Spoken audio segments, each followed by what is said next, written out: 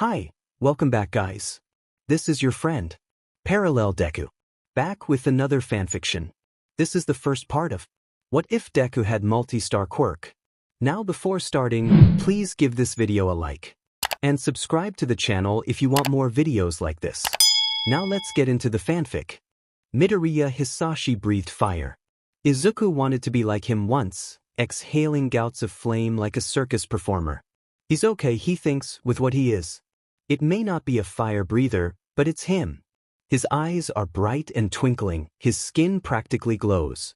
Everything about him is bright. Midoriya Izuku is full of stars. When Izuku is 4, his mother, Inko, takes him to the hospital to see a quirkologist.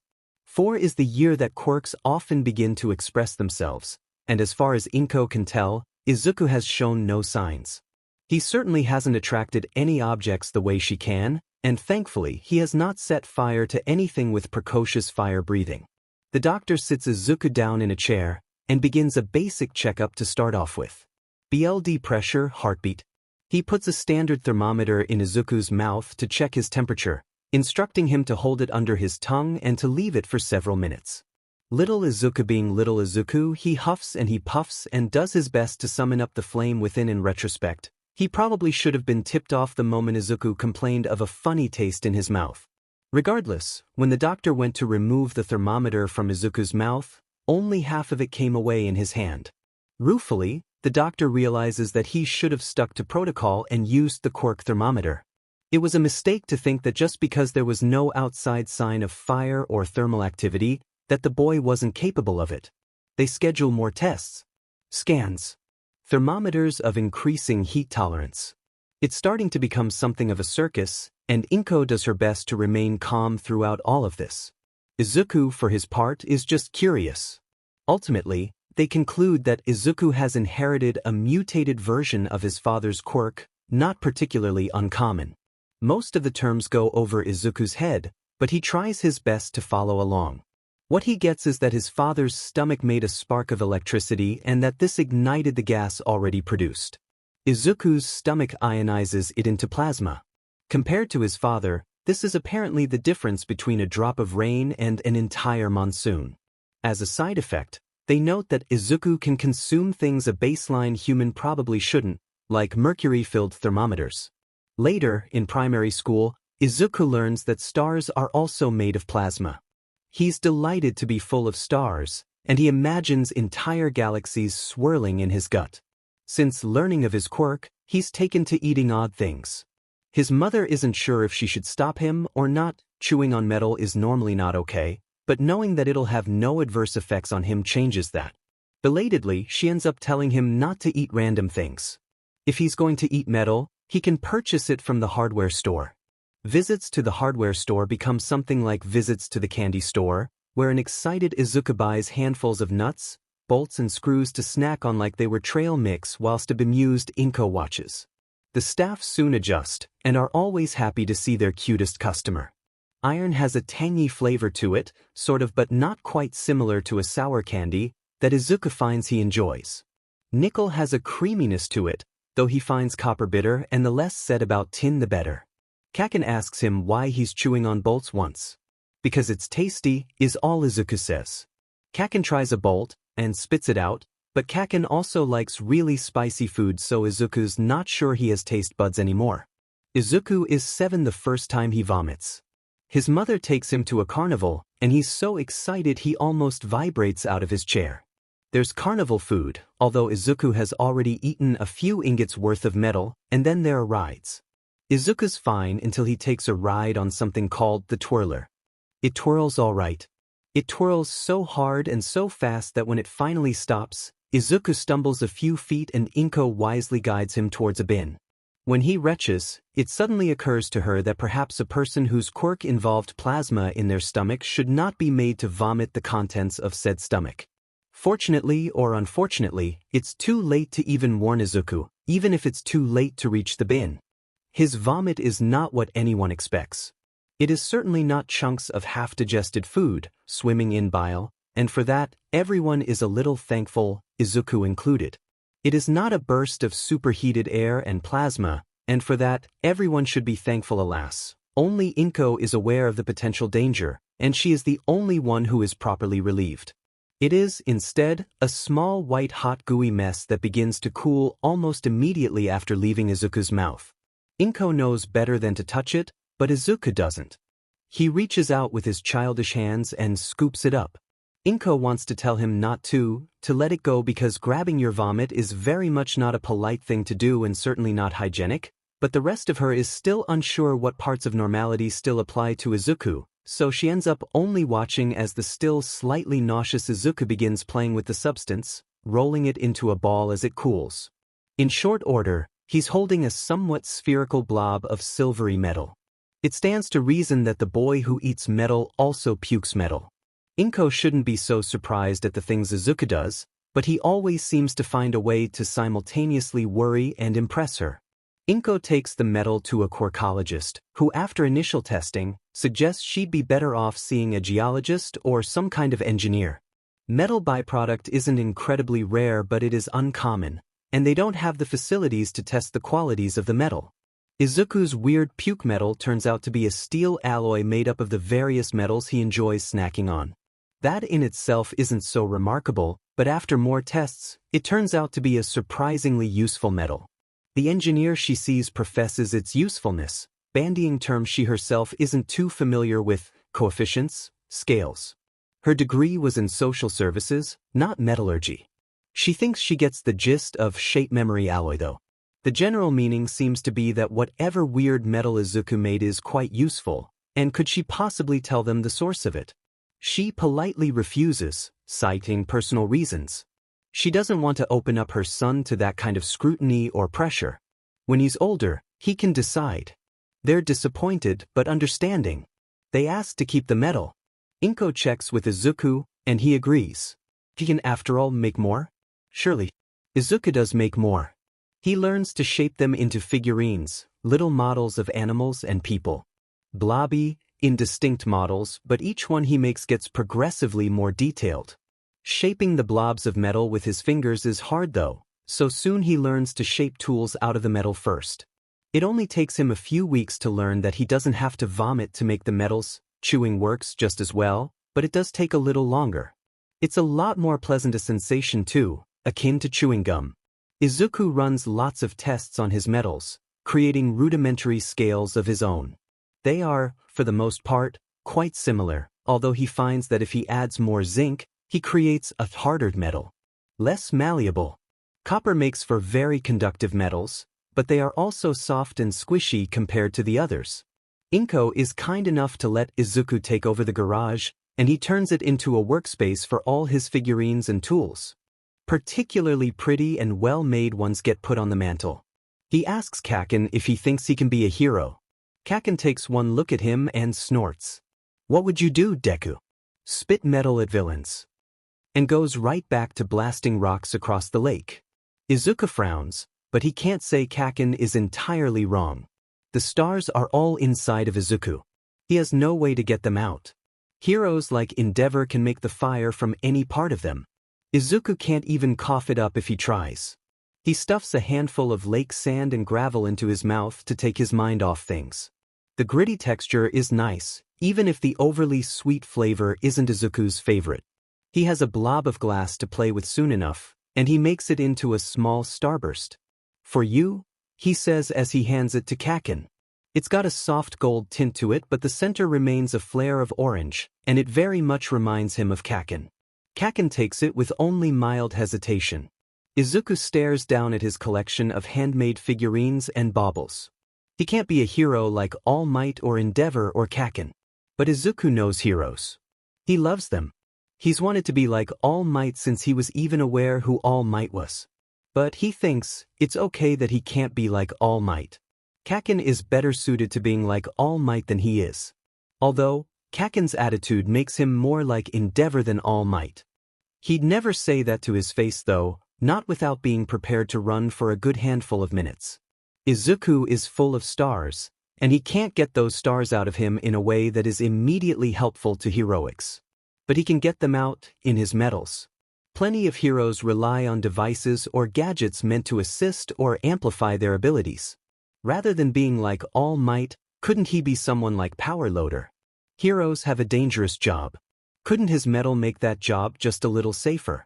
Nodding his head, he starts to work on his very first project, a shield. Midoriya Izuku cannot feel fire. It's a useful quality to have when your hobby involves pressing white-hot metals into shape with your bare hands. Rather than feel a terrible burning sensation, to Izuku's hands it simply feels like warm clay. His natural abilities make him well-equipped to create metal crafts and glass baubles, and his supportive mother helps this talent flourish, but there is one teeny little issue though. As hot as it is, Izuku's mouth is still only as big as a human mouth, and no amount of plasma in his stomach will change that. Midoriya Inko lets Izuku have a workshop, but she rather sensibly draws the line at a literal forge. Fortunately, an acquaintance of his father is willing to assist the young aspiring smith. Daruma Hoji is a blacksmith who is happy to lend his forge to the young man when it's not in use, for a small affordable rental fee. He even offers some tips and tricks to Izuku regarding, until now unconsidered, techniques such as quenching or tempering. Daruma Hoji is a traditional swordsmith, but Izuku has no interest in swords beyond a passing curiosity. This doesn't stop Izuku from making a few of his own under Hoji's tutelage, although he's careful to keep them blunt. "You could be an incredible hero," Hoji tells him, inspecting the dinner plate-sized buckler Izuku made years ago. "Maybe with a name like Masamune. Nah, that one was taken ages ago, but I guess you could be the second comin'." "That's very kind of you, Honjin," says Izuku, wiping sweat from his brow. He only sweats when he exerts himself. Masamune, the samurai hero. He remembers reading about him, and his ability to generate blades of light. "But I don't want to be that kind of hero." "Really? What kind of hero do you want to be?" "Never fear. But I am here. I want people to hold something I've made and think I have no reason to fear because I have this." He traces the large D he carved into the shield. "I want to be the hero that inspires that kind of feeling." Hoji lets out a barking laugh, slapping Izuku on the back. "You're a great kid. World could do with more heroes like that. Now why don't you gimme a hand with this frame?" Izuku blows glass like bubblegum, and ends up with a round, green flask. Hoji graciously accepts the gift, remarking that Izuku is a boy of many talents. Izuku thinks they're all really the same talent when you think about it. They're walking home together one day when Izuku grabs Katsuki's wrist suddenly. Izuku's hands, like the rest of him really, are incredibly warm against his skin, but hours working metal have turned them rough and calloused. "Deku," Katsuki says in a tone that is incredibly patient for him, which really means it's only a half-angry snarl. "What the F are you doing?" Izuku looks up at him, and Izuku's eyes are so big and wide and full of so many things, and Katsuki is adrift and lost, and how can he breathe amongst the nebulae, how can he find his way amongst the stars, and then, "I'm measuring you, Kaken," Izuku says off-handedly, already returning to the task at hand. Somewhere, he has produced a loose tape measure and is busy using it to take all sorts of measurements. Katsuki's fingers, hand, his wrist. "I can see that," he snaps, after regaining his composure. It only takes him a second or two because he has been dealing with Izuku for years now. "I'm asking why you see the FNG need to do this." Izuku, somewhat predictably, does not respond immediately, and when he does, it does not answer his question at all. "Did you know you share a lot of similarities with Ingenium?" "Deku, I don't even if I know who that is." It's a testament to their bond of childhood friendship, Izuku thinks, that Katsuki has remained patiently calm through this. Or at least as patiently calm as he ever is. A new hero. Well, not that new, but there were some videos of his latest battle, against the Scarecrow villain. He uses his quirk a lot like you do. But Katsuki's patience, as exceptional as it is for Izuku alone, reaches its end soon enough. As interesting as I'm sure that a-hole's fight was, it does not explain why you are measuring me. Izuku has the unmitigated gall to give him a blank look, which does nothing to assuage Katsuki's longing to blow him to tiny pieces. "It's for armor, Kaken." This mollifies Katsuki, at least enough that Izuku goes unexploded today. "Why didn't you just effing say so from the start, idiot?" He snaps, although he already knows the answer. Explaining things may as well be kryptonite to Izuku. Katsuki's not sure if he just can't explain his reasoning or won't. He's not sure it would make sense to anyone but Izuku either. Izuku for his part says and does nothing that would make it any clearer. Obviously you can't use gloves because you need your palms clear, or maybe permeable fabric. I can't do fabric. Maybe a mesh. Out of chain. Have to link a whole bunch of strands together, maybe weave it like a cloth. Do you think best genist can affect metal fiber or does it have to be organic? Actually, can he affect hair? Izuku is doing the thing where he rambles and rants and Katsuki can't keep up. Apparently breathing plasma is very efficient because Izuku never seems to take a breath. He knows from past experience though, that if someone doesn't apply the brakes, Izuku will literally keep going for hours. Deku. No. He blinks, in the way that someone might when they realize they reached their destination whilst walking on autopilot. Bracers. He declares, still explaining nothing. Bracers. Tetsugi. Prompts. Bracers. I got the idea after watching Ingenium. You can use explosions for maneuvering, because your body still reacts to the force, you just have to absorb it, but how and where you absorb it lets you control the direction. Izuku lifts Katsuki's arm and begins pointing at different parts. Like if you keep the arm straight and tense, then it's a clear vector like this, right? But if you bend your elbow, you can add angular momentum and turn your body. At last, Izuku pauses. So, bracers. He's definitely twitching. Deku. You do realize that explained absolutely jack shit. Izuku blinks again, because of course he forgets to explain that obvious leaps of logic. Like a hammer, he says, pointedly avoiding a condescending tone. If you were to swing your arm normally like this, and he makes a knife hand motion with his arm extended, you only have so much time to generate force. But if you spin around, and he demonstrates by twirling in place with his arm out, gently tapping his wrist against Katsuki, you wind up more and build more speed and thus more force, right? Except most people can't spare the time to spin like that. But Ingenium expels gas from his arms like a jet engine, and you can use explosions. Katsuki rubs his wrist, a thoughtful scowl on his face. Izuku goes in for the kill. And you can't really use gloves because they'd impede your quirk, so bracers on the wrist for both defense and offense. Could also add stuff like knee pads or elbow pads, maybe even boots. They better look FANG cool, Deku. Izuku Inko calls, knocking on his door.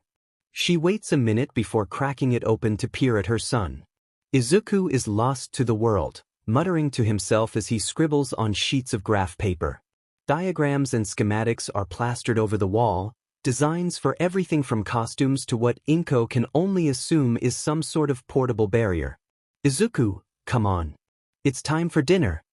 Her matronly tone brooks no arguments, but even its maternal power is not enough to disrupt Izuku's trance. She reaches out to shake his shoulder, and his wide-eyed gaze snaps to hers. For a moment, she's looking at Hisashi, manic and muttering, eyes gleaming with secrets she could never understand, and the world is falling away out from under her feet, and then Izuku blinks. Sorry. I'll set the table, he says, and Inko lets out a breath she didn't realize she was holding.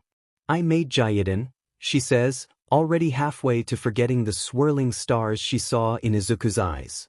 Izuku is truly Hisashi's son, and many who knew the man intimately would consider this cause for concern. Izuku's first set of armor is made to Katsuki's measurements, and it's as much to see if he can as it is for Katsuki himself. Izuku knows he'll grow out of it within the year regardless. The armor has the color of burnished brass, shaped and molded by Izuku's fingers and tools. Individual plates are held and secured with leather straps and small buckles. The helmet has a visor made out of a weird alien hybrid Izuku spat out using acrylic, fiberglass, and silicon, all of which left an awful bitter aftertaste in his mouth. The overall impression Izuku gets is one of the ancient Greek heroes they're reading about in history. Odysseus, Hercules, Achilles.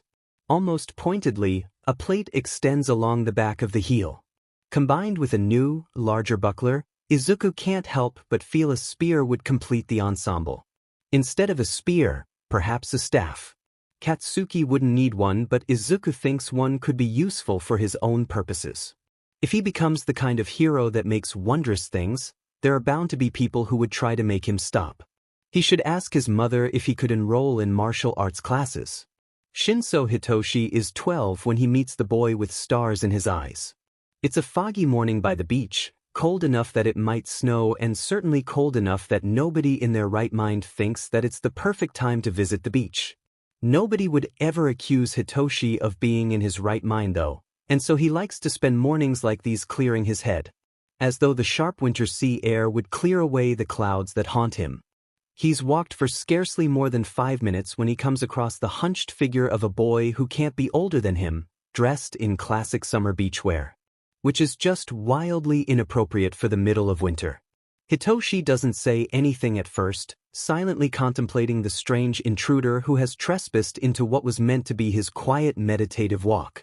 It's hard to stay silent when he shovels a handful of sand into his mouth. "Why on this god-forsaken earth are you eating sand?" is Hitoshi's first words to the strange boy. The boy looks at him, seeming very much like a startled deer caught grazing. The imagery is made only more intense when he chews a little. Hitoshi thinks, for a long moment, that the boy is not allowed to be surprised by this, as anyone with even a lick of common sense would agree the one chewing a handful of sand is the one who is surprising in this situation. After what feels like an eternity, the boy finally stops chewing to open his mouth to speak. Hitoshi is not even sure how you chew sand. "It's sand. I like the crunch," says the boy who chews sand, managing to explain everything and nothing about this situation simultaneously. Hitoshi stares at him for a full 3 minutes, as his mind alternates between attempting to integrate this new knowledge into his already developed paradigm of how the world is, and simply ignoring this entire event and forgetting it ever happened. He personally would prefer to forget, but he doubts he will ever forget this moment. The boy doesn't swallow his sand, but Hitoshi isn't sure the alternative he chooses would make this any less surreal. Instead of swallowing, he simply lets it drool out in the form of white-hot glass, burning bright in his hands but also clearly leaving him unharmed and decidedly unburnt. He proceeds to roll it into a small ball and then shish kebabs it onto a metal skewer. Is he saving it for later? Is this some weird spirit way of cooking things? Shinso Hitoshi has never wanted to ask someone what they were doing more than ever, but a life of living with his quirk has made him very good at keeping his mouth shut. He's beginning to grow convinced that he is interacting with some strange face spirit and that if he says or does the wrong thing, the spirit will disappear. He's not sure he wants it to disappear. He feels like that would be sad, in the same way that the loss of an appealing forest is sad. The spirit Faechild rolls the skewer a bit as the ball cools and produces a string full of similar glass beads. They were making a necklace. "Pretty, isn't it?" they ask as they add the new bead to the others, and their eyes seem to glow with an inner light. Hitoshi makes eye contact for a second, and he can feel the pull of gravity, and it takes all his self-control and will to tear his eyes away just after that single moment, afraid of what he'll see. Any words he could have said are gone now, so he answers with a nod. How else could he answer except with a nod? The Fae beams at him and tilts their head to the side. Without warning, they grab Hitoshi's wrist in calloused hands, well-worked fingers tight against his bones. Compared to the winter air, they may as well have been made of fire, and for a moment, Hitoshi thinks he may actually be burned. Their intention becomes clear in a moment, though, as they produce a second string of much smaller beads and swiftly tie it around his wrist in a flash. "There," says the Fae, nodding in satisfaction. And then they return to sifting through the sand, presumably for the choicest handfuls of sand to make more beads. Hitoshi just half walks and half stumbles away, unsure of what just happened but certain he has no longing to question it further. When Hitoshi arrives home, he looks at his parents with an expression of serene confusion. "I think I've been blessed by a spirit," he confesses to their own confused stares. Later that same day, Izuku tells Katsuki he made a friend. "Did they say you were friends?" is Katsuki's retort because he has spent too many years dealing with what passes for Deku's thought processes. "He accepted the friendship bracelet," Izuku says, with all the wise certainty of a 5-year-old. Katsuki says nothing at that, A conflict warring in his mind between his intense longing to shake Izuku back and forth, ask where his friendship bracelet is, and his equally intense longing to present himself as above such childish concerns. Ultimately, his overwhelming longing not to engage in the futile exercise of attempting to explain the complete lack of common sense and logic present in the things Izuku says and does supersedes both, and he just grunts.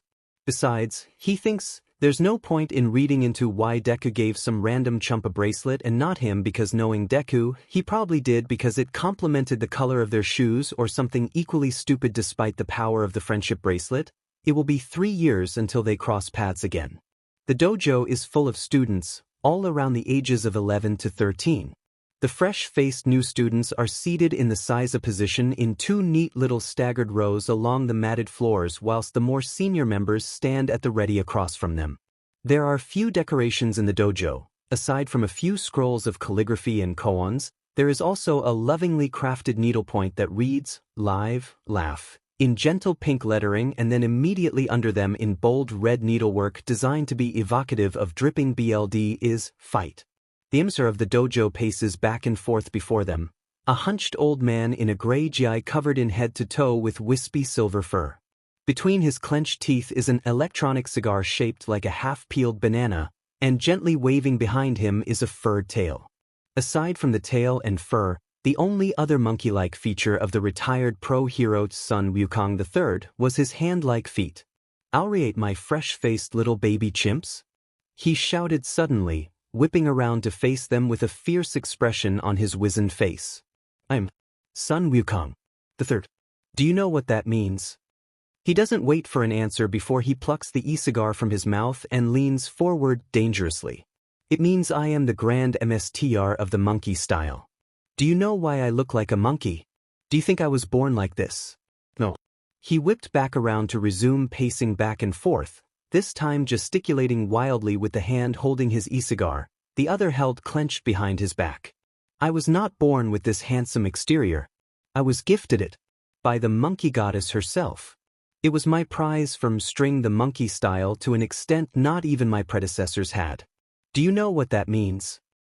Izuku blinks slowly. Nobody else seems to be willing to answer, so he bravely volunteers by holding a hand up. "It means you're really good at kung fu?" His response earns him a rapping from a staff he is certain wasn't in Wukong's hands a second ago and certainly isn't anymore. Sun Wukong glares so fiercely, it's a wonder that Izuku's head doesn't explode into gore. "Oh, it means everything I just said was complete bananas. I was just monkeying around." His demeanor does a complete 180, and he tilts his head back to let out whooping laugh.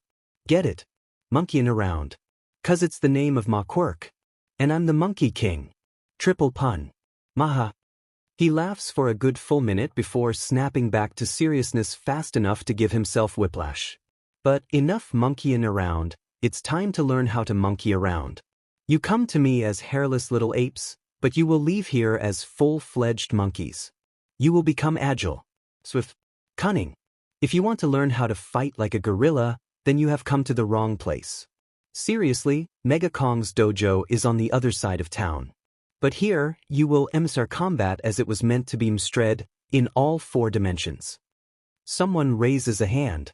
"What's the 4th dimension?" they ask, and are immediately struck with the staff again for the crime of not learning from Izuku's mistake. Izuku, for his part, is really beginning to wonder where the staff keeps coming from. Almost as soon as it's out, it's gone again. What is the 4th dimension, you ask? What are they teaching you kids these days? The 4th dimension is time, of course. He motions for one of the senior students, and they obediently carry over a training dummy. To mstr the monkey style is to mstr the art of timing, in both combat and comedy. If you cannot deliver a knockout joke, how can you hope to deliver a knockout punch? He stands a good 5 feet away from the dummy, seemingly completely serious. Then he suddenly starts making silly faces and hopping from foot to foot in front of it. You must disarm your enemy not only of their physical weapons, but of their mental ones. And when they let down their guard, what follows next is far too fast for Izuku's eyes to hope to catch, but for the briefest moment it appears as though Sun Wukong III had disappeared, and when he was visible again, It was with a sonorous boom akin to thunder and standing in a wide stance with a palm outstretched. Monkey's paw, he bellowed, loud enough to rival the sonic boom of his movement. Where stood the dummy, there was only the splintered lower half. The students' all was palpable, Izuku's included. Of course, you don't have to shout out your techniques like that. I just like to. Makes me feel like I'm in a shonen anime. Maha. He took a long drag from his e-cigar and resumed his serious demeanor again.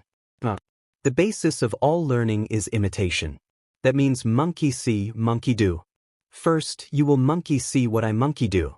And then you will monkey do whilst I monkey see. Got it? If you got it, why are you still sittin'? Stand up. After 30 minutes of practicing, the junior students are paired up with senior students for one-on-one training and practice for the last 30 minutes of their allotted hour.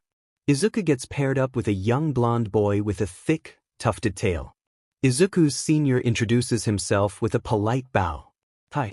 I'm Ojiro Mashireo. Izuku. Midoriya Izuku. He returns the greeting cheerfully, bowing a little deeper than his new senpai. Please take care of me, senpai. Winter is made significantly more bearable to Katsuki the more of it he spends at the Midoriya household. Simply sitting next to Izuku is like having a space heater nearby, and much like a space heater, Izuku is content to do his own thing and let Katsuki do his whilst still keeping him pleasantly warm. As far as Katsuki is concerned, this is the great appeal of space heaters. That Izuku is much more comfortable to lean against than a space heater simply means he is the superior choice of household appliance. As usual, on this day Izuku is chewing some god-forsaken substance and turning it into something less god-forsaken, and so Katsuki busies himself with playing on a handheld console, with his back leaning up against Izuku's own back. All is well. Until Izuku starts grinding glass. Deku, what the F dash? Katsuki thinks he is perfectly entitled to his incredulous reaction as much as he simultaneously thinks he isn't. This is Midoriya, Deku, Izuku he is dealing with. Grinding glass is relatively tame compared to some of the weirder things he's done. Izuku doesn't even glance up from what he's doing, but Katsuki knows better than to expect anything else. Izuku has always been prone to hyperfocusing, but where he used to hyperfocus about pro heroes, he has moved on to weird crafts. He has a small disc of glass held in a vise and is slowly grinding it down with a pedal-powered wheel, and a small metal frame that will presumably hold it beside it. Hoji-san lent me this kit. It's been pretty useful for practice, but I still haven't gotten the hang of it. Izuku holds up the disc to one eye and squints through it, but apparently isn't satisfied because he pops it back in the vise and resumes grinding. Katsuki takes a moment to actually look at what Izuku was doing. Until now he had essentially ignored him outside of sitting back to leech off his ambient heat. Now that he was actually paying attention to what he had laid out in front of him, it was fairly obvious actually. The schematics, the pieces, the already ground lenses. A telescope, det. Izuku just nods. Today a telescope, tomorrow binoculars, the future, who knows? Maybe some kind of zoom goggles. Adjustable lenses or maybe variable zoom. Or both. Ooh, I wonder how you could translate UV into seeable light. I guess the same way you alter any frequency of light, but, and the Deku train has left the station. Katsuki turns around to his game again and calmly reaches for a pair of earbuds. He could feasibly tell Izuku to cram it, but listening to music achieves the same general goal. Tuning Izuku out is something he has down to a fine art by now anyway, and having to listen to music is a very small price to pay to avoid getting into arguments with his mother over the heating bill. With the advent of summer comes various summer traditions, and the most important one, as far as Bakugo Katsuki is concerned, is hiking up a mountain before dawn. Personally, as far as Midoriya Izuku is concerned, he doesn't quite see the appeal of an exhausting trek during a time he'd much rather be sleeping. Hurry up, Deku, Katsuki barks out, tromping up the trail with a practiced gait.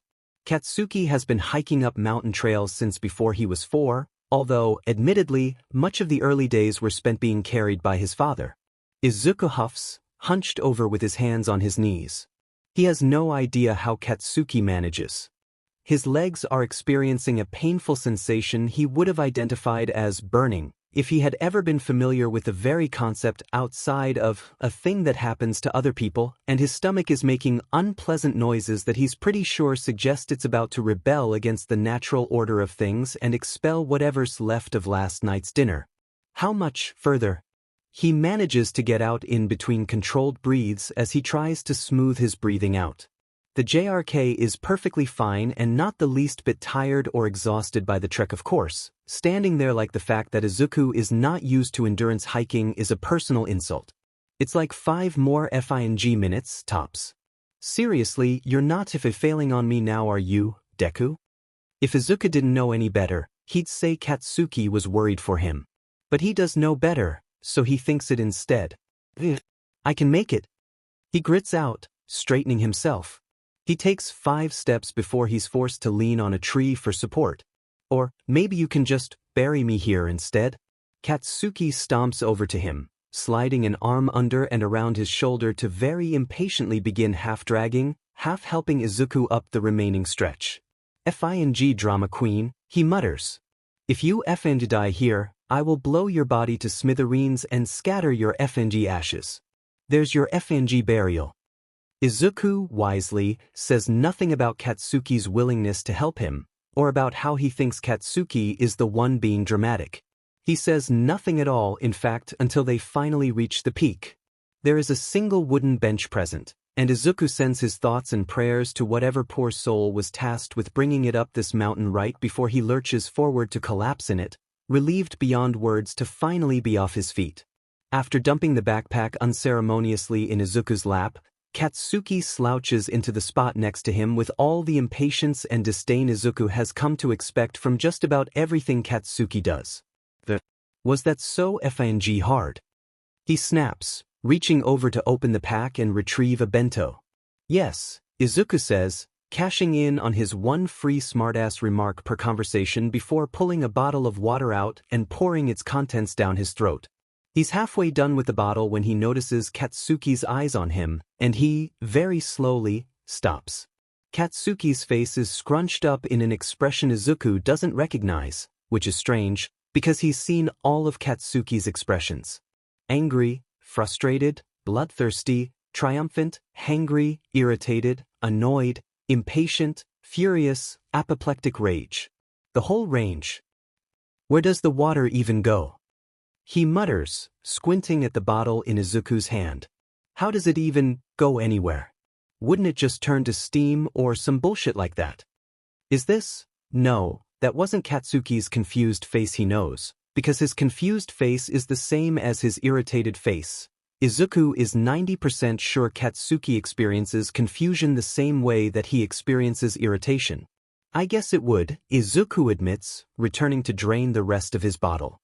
If Izuku is being honest, and he always is, he has no idea how his digestive system works outside of the fact that it does.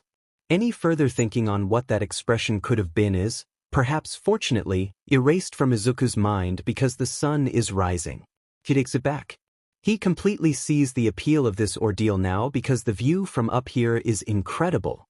His eyes drank in every inch of the sight, of the light breaking through the clouds and the first rays screaming across the cityscape of Mizudafu. This mountain has to have been designed by someone because the panorama is too exquisite for Izuku to believe otherwise. Holy shit, he breathes out, so soft and gentle as though he was afraid his words alone would shatter it. The thing he told you? Midoriya Izuku's digestive system is in fact extremely efficient. It has to be, for Izuku's quirk already necessitates that he nearly eat his own weight in food just to keep running. Inko is fortunate that Izuku's dietary requirements are essentially just the word yes written in size 32-point font. It means he supplements most of her cooking with scrap metal donated by Hoji-san and saves her the misfortune of regularly dealing with the kind of bills normally associated with hosting a 10-person dinner party. Mr. Wukong. Izuku begins as he balances precariously on one hand, his other arm outstretched for balance as his legs dangle precariously in the air. What makes a good staff? What makes a good staff? I'm not sure I could describe it. I know a good staff when I hold one. Midoriya is comfortable enough to ask questions, you aren't fighting him hard enough. It's been a year since Izuku first joined the dojo's classes, and many of his initial classmates have either dropped out or moved on. Those remain are under much more serious expectations, and part of that is being put through exercises like sparring with a partner whilst both of you do handstands. Ojiro has a clear advantage over Izuku, as his thick, powerful tail serves as a third limb he can attack with, and it means Izuku is kept on the defensive for the most part. More than an extra way to attack, it also helps him keep his balance and make other attacks that would surely cause him to fall over otherwise. Msar Wukong's words only serve to spur him into really abusing that advantage, and Izuku is forced to spring over a low sweep, landing uneasily on his hands. Do you think I could borrow one then? Just to get a feel for it. I'm trying. He folds his legs up against his chest and shifts a palm to balance a little better as one of Ojiro's legs slides through the space they were just occupying. To make my own, he unfolds one leg into a snap kick, but Ojiro's tail swats it to the side, forcing him into an unfavorable turn. But I figured there was more to a good staff than just being a long stick. Ojiro's tail sweeps along like a literal broom, and Izuku can't dodge fast enough to avoid being cleaned up with the dust. Looks like I just made a clean sweep. Weapon training, for those who wish to opt in, will begin next year, Midoriya, but I suppose there's no harm in letting you get a feel for one now. Mr. Wukong peers down at him as he takes a moment to regain his breath on the surprisingly comfortable floor mats. 12 minutes that time, you're improving. Excellent quip, Ojiro, but you still need to work on the DLV. And then Wukong is gone, off to supervise and commentate on a different pair. You know, I still think you'd probably do better if you weren't always distracted, Ojiro says as he helps him up with a friendly hand. Izuku shrugs, dusting himself off a little. Probably, he admits, but I can't help it, Ojiro-senpai. He stretches his arms out above his head and glances at the clock. 5 minutes left before the training session's out, not really enough time to get another spar in. If I stop thinking, I'm pretty sure I'd die. Ojiro snorts, adjusting his GI a little. I think if you stopped thinking, Midoriya, it would be because you were already dead. Izuku tilts his head to the side for a moment, pondering the thought.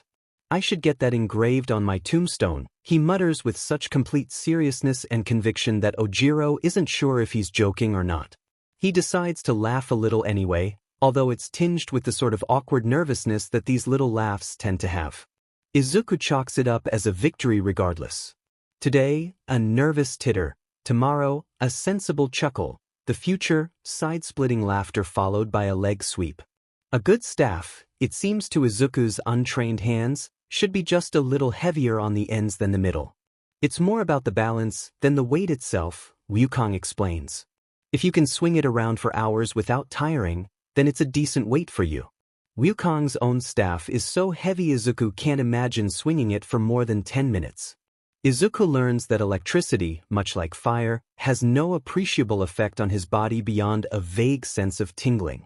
He thinks this is not too surprising, given that electricity and fire are quite similar in many ways, but it is no less heart-stopping for Midoriya Inko to walk into the garage after hearing several loud crackling noises only to find her son holding a pair of jumper cables attached to a car battery.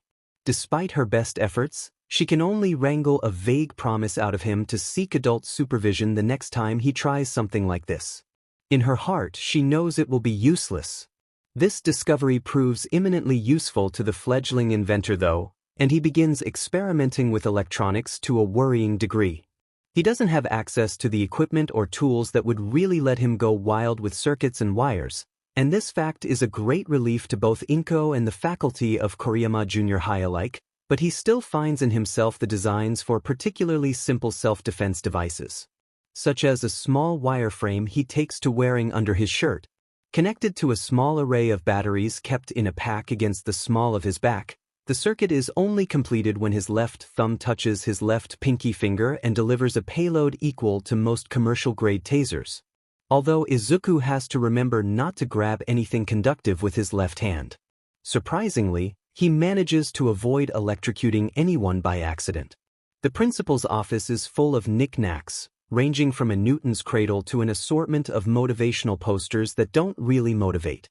Kanami-sensei is a serious-looking middle-aged woman who seemed like she would be much more at home in an office building giving a presentation on sales figures and managing a cubicle farm than she does overseeing the education of teenagers. Midoriya, please take a seat. Her gaze flicks up from the papers she's shuffling only briefly to acknowledge his presence. Izuku does as she asks, slipping into the touch-too-low chair and reaching out to take up a pair of the puzzle toys she keeps on her desk to fiddle with. She's still shuffling papers, but her attention is decidedly more on Izuku now. Now, Midoriya, do you understand why we're having this meeting? He blinks owlishly at her, slow and deliberate. No. He genuinely can't remember the purpose of this meeting. He's sure he was aware of it at some stage, but whatever it was, his mind has discarded it. Idly, he feels one of the puzzle rings come loose.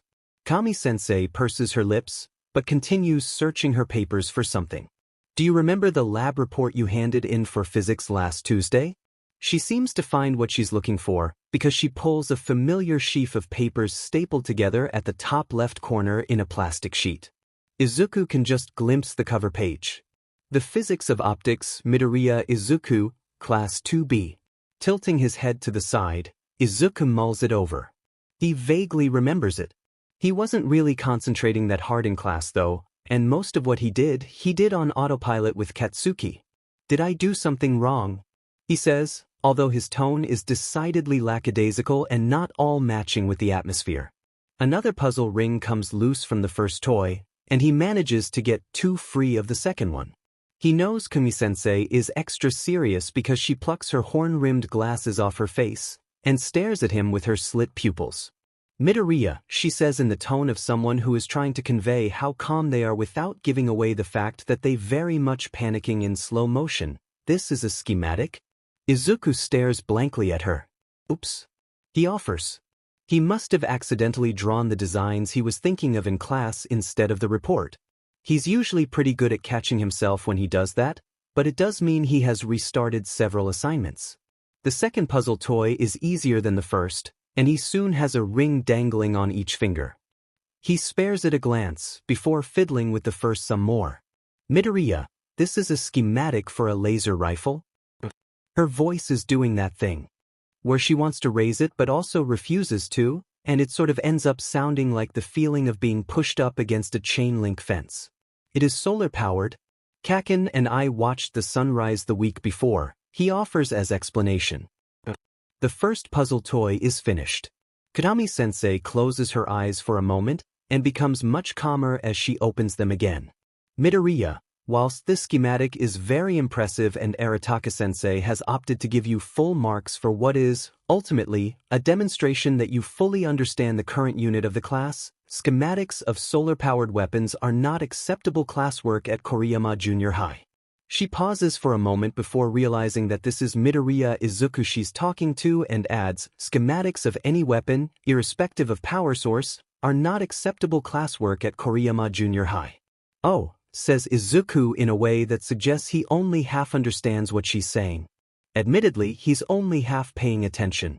The other half is divided between thinking about that solar-powered laser rifle and playing with the puzzle rings. She gives him a long, piercing look. Midoriya, this is the second time you've done something like this. Last unit, instead of submitting a circuit diagram, you submitted this. She pulls a second sheet of paper out, revealing a large and intricate diagram that Izuku can only barely remember doodling. Did I make a mistake? Midoriya, this is a satellite radio receiver. It is explicitly capable of being built by recycled parts. Arataka-sensei built it using an old microwave. It is in the staff room, playing classical music at this very moment. Do you understand what any of that means, Midoriya? Kanami-sensei is beginning to sound defeated, but she still finds it within herself to stare long and hard at Izuku. Izuku stares back, but mostly because he's not sure how he's supposed to be reacting to this. Eventually, she sighs in complete and utter defeat. Izuku isn't sure what he actually won, but he sure did beat her, it seems. It means you are absolutely beyond the scope of Arataka-sensei's teaching. She has suggested, and I agreed, that in place of future physics classes, you will simply be allowed a free PRD to use as you see fit. He tilts his head to the side for a brief moment. Can I go? He asks, already diverting much more attention to the rifle. Kurami-sensei, likewise, returns to shuffling paperwork and ignoring Izuku's existence. Yes. You may go, Midoriya. It's only after Izuku is gone that Katami-sensei realizes that what had begun as two separate sets of differently linked puzzle rings has become one single linked set. She spends an hour attempting to separate them, before deciding that this is their fate now, and she is just going to pretend they were meant to be like that. 1 month later, Kutami-sensei signs off on the creation of the Invention Club.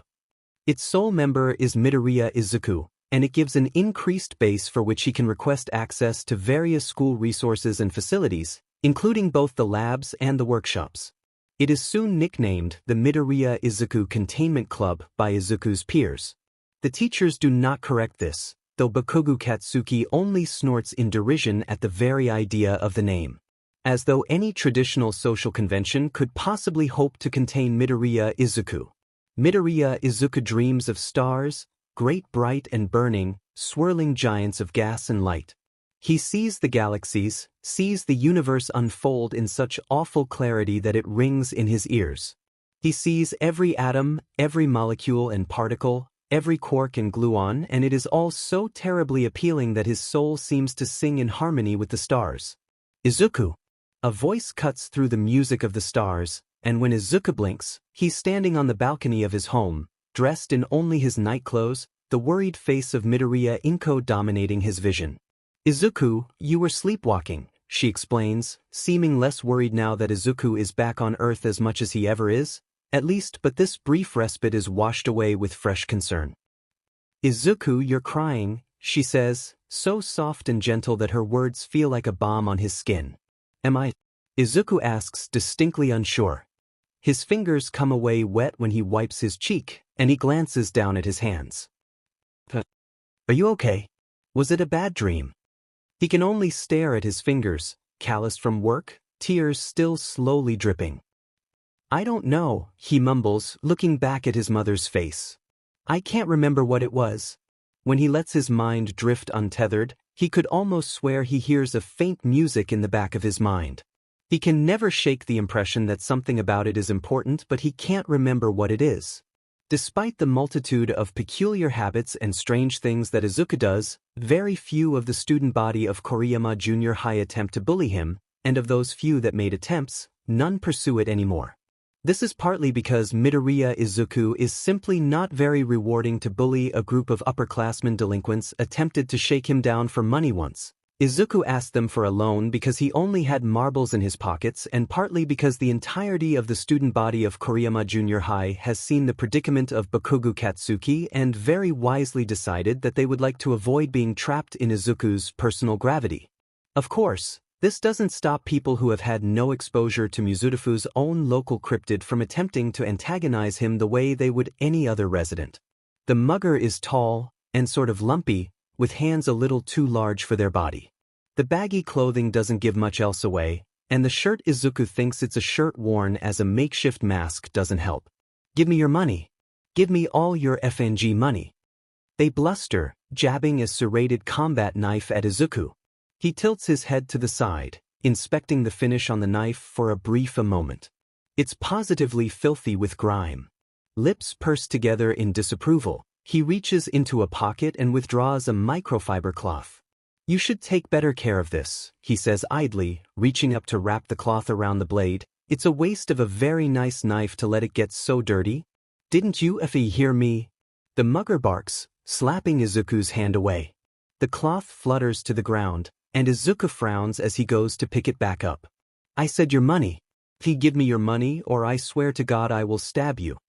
Right, Izuku mutters, only half paying attention. The cloth is a little dusty, but still quite usable, and he stuffs it back into his pocket. Can I borrow a pen? The knife is pressing up against Izuku's chest now, and he's pretty sure the mugger's eyes are about to bulge out of their sockets. Give me the goddamn F money. They scream, spittle flying out of the slit cut in the shirt for their mouth. Izuku scratches his cheek with a crooked finger, frowning a little harder. I'm trying. I don't have any cash on me, so unless you have a card reader I can only give you a check. The mugger is still for a second, and then they let out a wordless cry of frustrated rage. Instead of just pushing the knife forward, they pull it back to really move it at Izuku, the mark of an enthusiastic but amateur fighter. He has a moment to think that this is extremely rude of the mugger before a gauntlet-clad fist slams into the side of their head. Are you okay? Are you hurt? Izuku blinks, looking up at a white helmet that reminds him vaguely of the old Kamen Rider show that sometimes played on Saturday mornings. Or maybe more like a mecha anime. White armor, blue highlights. Ah, he says blankly, you're the turbo hero, Ingenium. Izuku gets the impression that Ingenium is puffing out his chest at that, but it's hard to tell with the armor. The way he puts his hands on his hips is very suggestive of it, though. That's right, he says, I happened to be patrolling in the area and I saw you needed help. Does that mean you have a pen I can borrow?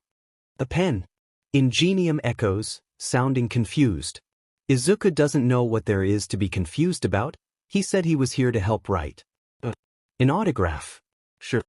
Ingenium withdraws a pen and a folded-up sheet of paper from a very sensible compartment on his hip. Who should I make it out to? Izuku stares at Ingenium, faintly confused for a moment before he glances at the downed mugger who is in no state to respond to anything, before shrugging. Make it out to my biggest fan. That way it will sell better on eBay. Ingenium freezes up for a moment, but shrugs slightly. Despite the incredibly blunt and nonchalant request and regardless of the purpose, he's never one to refuse an autograph. Not only would it reflect badly on him as a pro-hero, but he strongly believes in the community outreach aspect of heroics. In short order, he scrawls his signature on the paper, but he can't help but dedicate it to my biggest and most honest fan before he hands it back to Izuku. Thank you, says Izuku and proceeds to very calmly fold it up before reaching down to tuck it into the down mugger's belt.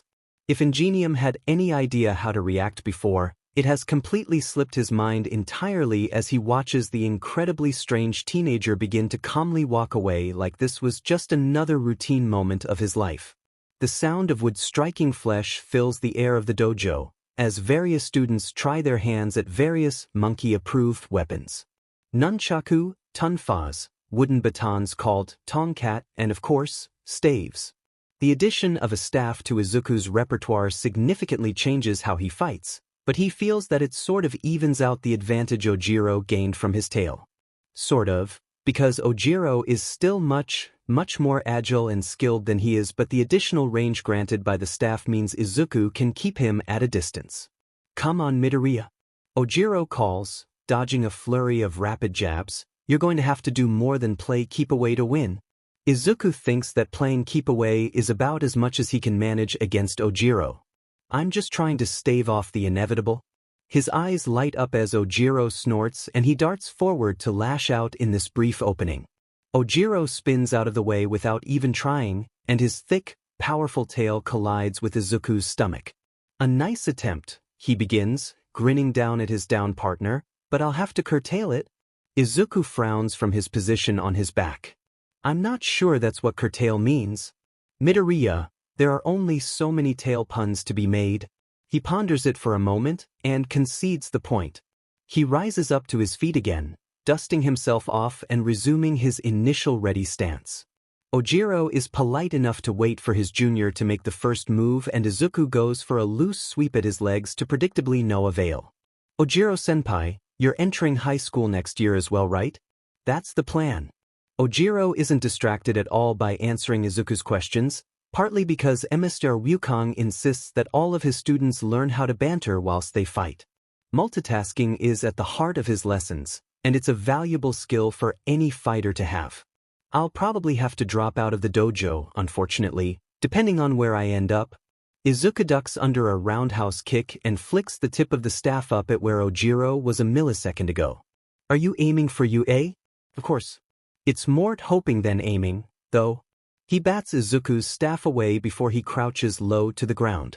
That's all the warning Izuku gets before Ojiro's tail thumps against the ground and launches him at Izuku like a cannonball. Izuku manages to brace himself enough that he's not immediately bowled over, but a second thump from the tail sends him to the ground.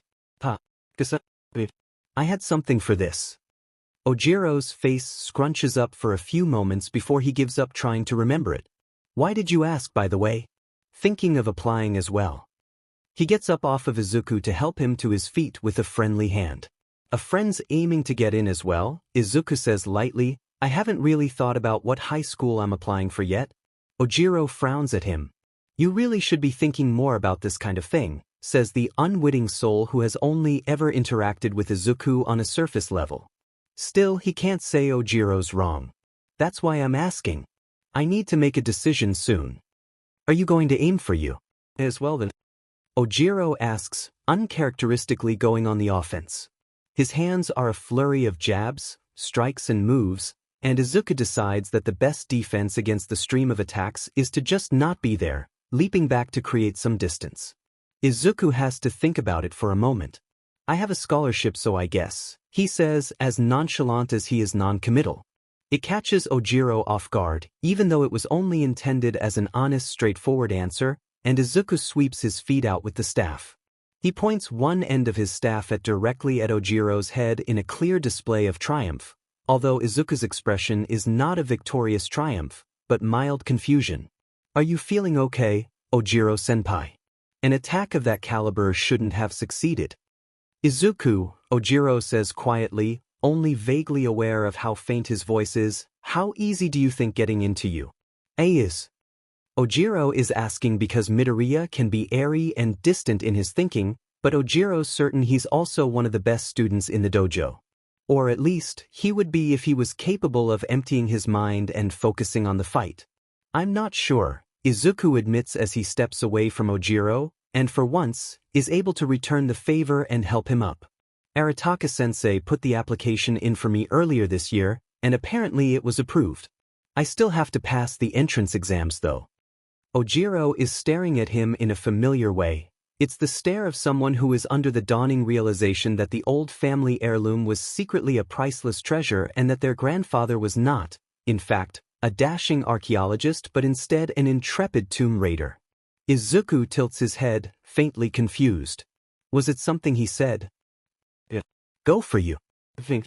Can't hurt to try, right? Ojiro's lips forms the words, his tongue utters them, and they are in his voice, but he doesn't feel like they are his.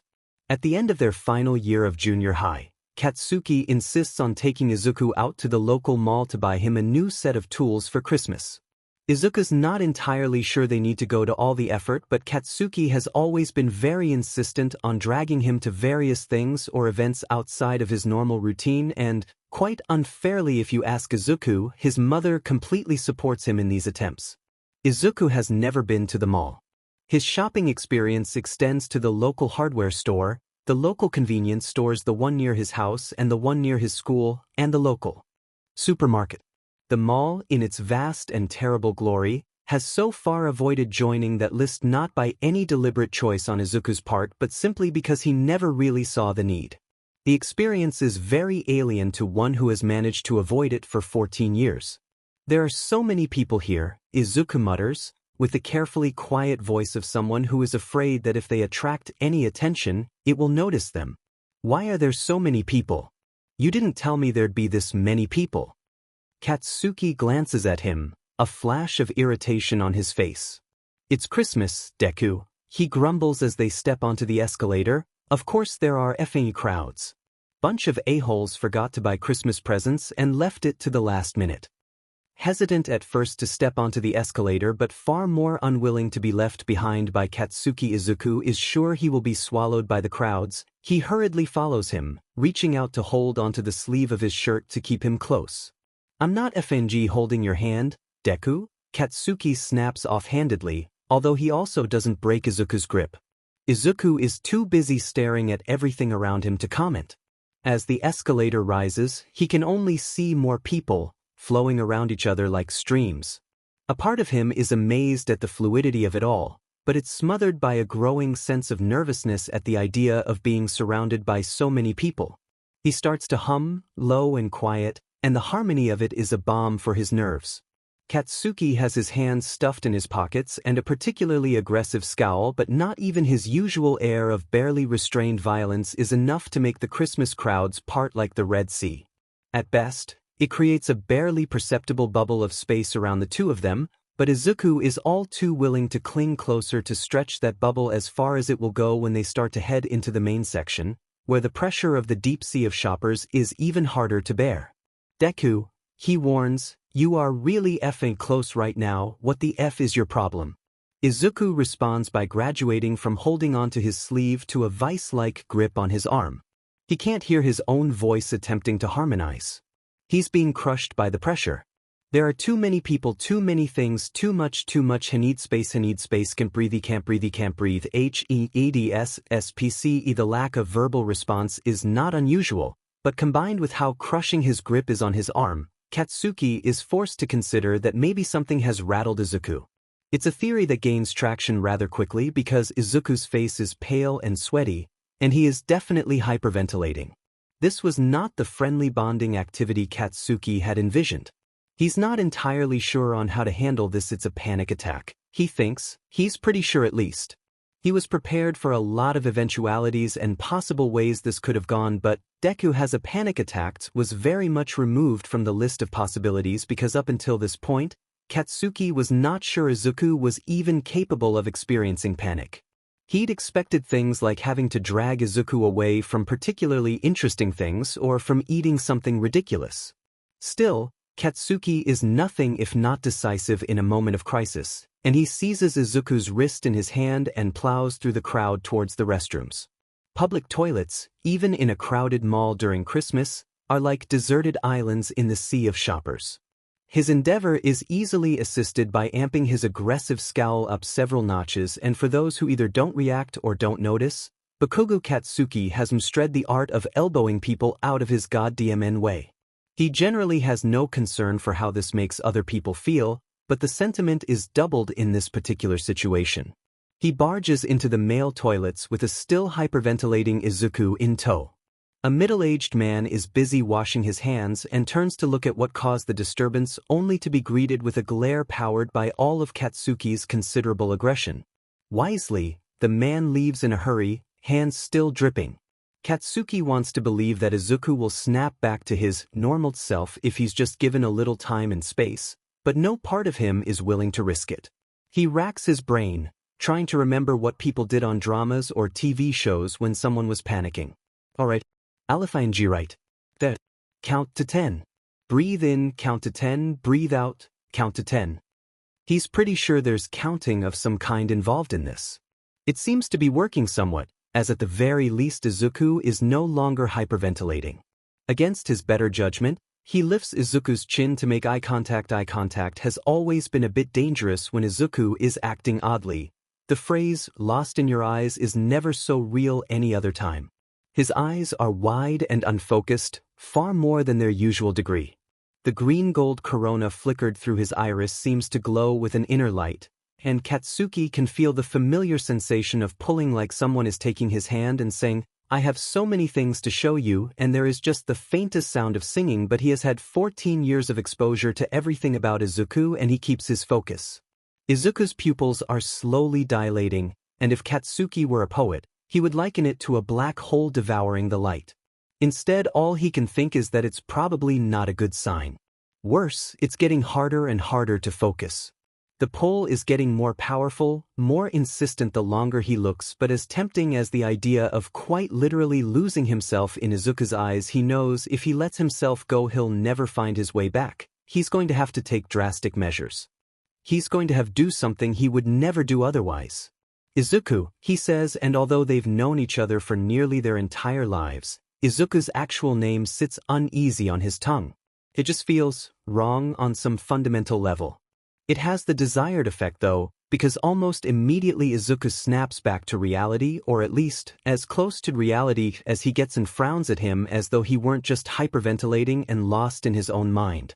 Katsuki wonders if Izuku loses himself in his mind the same way he threatens to be lost in his eyes, but he'll never truly know. Did you just call me by my actual name? He says, because of course that's what he'd focus on. Deku, Katsuki begins, are you okay? Izuku blinks, thoughts of the crushing sensation, of the need to breathe, of the pressure and the lack of space still circling his mind like vultures waiting for him to break down. No, he says in a tone that is entirely too calm, I think I'd like to go now. It is the most direct and logical expression of his feelings and thoughts that Katsuki has ever heard, which only serves to alarm him just that much more. All right, Katsuki mutters, mentally planning their route out. The fastest and most direct method will involve powering through the crowd again. So, in a complete violation of his previous words, he takes Izuku's hand in his own with a secure grip. When you're ready. Izuku does not panic on the way out, although he does make a mental note to never step foot in the mall again. Later, Katsuki drops off a wrapped set of tools and stares at his face. For far too long until Izuku insists that he's perfectly fine now. Izuku-kun, it's time to wake up. Katsuki-kun is already waiting for you downstairs. Izuku peels himself off of his bed, groggily searching for the alarm clock that was supposed to be on his nightstand. Why hadn't it woken him up? It was supposed to Leo. He disassembled it 2 days ago. The parts were still in his workshop, and he was supposed to have reassembled the new and improved version yesterday, but he'd ended up getting distracted by an opportunity to glimpse a supernova through his telescope. The rest of his day had been spent scribbling ideas down, half-formed designs and plans for a variety of things. Coming. He calls back to his mother and Katsuki as well, he supposes, before shuffling very slowly towards his dresser. He picks out a clean uniform, lays it out on his bed and goes to take a shower. The steaming hot water cascading down is enough to boil a potato, but Izuku only feels refreshed and chipper. A hot shower never fails to wake him up in the mornings, although maybe he could boil an egg in the shower whilst he's there. Cook breakfast and get refreshed.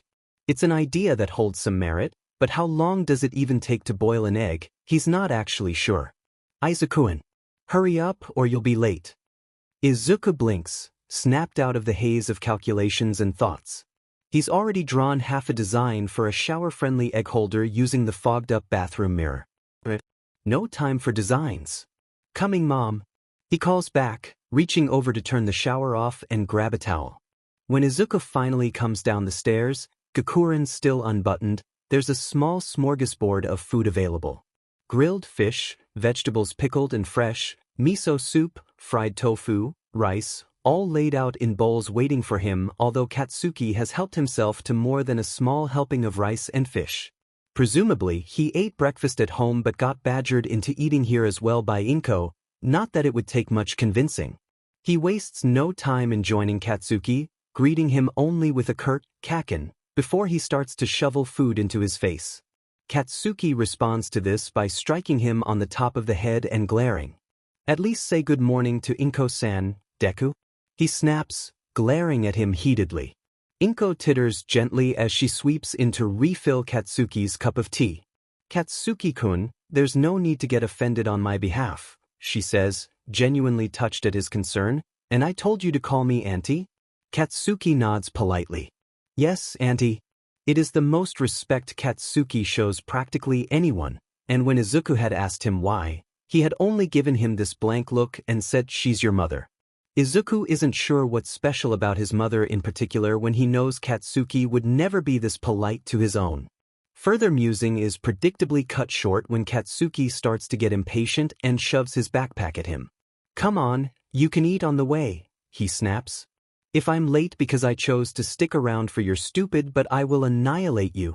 Geez, I'm coming, Kaken, hold on, is what Izuku wants to say, but his mouth is full of pickled vegetables, so nothing so eloquent comes out. Inko, for her part, just waves to both of them with a beatific smile. Good luck, Katsuki-kun. Don't cause too much trouble, Izuku. Thanks for the food, Auntie, Katsuki calls back. Sometimes, Izuku thinks he will never understand why Katsuki does the things he does. What do you think the exam will be like, Kaken? Is Izuku's first words after he's done eating the food he carried with him. It's a heroics course, so what would they even test for? Do you think they have dummies tied up over a fire and you have to swing in and save them? Katsuki doesn't even glance at him, too busy keeping his hands in his pockets and glaring at anyone that gets too close. Deku, even for you, that is ridiculously effing stupid. Izuku puffs out his cheeks sulkily. Well, how would you test for heroism then, is what he asks, but he already knows the general answer. Fighting, of course, idiot. Izuku mentally declares himself the winner of Bakugo Bingo. Katsuki huffs, elbowing him sharply. Wipe that dumb smile off your face, Deku. I know you're laughing at me. He doesn't deny it, and Katsuki can't tell if that is more or less irritating. Stupid fing Deku. Kaken, you should stop being so aggressive. Heroism is more than beating up acceptable targets, Izuku says cheerfully, completely ignorant of the uncovered manhole in his path. Unless you want to be like Endeavor. Second in ranking, not even in the top 50 for popularity. I know that, hole, Katsuki grumbles, idly reaching out to jerk Izuku to the side, but how are you meant to test rescuing? For his part, being jerked to the side doesn't even disrupt Izuku's gait. With dummies of course, Kaken? Yeah, but you'd have to create a dangerous situation to rescue the dummies from, and there is no fing way you would allow some fuckwit to get seriously injured for the sake of a fing exam. Izuku ponders it for a moment, before conceding the point. Teachers or robots? He asks, moving on to what he considers the next obvious question. It only takes half a minute for Katsuki to figure out what Izuku is actually asking. Why the F would it be robots? It's probably other examinees. That's silly, Kaken. That only proves who's better, not who's good enough plus injuries. It has to be either teachers or robots, Izuku declares, nodding to himself. Teachers then. If it was robots, the repair bill would be fing ridiculous. Izuku tilts his head to the side. UA is really something though. I think they could afford robots. It's not about if they can, it's about why they would, Katsuki mutters. I realize that you've never thought about that difference but just fing try. For once. Izuku stares at him and Katsuki knows that he fundamentally does not understand the concept of being able to afford robots but choosing not to use them. It's just as well that Izuku is not a very good coder despite his many talents, or the Midoriya household would have achieved sentience. Their debate over how you would test the applicant's fighting ability is cut short when the sight of the towering gates comes into view. Wow. Photos don't do it justice, do they? Izuku whispers, awe-struck. Katsuki is similarly awed but for much less time. I'm heading for the practical exam. You head off wherever the support exam is and we'll meet up here after the written exam.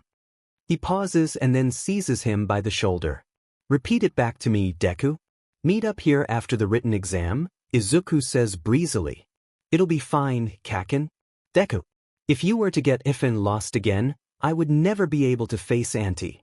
I'm not allowed to attach a GPS to your thick skull, so this will have to fing do. He finishes by slapping Izuku on the back in an uncharacteristic display of friendship. See you in a few hours.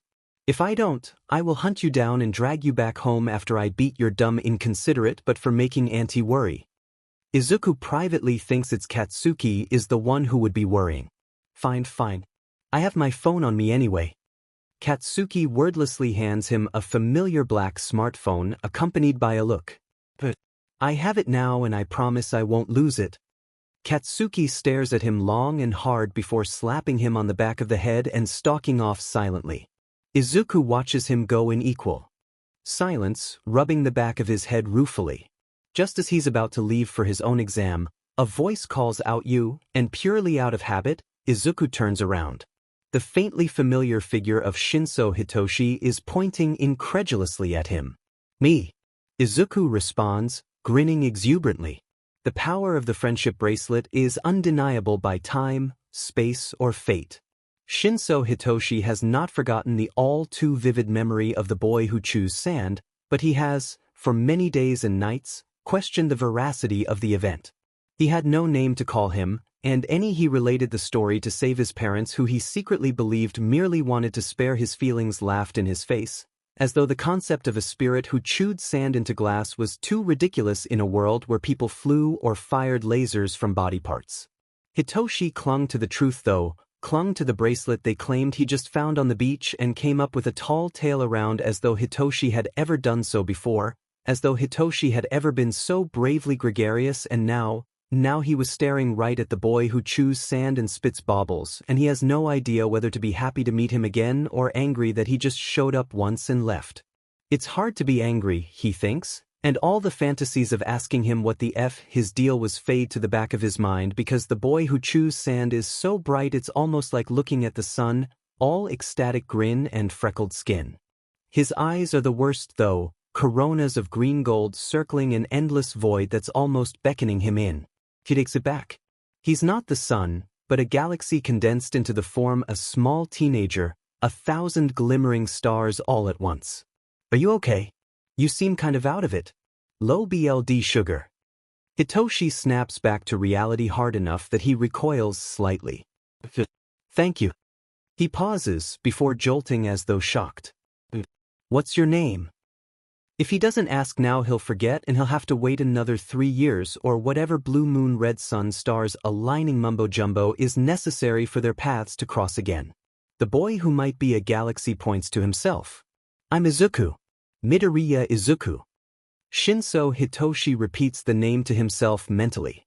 It's less awe-inspiring than he imagined, but the weight of it still warms him to the bone. I'm Hitoshi. Shinso Hitoshi. Great to see you again, Hitoshi, Izuku says cheerfully.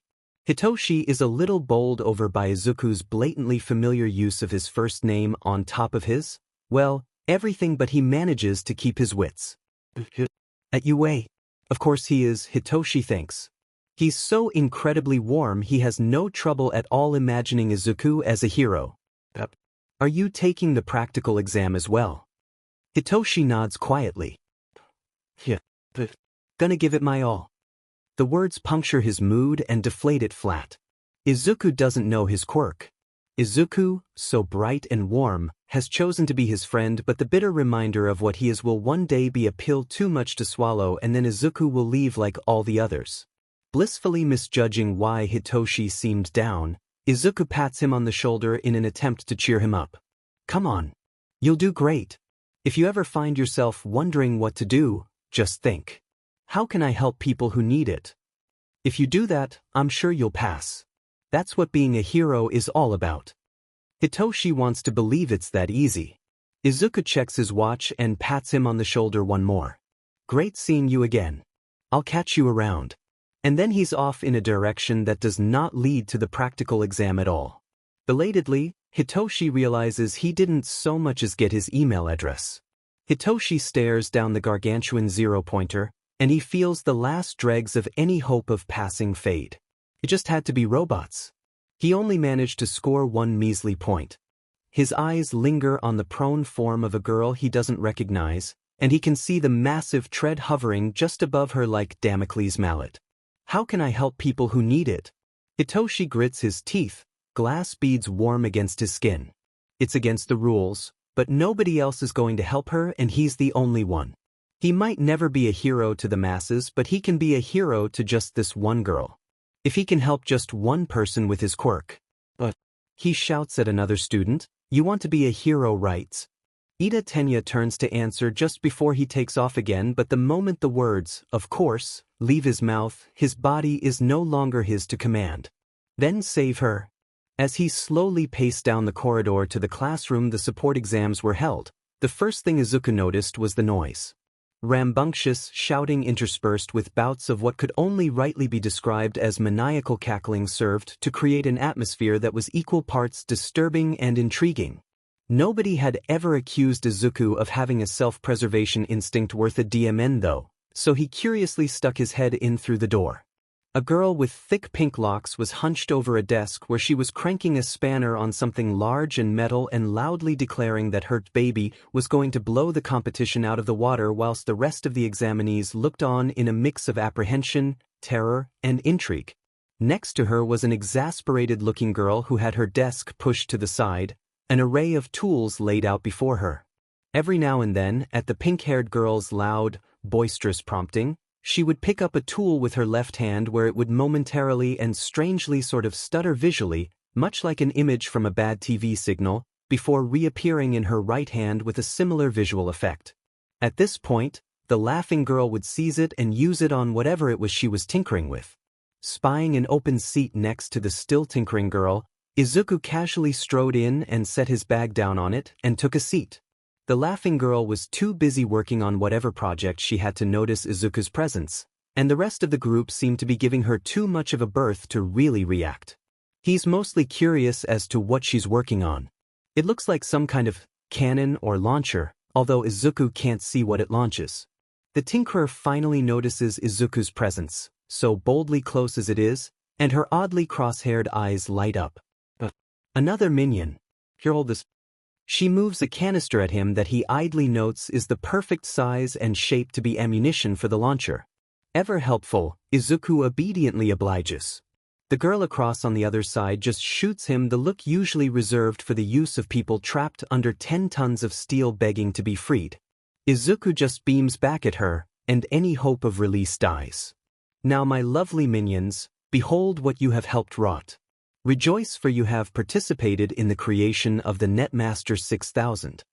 Tinkerer holds the newly christened Netmaster 6000 above her head as though she expects a of light to burst through the roof and deliver a heavenly blessing. Izuku claps softly in appreciation, although nobody else does, which he thinks is a little rude. Why 6000? The tinkerer basks in his adulation for a moment before snapping her focus onto him, like some sort of attention-seeking missile. Simple answer, minion. It's a slimmed-down version of the Netmaster 9000, of course. But it's software upgradable. Izuku nods sagely. Makes perfect sense to him. The tinkerer grins at him, full of exuberance and energy, and there's almost an audible click as Izuku beams back. Finally, someone who appreciates a good high-velocity net launcher. It is a very good one, Izuku says amicably, examining the canister, especially the propulsion. Gas-powered. The tinkerer is absolutely delighted. Hydrogen-based, yes. Electric signal dash, for ignition. But the exhaust dash bleeds right out the sides with dash. Is that dash? Copper dimetitium dampeners, yes. The tool girl groans quietly, head thumping against her desk. Buddha save us all because God is clearly dead. There's 2 of them. I should have applied for Gen Ed. I should have known there would be more than one and they'd all apply for you. Someone wrap me in foil and stick me in the fridge because this turkey is roasted. She is, unfortunately, the only person who grasps the importance of this moment. Everyone else is just sensibly afraid but without any of the dread the situation deserves. Izuku and the tinkerer are too busy firing off rapid half-sentences to even remember why they were even at this room. But if you use titanium tristanite instead dash, for the frame. Reduce the weight but without sacri dash, integrity and it'll dash, lookin' boss. The tinkerer throws her head back and cackles, hands held up in the air. Izuku isn't sure what's so funny but he's definitely in a joyous mood himself. The side door slammed open suddenly, startling everyone in the room before a short, recognizable figure tromped in. With his hefty metal mask/helmet, thick claw-tipped gloves and bare chest, anyone would recognize the pro-hero, Power Loader. Looks like everyone made it on time, he says as he takes his place at the front of the classroom. I'm gonna assume everyone read the instruction pamphlet, because if you didn't, then you've already failed and you may as well leave now. He pauses for a brief moment just to see if anyone actually did just fail then and there before continuing. Good. This is the support exam, as you all already know. If you didn't know, then you should probably hurry along to wherever it is that you are supposed to be, or stick around, I don't actually care. He paused again, scratching the side of his mask like it was his face. Anyway, the support department is the most stringent and selective department in UA. We're tougher than even the heroics department, and we're sure as hell tougher than general education and management. He slammed his fists together with a loud clank for emphasis, striking a suitably dramatic pose with his left hand pointing at the class. But because we are the support, the backbone, the people who make sure Endeavor doesn't become a streaker with fireproof clothing. That is why we're the hardest and toughest department. That, and budget limitations, a new voice interjects, as a woman sticks her head in from the side area. Her hair, done up in a messy but officious-looking bun, is a smooth, cool blue color, but Izuku can see the way it is slowly turning green from the roots up. Her casual, office lady hair and glasses are offset by the bright orange overalls stained with grease and other fluids she's wearing. Power Loader nods seriously, surprisingly easily too considering his mask. Yes. Budget limitations are very important in the support department. You too will learn of their power, provided you make it in. Onto the actual exam. I'll call out your names, and you'll come into the side room to present your device or design to be judged by a panel, then you will leave and receive your results within 3 to 5 business days. An examinee raises their hand. What kind of criteria are we being tested on? A variety of things, office mechanic lady says, raising a gloved hand to begin listing them off. Obviously the ingenuity of the device itself. How feasible it is, if it's only a design. What is it made for? Does it work? How well can you sell it? And I mean you selling it to us. Not like exchange of currency sale, but you have to convince us that your idea is worth it, that your device is worth it. If you make it as a support hero, that's what you'll have to do, sell your designs to other pro heroes. It's not easy convincing some people to use your designs no matter how helpful it is. Power Loader shakes his head sadly. It took 7 of us, all begging, to install volume controls in present mix stuff. He straightens himself. Right? We're doing this in alphabetical order, so Ashiro Tojo. Judgment time. A nervous-looking boy picks up his backpack and follows the two into the side room, door shutting behind him. A few minutes later, he emerges, seeming deflated. So it goes for most of them, until they call out Hatsum Yime. Tinkerer stands up, grinning deviously as she clutches her baby to her chest. Izuku flashes her a smile and a thumbs up. Good luck, he says cheerfully, but Hatsume cackles in response. Don't need it, she says in a sing-song tone, practically prancing into the room. It takes a lot longer than most of the other students, but eventually she emerges, oozing confidence. Best of luck, Maki-chan minion, she declares, skipping out of the room. Izuku's not sure when he became minion, but it's a nice enough nickname he supposes. Maki-chan is next in line to be called, where Izuku learns her name is actually Kuta Makino. As she shuffles into the room, Izuku offers her the same gesture of goodwill he did May, but she just stares at him tiredly.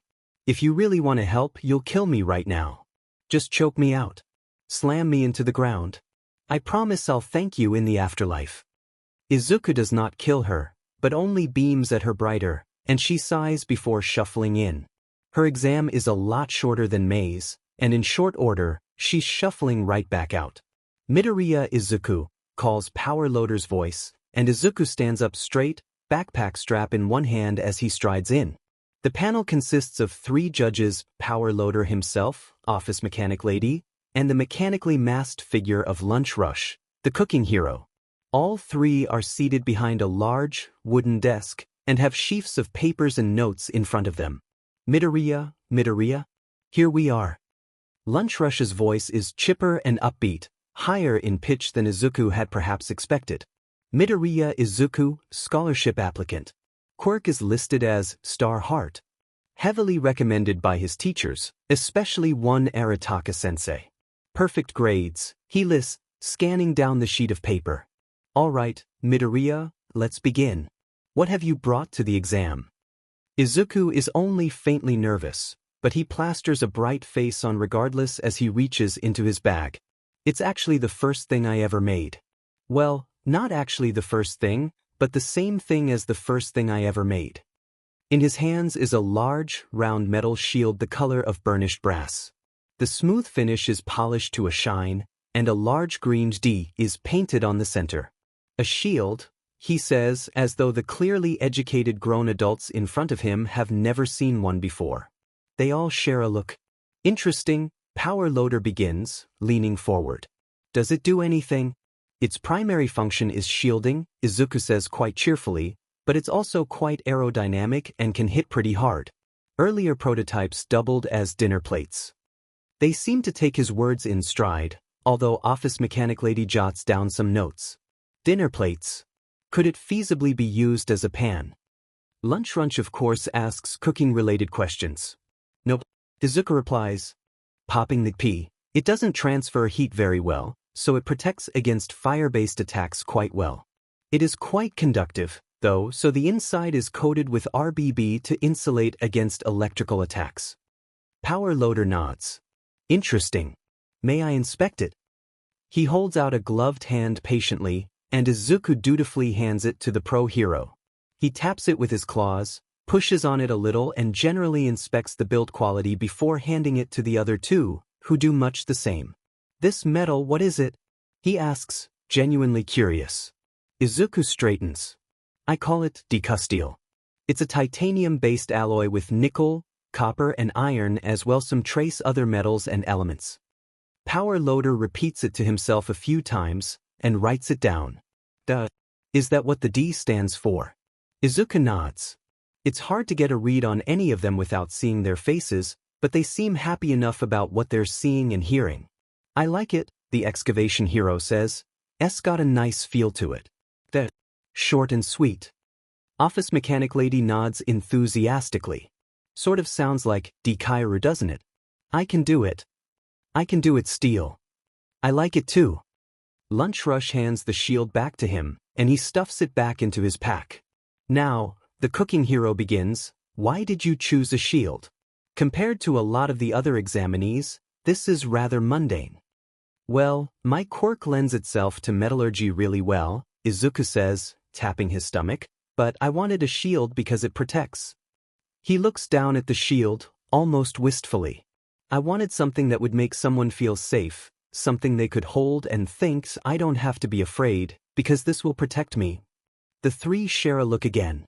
"Thank you, Midoriya," Power Loader says, "that will be all." Picking Bakugo Katsuki out from the dispersing crowd is pretty easy, all things considered, especially given that he is angrily stalking towards Izuku like he's been personally offended. Izuku wouldn't put it past him either. Izuku brightens up considerably as he approaches, which just makes him scowl more. "Hey Kaken, what was the practical exam like?" He doesn't ask if Katsuki did well or not, because neither of them believe for a second that he won't make it. "It was FING robots," he muttered angrily. "FING? Robots?" That was why he was so angry. He was probably stewing over that the entire written exam. Katsuki glares at him half-heartedly before beginning to stalk off. Izuku dutifully follows. "I made friends," he says cheerfully, swinging his arms back and forth in a manner that would be childish for anyone else, but just sort of seems to suit him. If it were anyone else, Katsuki would have been surprised at their ability to make friends at an exam. "Of course you did," Katsuki grumbles, because nothing Izuku ever does will ever surprise him again. He says that to himself every year, and every year Izuku does something new. Absolutely nobody is surprised to learn that Midoriya Izuku will be welcomed into the support department at U. With a full scholarship. It doesn't stop Inko from throwing a small party, even if the guests are only the Bakugo family. There's a delicious cake, a better spread, and Katsuki almost doesn't scowl for a moment. Shinso Hitoshi has been hanging around the front gates of U. High for at least half an hour now. There have been a wide variety of odd looks and whispers, but he's always had people whispering about him ever since they learned of his quirk. Before, it had been pressuring, crushing. Now he was in UEA. The heroics department no less. Let them whisper and stare and wonder, because he made it. The only question he had left to answer now was if Midoriya Izuku had made it. He hadn't seen him in the practical exam, but something about the strange boy made him believe he had. Well, all of the things about the strange boy made him believe that, and so he had resolved to wait outside the gates to see if he could intercept him. He wasn't missing him again, not when he knew exactly where he would be. Hitoshi categorically refused to let him be some kind of Halley's Comet in his life. A shock of dark green hair, the color of oak leaves in a rainstorm, catches his attention and he shouts out "Fin." It takes him a moment to remember that Yuke has a name, and he follows it up with Midoriya. Izuku snaps to attention, bright gold-green eyes briefly confused before they lock onto him, and the brightest grin Hitoshi has ever seen spreads across his face. "Hitoshi!" he calls back, waving at him enthusiastically. It's only now that Hitoshi realizes that Midoriya isn't alone, and next to him is a scowling blonde delinquent that he's pretty sure he saw during the exam, surrounded by a pile of destroyed machines. He finds himself faintly confused to see them next to each other, Izuku's bright, incredible warmth versus the cold, scowling aggression of the delinquent. They seemed so different in just about every aspect that he can't imagine the delinquent wanting to be friends with anyone. But then he's only known Izuku for the equivalent of a few days, but he still gets the intense feeling that Izuku would absolutely not care about any of that and be friends anyway. He half-heartedly jogs over, flashing Izuku a brief but small smile and calmly returning the delinquent's irritated scowl with an indifferent expression. "Hitoshi, you passed." Izuku beams at him, and for a brief moment, he wonders if the delinquent is always scowling because he's actually squinting against the sun. "I knew you would, of course, but it's great to see you here anyway." The delinquent is studying him carefully, as though he thinks Hitoshi is full of ulterior motives or hidden traps, and Hitoshi has to wonder if a lot of people take advantage of Izuku's overwhelming kindness and warmth that shines through every cell of his being. His eyes linger a little on Hitoshi's hands, and he realizes he's looking at the bracelet Izuku gave him 3 years ago. Whatever he sees seems to satisfy him, because his features soften somewhat, downgrading from "I will murder someone" to "must be a Monday," and there's something almost akin to understanding in his eyes. Hitoshi is just vaguely aware that he's never actually had anyone look at him like that. He doesn't know why he's looking at him like that, and he's beginning to think he should. "Bakugu Katsuki," the delinquent grunts, accompanied by the smallest nod.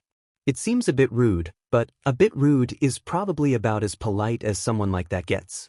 "Shinso Hitoshi," he offers, returning the nod.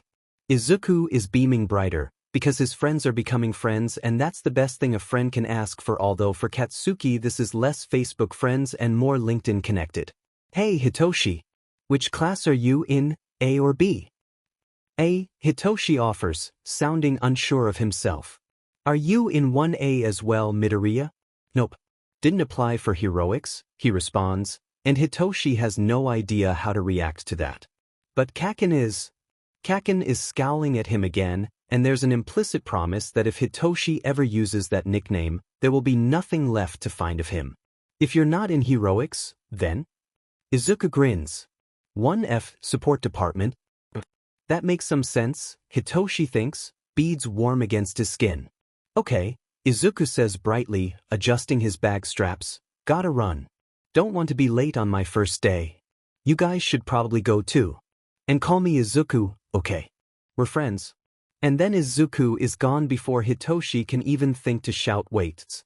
Katsuki turns to leave, but he pauses just long enough to glance at Hitoshi, and it doesn't take a mind reader to get the meaning. When he turns back to start to languidly stride away, Hitoshi falls into step beside him. Hitoshi isn't brave enough to call them friends just yet, and it feels weird and fuzzy knowing Izuku is so willing to be his friend already, but even Katsuki's silent willingness to be in his presence is good enough for him. The classroom for 1F is a lot smaller than Izuku expected. There are only 6 desks, arranged in a loose hexagon, although calling them desks is a bit of a misnomer. They are more like workstations with a laptop and drawing space each. 4 of the 6 stations have already been claimed, and Izuku makes his way to the one in the front left.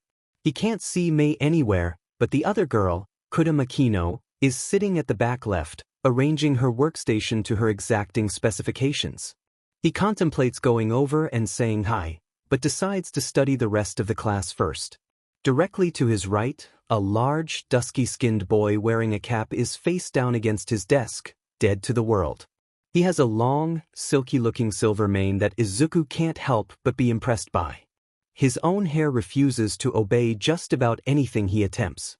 The person behind him was much harder to read, given they were wearing a thick RBB suit in the style of hazmat protection that he's quite sure he didn't see during the exam. Izuku couldn't even see their face, as it was obscured by a full-face gas mask. All he could think was that the entire ensemble must have taken some time to put on in the morning. They seemed content to tap away at their laptop, one that had been modified to accommodate the thick fingers of the suit. Lastly, in the back right station, was a girl hunched over something on her station. The most striking thing about her were the 2 disembodied, gloved hands hovering about her, alternating between working on whatever it was she was focused on, and occasionally brushing a stray lock of black hair out of her face. Izuku realized quite quickly that they were the only hands she had, as the sleeves of her uniform jacket were limply hanging where they were. The door slammed open again before Izuku could continue his musings, and Power Loader strode in, full of purpose and poise, followed by Office Mechanic Lady. Alright Ev. He cut himself off almost immediately. Izuku couldn't see what he was doing behind the mask, but from the slight movements, he guessed he was scanning the classroom. But there's only 5. Hatsume's missing. Makino raised her hand. May slept in, I think. She'll be here shortly. Are you going to start without her? Whispers office mechanic lady, but Izuku is close enough to hear regardless. Power loader shifts a little, seeming disgruntled. I'm not doing the speech twice, Setsu. Thankfully, they don't have to wait longer than a few seconds before the door slams open again and Hatsume Mei's loud, bombastic voice cries, Maki-chan. You left me behind. It takes her a few moments to realize that Power Loader is giving her the most unimpressed look one can through his mask. There's an awkward second where they're just staring at each other before Mei flashes him a bright grin and salute in lieu of an actual apology for being late. Alright, that's enough of that, take a seat. Power Loader barks, pointing at the only open workstation. He doesn't wait for Mei to finish striding over before beginning. You're all here for one reason and one reason alone. Because you're going to be the best DMN support heroes there is. You were all chosen not just because you showed all the qualities it takes to be a successful support hero. You showed all the qualities to be the best. You aren't just clever or smart, you're ingenious. You think outside the box. You have the spirit. A motto at you. A is plus ultra. It means to go beyond, and that is what you will DMN well do.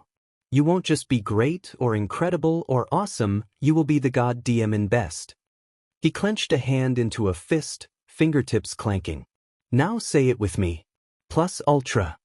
Izuku responds quite enthusiastically, as does Mei, but the rest of the class seems fairly half-hearted about it. Makino seems more awkward about it than anything else, and the hitherto sleeping boy is very much just phoning it in. That don't sound like y'all mean it. Say it again with feeling. Plus ultra. The chorus is much more enthusiastic this time, although at least one of them is only doing it to make him shut up. That's better. Now introductions. You all probably know me already as Power Loader, he says, jerking a thumb at his chest, but my name is Maijima Higuri here in class. That's Maijima Sensei to you. My quirk, Iron Claws, means exactly what it sounds like. But these babies aren't just for fightin', they're also great at digging. He swings his hand out to gesture at office mechanic lady, whose hair has turned a bright shade of orange. This is my sidekick, Setsuna Hinako. Sidekick is an inaccurate term. As I do not possess a hero license, I am technically not a sidekick. But I am Maijima Senpai's part-time assistant whilst I finish my PhD in engineering. My quirk, mood hair, is also rather self-explanatory. It'll be a pleasure working with everyone. She finishes off with a small but polite bow. Right? Your turn now, you lot. We'll start with you. Power Loader gestures to the boy with the silver mane of hair, who only looks mildly disgruntled at having to go first. Alright, I'm Ogata Togashi. My quirk is steel mane, and at this point he paused to yawn, means I can harden my hair into steel needles. Spit of a pain cause I have to hold my breath to do it, and it's really tiring. Then it was the person behind him's turn, who wasn't even paying attention in favor of tapping away at the laptop. My name is Shutan Shinya, they said, sounding vaguely disinterested and distant. My quirk is biohazard. This suit is for your protection. I look forward to working with all of you. No further explanation seemed forthcoming, so they moved on to the next. She leaned back in her chair, floating hands raised up in a finger guns pose. Harashima Chizuru. My quirk is called handy because my father thinks he's a comedian. If it's not obvious, my hands are not attached to my body and I have no arms. Instead they float around in a radius around me. It's something like 2 meters. Her eyes turned dead cold. You make a hand joke, I will use them to strangle you and nobody will be the wiser. Makino lets out a sigh and shifts a little in her seat, seeming uncomfortable with the attention. Kuda Makino. My quirk, left to right, is the exciting ability to teleport any object from one hand to the other. There's a limit on size, but I only have to be touching it. I'm Hatsume Mei. Mei, of course, wastes absolutely no time in seizing the spotlight, launching into her introduction the moment Makino is finished. My quirk, Zumi allows me to see clearly to a distance of up to 2 kilometers. And all that's left is Izuku himself. He smiles brightly at the rest of the class and begins. Hi. I'm Midoriya Izuku. My quirk, Star Heart, allows me to generate plasma in my stomach and use the heat to smelt metals. Alright. Introductions are over. Time to begin. Open up your laptops, kids. It's time to learn the principles of good design. After a grueling introduction into the life of a support hero which involved dissecting a lot of existing costumes and devices to understand why they were designed like that, it was time for lunch. Izuku piled his tray high with a precarious amount of food, earning him incredulous looks from some of the other students and a thumbs up from Lunch Rush before he made a beeline to an empty table. Midoriya.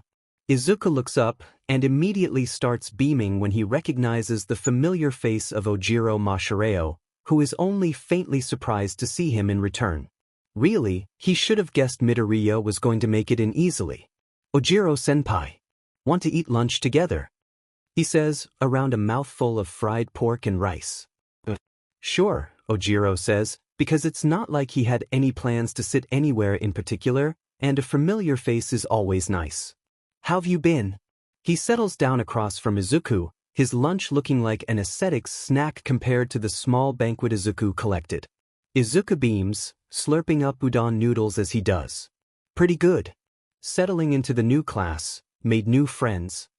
Ojiro has been exposed to Izuku enough that the idea that he has already made new friends in the past few hours isn't too surprising. What is surprising is the person who sits down on Izuku's left side. He recognizes Shinso Hitoshi not just because they are in the same class, but because there was a rather dramatic argument between him and Ida Tenya near the very start. Hitoshi had used his quirk on him during the practical exam, controlled him, admittedly all for a heroic purpose which was clearly recognized by you. If he was in one, but nobody liked the idea of just being controlled like that, and it had left a sort of dark cloud surrounding him that nobody had wanted to get past. Izuku, Hitoshi mutters in greeting, eyes flitting to Ojiro for a long moment before he mutters Ojiro-sen as well. Ojiro has no idea how to react to this. There's a lingering fear in his mind that if he responds, he'll be brainwashed, but he knows it's probably a stupid fear, but Hitoshi has already done it once to Tenya. Hitoshi. Izuku responds cheerfully, you know Ojiro-senpai? Because of course he knows Shinso Hitoshi somehow. Ojiro shouldn't be surprised, he thinks, but he is all the same. Hitoshi quirks an aristocratic eyebrow in a slow, deliberate motion. We're in the same class, he says as explanation. For Izuku, it's as though Santa came early and he was leaving the entire sack in his stocking. His eyes light up and his entire expression morphs into one of pure ecstatic joy, because if Hitoshi and Ojiro are both in the same class and that class is 1A, then that means, if he held Deku, you weren't kidding, mutters Bakugafenji Katsuki, the other person to get into an argument with Tenya, and Ojiro has definitely chosen the absolute wrong time to take a drink because he's just sprayed it all over himself. How the hell is Izuku friends with both of them? One he could understand, but both. What is the common thread connecting them? Did they all go to the same school? What kind of nickname is Deku? Izuku pauses in eating a salad to correct him. What? No, these are all old friends, Kaken.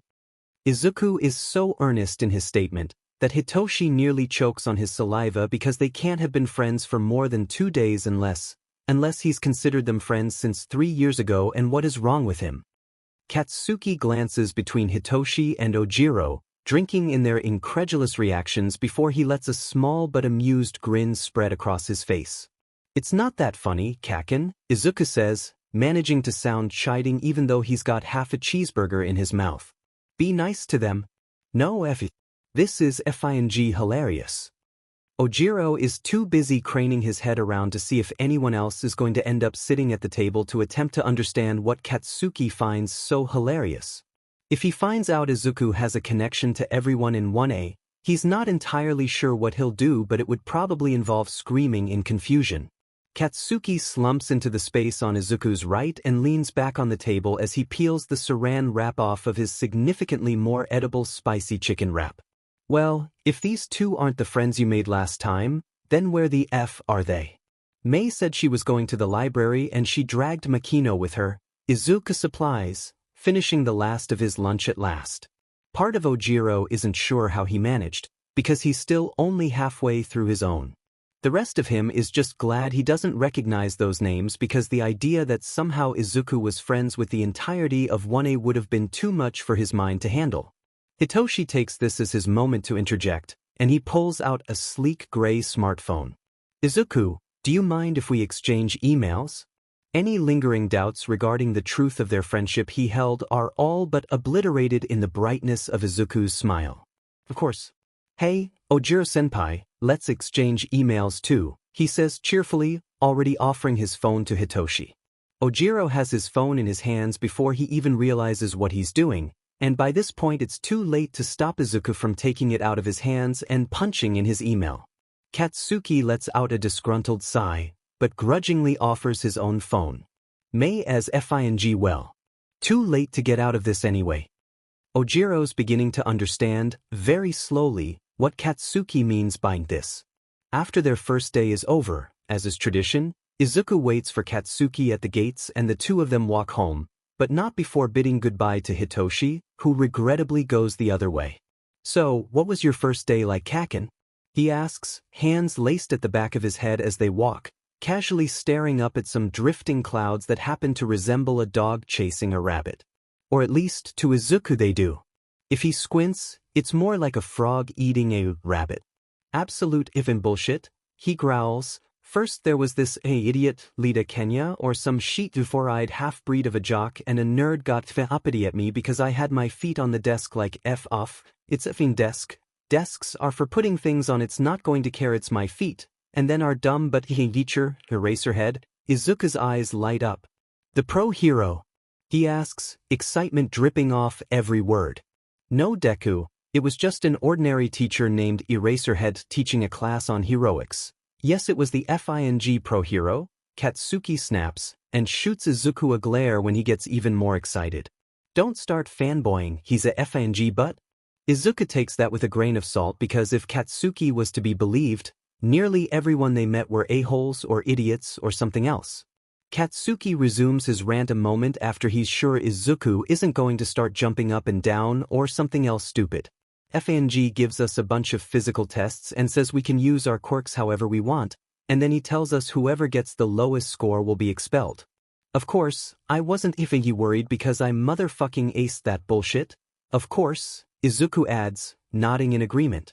But after we're all effing done, he goes, none of you are being expelled, I was just motivating you. Like F off UD, I swear to God, some of them were probably psing their breathes.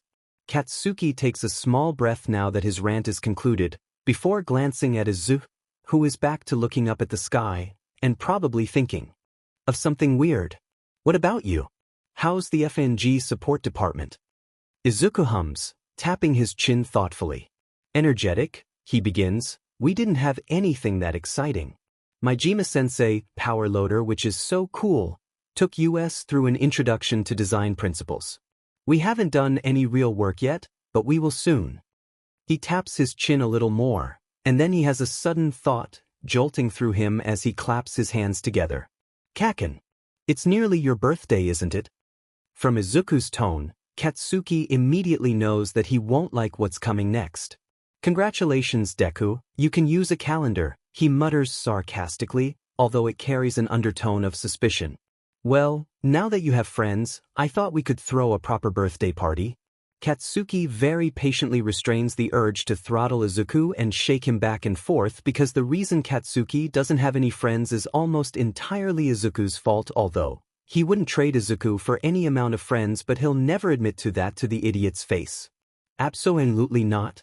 Izuku starts pouting at him childishly, and his eyes are so bright and enticing, and not for the first time Katsuki curses the fact that it can be hard to stare at Izuku directly because looking away feels like admitting defeat, but continuing to look is certain defeat. Okay, FNG, fine. Good. Damn it. We'll have a FING party, and you can invite those two FING idiots, but on one condition. Izuku brightens up even more, to the point that he's practically glowing. He may actually be glowing, Katsuki isn't sure and would not be surprised. What? You're FING hosting it? Katsuki snaps, turning away. If Izuku hosts, then it means it'll be at Izuku's house, and most importantly, it means Midoriya Inko will be cooking.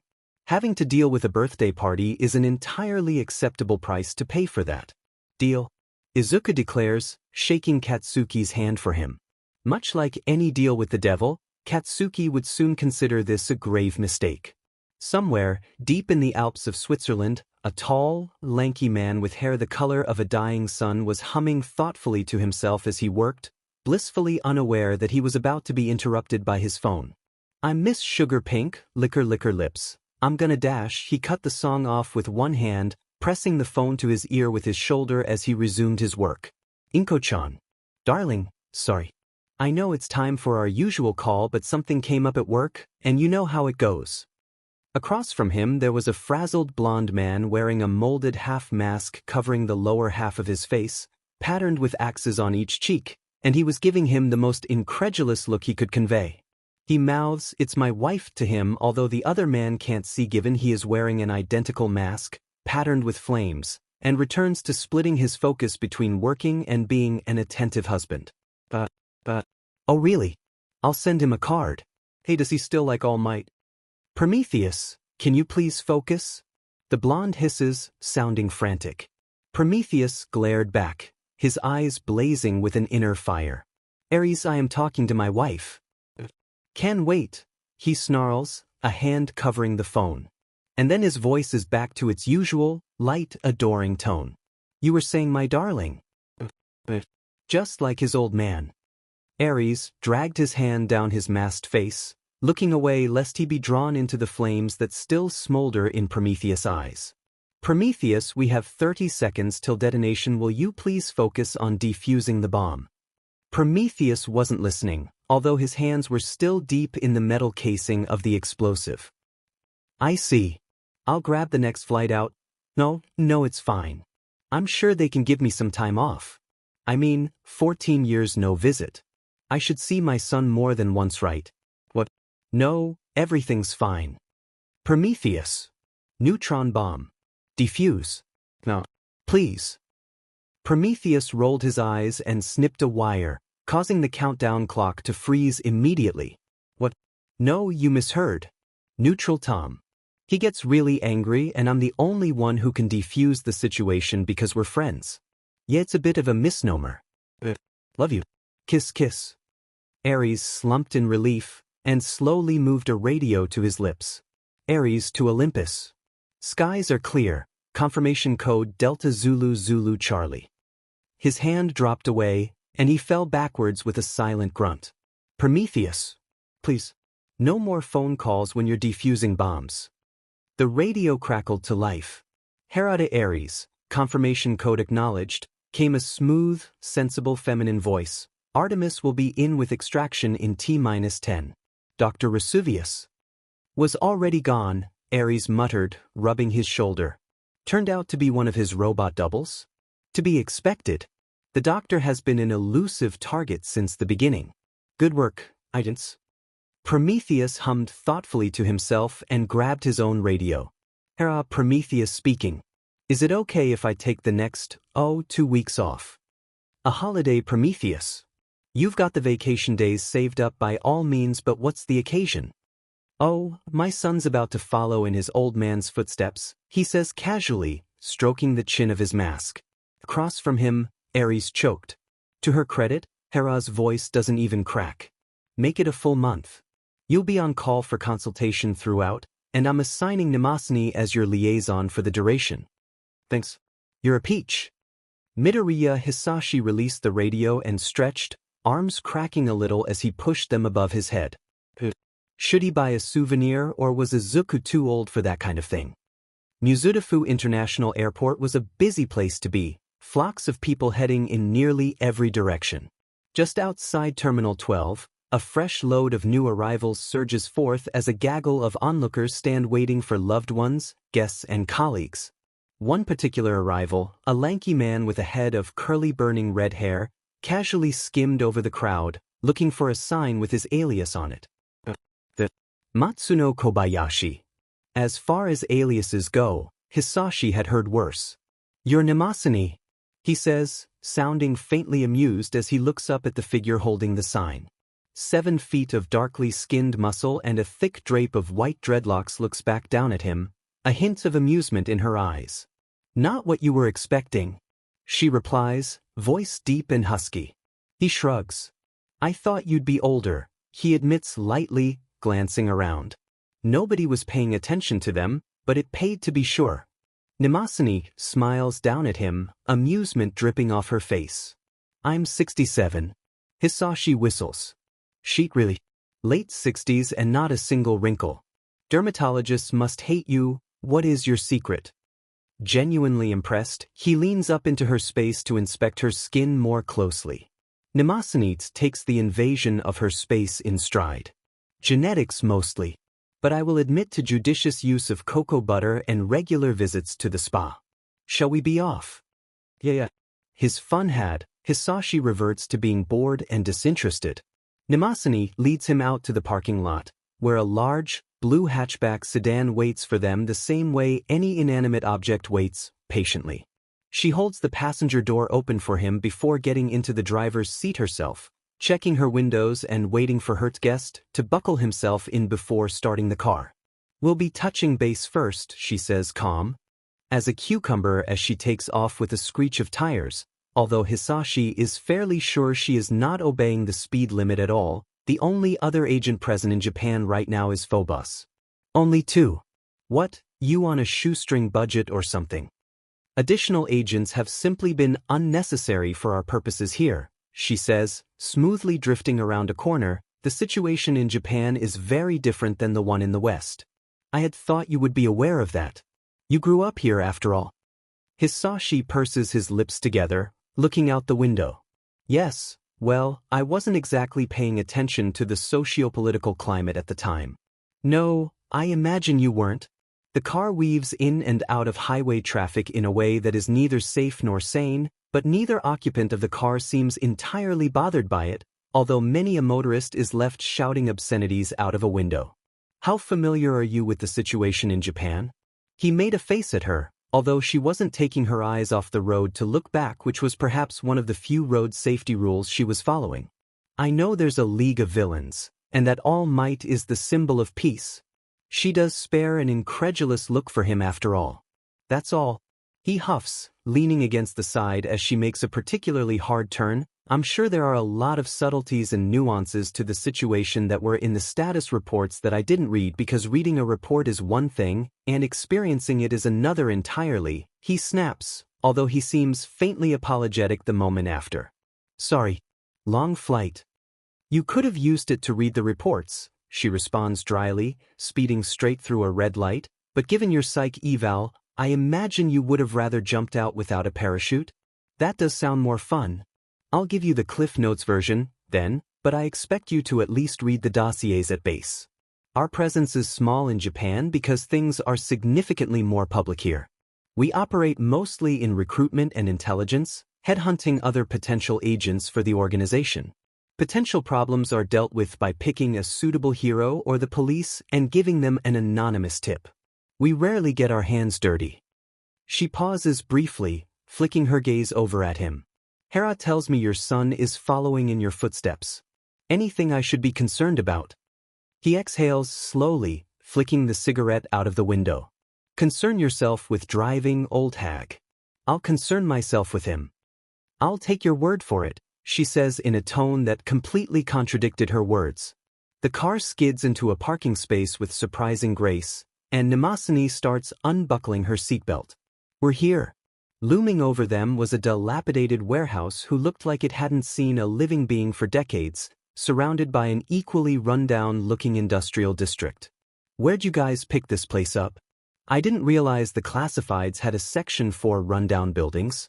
I cannot believe I am supposed to work with you. Shinso Hitoshi cranes his head to glance at his teammate, Ida Tenya. They'd been paired off together for the training exercise, in the role of villains.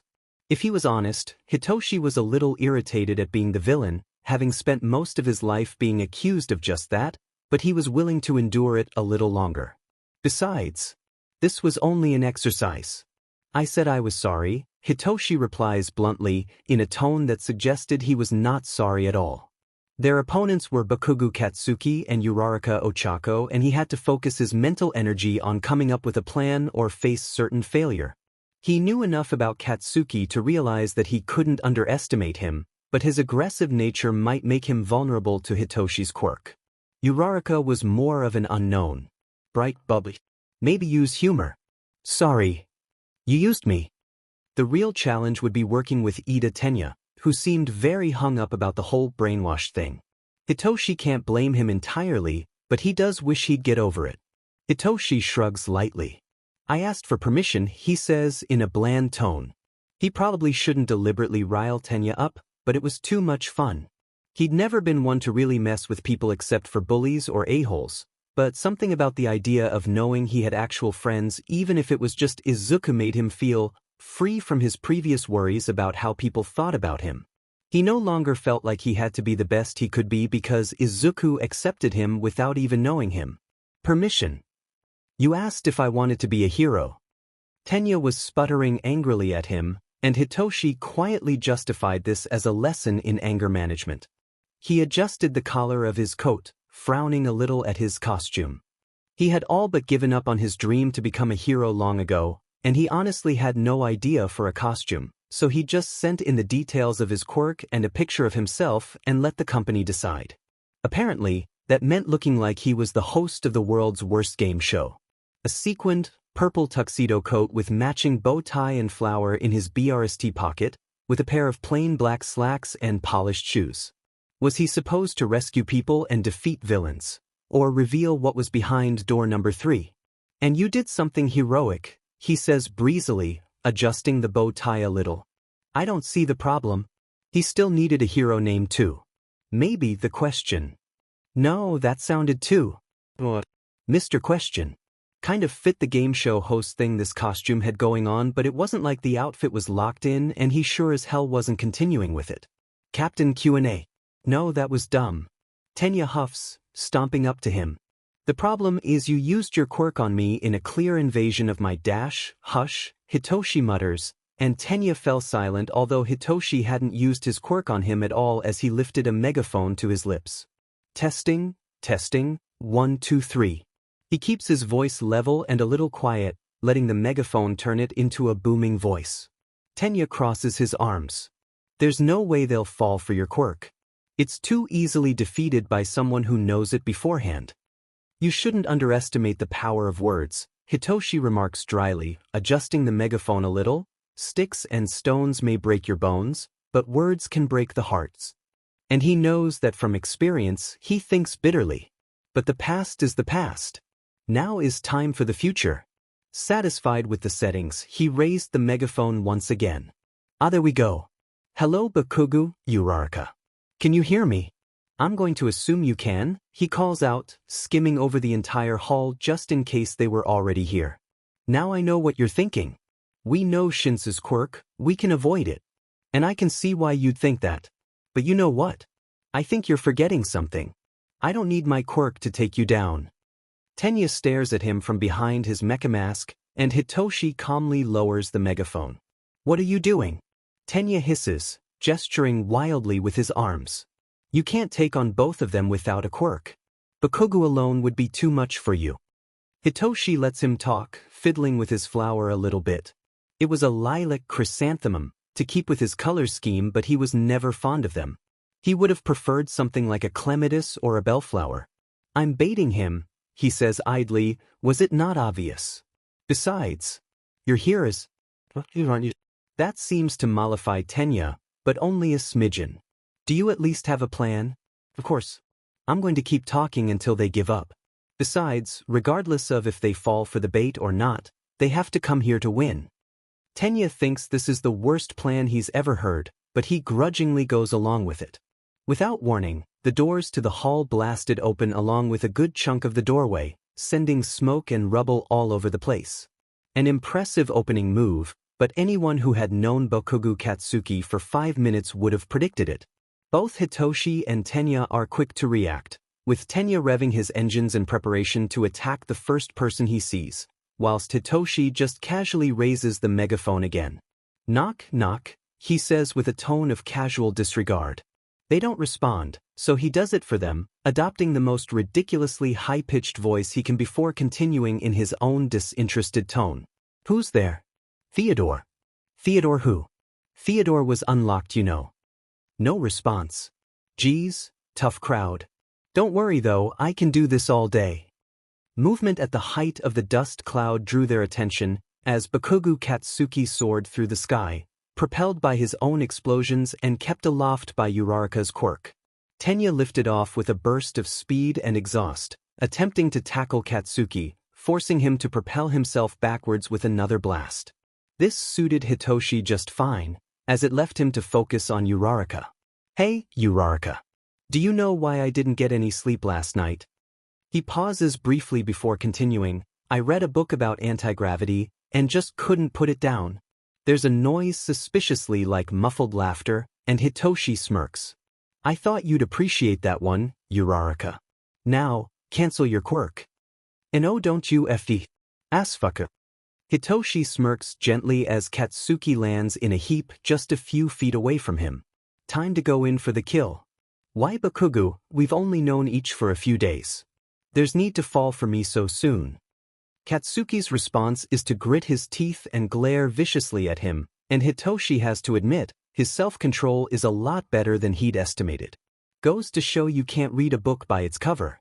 But Hitoshi has a secret weapon hidden up in his sleeve. Well, he has several, some of them actually literal that he's certain will get a verbal response. Hey Kaken, he drawls, going so far as to change his inflection and tone to better match Izuku's. Katsuki's eyes bulge in their sockets, and he launches himself at Hitoshi without any more warning, a cannonball made of murder and fueled by rage. He does it all without saying a single thing, and Hitoshi has a brief moment to think that he has really miscalculated Bakugo Katsuki when a blur of blue and white is suddenly between them. Tenya's engine is gunning as hard as it can, and his leg slams into Katsuki's stomach hard enough to make Hitoshi wince. The explosion hero in training is launched backwards by the force, colliding with what's left of the doorway in an impact that is sure to send him to Recovery Girl later. That was your plan, he says incredulously, turning back to Hitoshi, incredulity coming off him in waves. Really? Hitoshi's impressed. He's so emotive given that he sort of looks like he's cosplaying from a mecha anime. Hitoshi makes a show of patting himself down as if to check for injuries before he shrugs at Tenya. It worked, didn't it? He remarks with a playful smirk, completely ignoring the part where he didn't plan this outcome at all. Katsuki accepts his loss grudgingly, but there is murder in his eyes whenever he looks at Hitoshi. Hitoshi smiles back at him. Anyone who so much as whispers, Kaken, is treated to the full force of Katsuki's aggression and fury, focused through his pupils into a beam of pure hate. Class 1F is assigned a free PRD of sorts near the start of the day, labeled Creation Time. It's 2 hours they get to themselves to design or build whatever it is they fancy, using the resources of the support department within reason. Izuku isn't sure what he wants to build though. He knows who he wants to build it for. It's Katsuki's birthday soon, and he's already been charged with hosting the party. It's going to be great, but it's not a birthday unless there's gifts. Every year since he knew he could, Izuku has given Katsuki a gift made with his quirk. Those years were mostly things made of glass though, and Katsuki put them on his desk in a small collection. Now that Katsuki had made it into you, he wanted to make something more heroic. Wawachaduins. Suddenly, Mei's face is close enough to his that he can feel her breath. The sudden invasion of his personal space makes him recoil slightly, but after an initial moment of adjustment, he seems to accept her presence there. Not sure yet, he admits, it's Kaken's birthday within a few weeks. Mei has a look of complete understanding on her face, even though Izuku is fairly certain she's never met Katsuki. Maybe she has. Get him a grenade launcher. Boys love grenade launchers. It definitely sounds like she has. Katsuki would like something that weaponizes his sweat some more. Oh no, interjects Makino. I heard the words grenade launcher and I am vetoing this. Absolutely not. Even if you kill me and bury my dismembered body in 7 different locations, my restless spirit will still come back to tell you to stop. Absolutely no grenade launchers. Not after last time. Alwu, Maki-chan, I promise it'll be different this time. That's what you said before last time. Izuku starts to tune them out, focusing his scattered attention span back onto the task of designing something for Katsuki. Weapons aren't really his thing, and anyway, Katsuki's quirk is weapon enough. He'll have to find out Ojiro-senpai and Hitoshi's birthdays as well, and start making them things. He's seen the designs Katsuki submitted to the company even helped a little, so he already knows what he has. He hadn't been able to talk him into getting a helmet. Helmets were very protective, and making him one now would just irritate him. The grenadier bracers would have already been made by the costume company, and whilst Izuku could probably improve on them, it would be a lot of work and research and calculations. No, he needed something Katsuki wouldn't expect. He blinked, glancing down at the half-formed schematic. All the talk about grenade launchers had made him get halfway through designing one, but an idea suddenly sparked in his head, consciously this time. Range was Katsuki's big weakness, really, one of his only ones. Due to the nature of his quirk, and a ranged weapon would help him, and he could tie it into his defensive theme if he just. May, can you code? He says suddenly, interrupting their still ongoing argument. He hadn't been paying attention, but little bits of it still filtered in, something about a science fair a few years ago, and a potato battery. Code, she says, intensely curious, not my strong point but I can do it. Really, if you want coding, then you should ask Makino crosses her arms in an X in front of her. If it involves explosions, then absolutely not. I swear on every god, living, dead or yet to be born, I will turn this class around and there will be no Disney World for anyone. Izuku has no idea what Disney World has to do with anything, but he presses on. There will be explosions, but they won't be my explosions, they'll be Kaken's. His quirk is explosion, so it's kind of a given. But anyway, May, I'll probably need your help as well, if you'll let me look at the Netmaster, because I was thinking of replacing the propulsion with. The three of them started to dig down and discuss Izuku's idea, and after much coercing, cajoling, persuading and even a little begging, Makino agreed to help. May, of course, had been sold at the promise of explosions.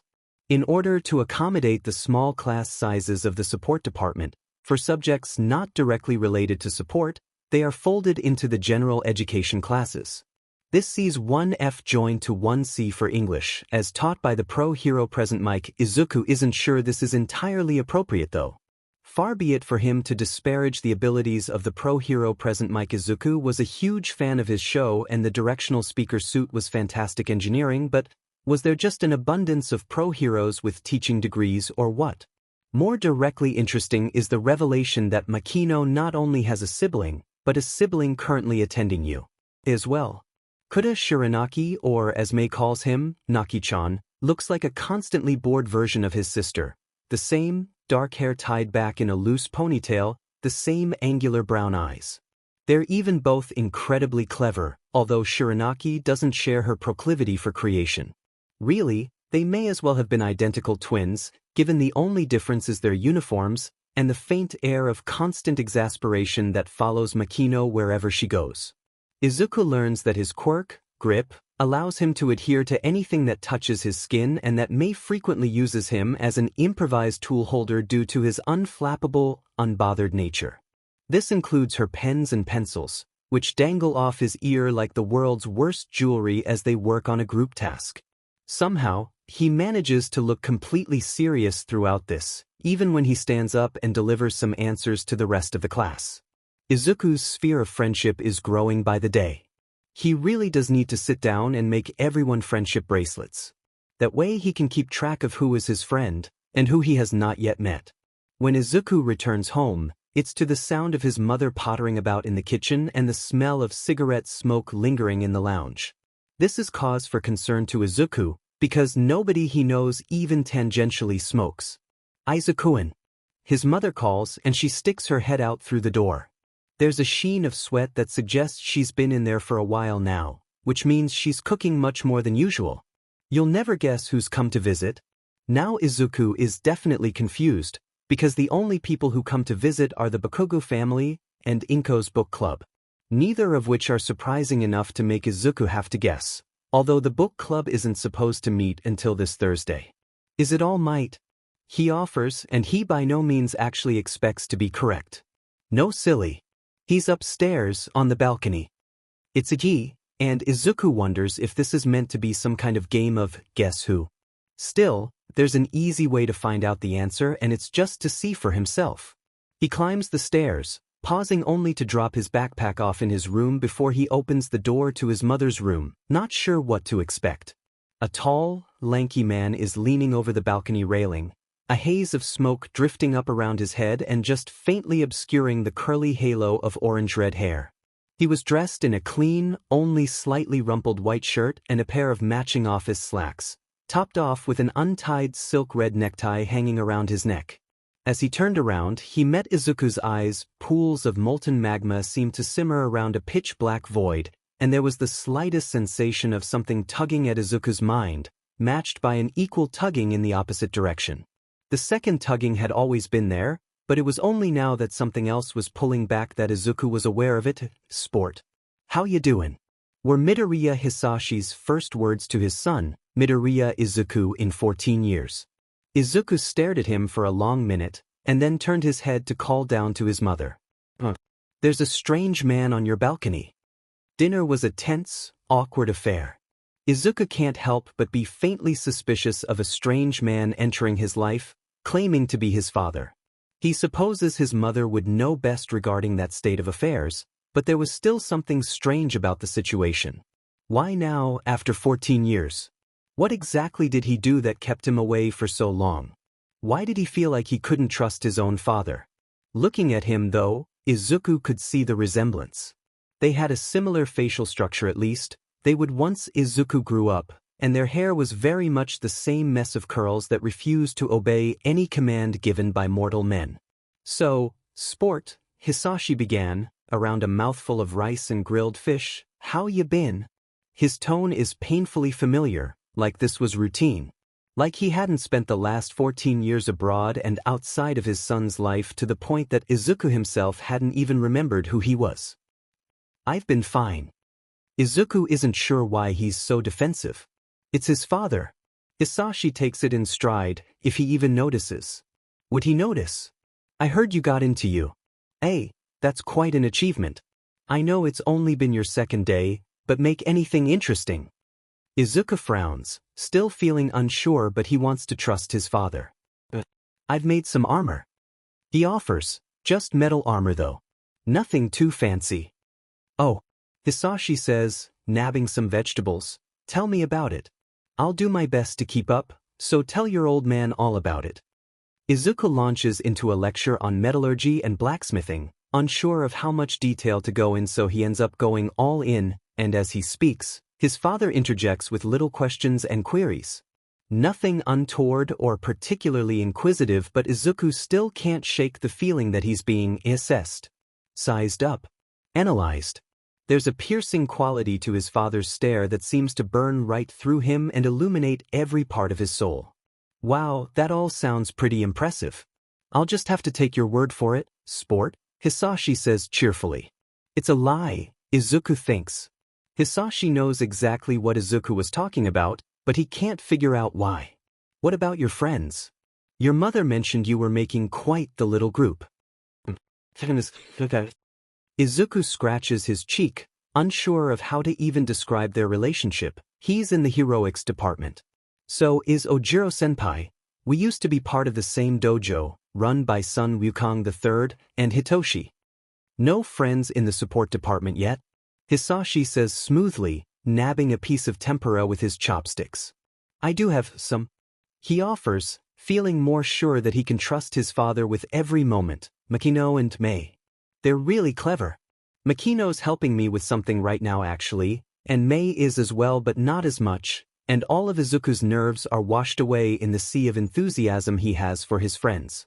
And if he notices the hidden relief in Hisashi's eyes, he doesn't mention it. So Prometheus, how is your son? Hera's voice was as smooth and unfuzzed as ever, no matter what distance she was communicating to him from. Or time, for that matter. Midoriya, Prometheus, Hisashi leans back in the passenger seat of Namasane's sedan, smoke drifting lazily out of his mouth. Stable, he says after a long moment's consideration, Got a good network of friends. He's a good kid. Better than I was, by far. So he's not going to hold anyone hostage. Hisashi frowned, clicking his teeth shut.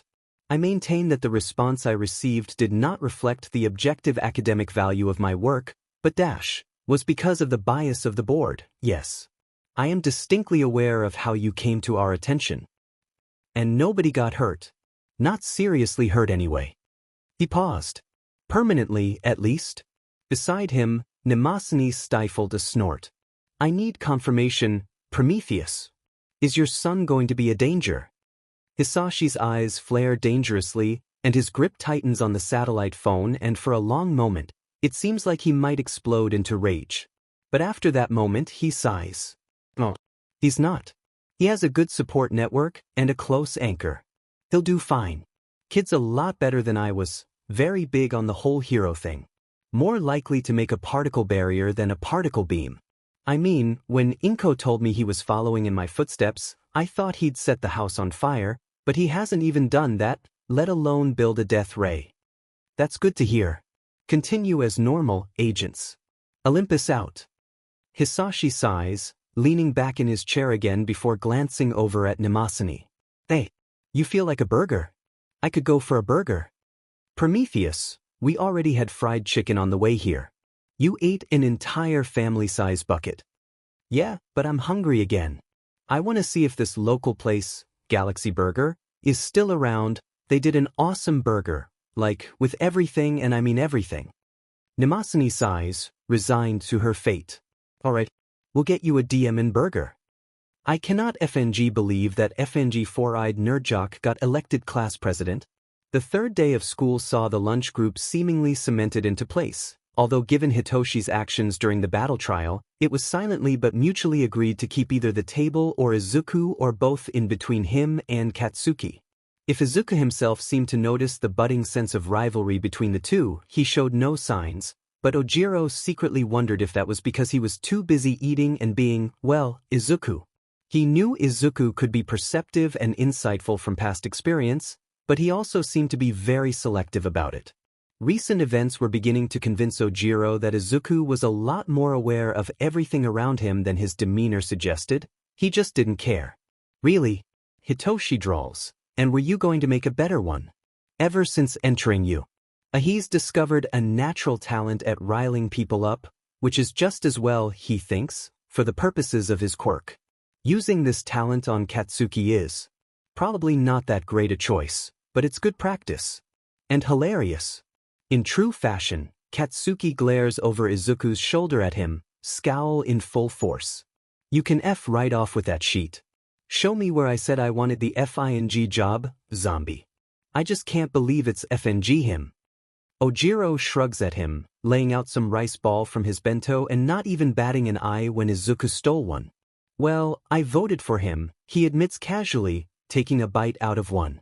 Why the F would you vote for that stuck-up jackass?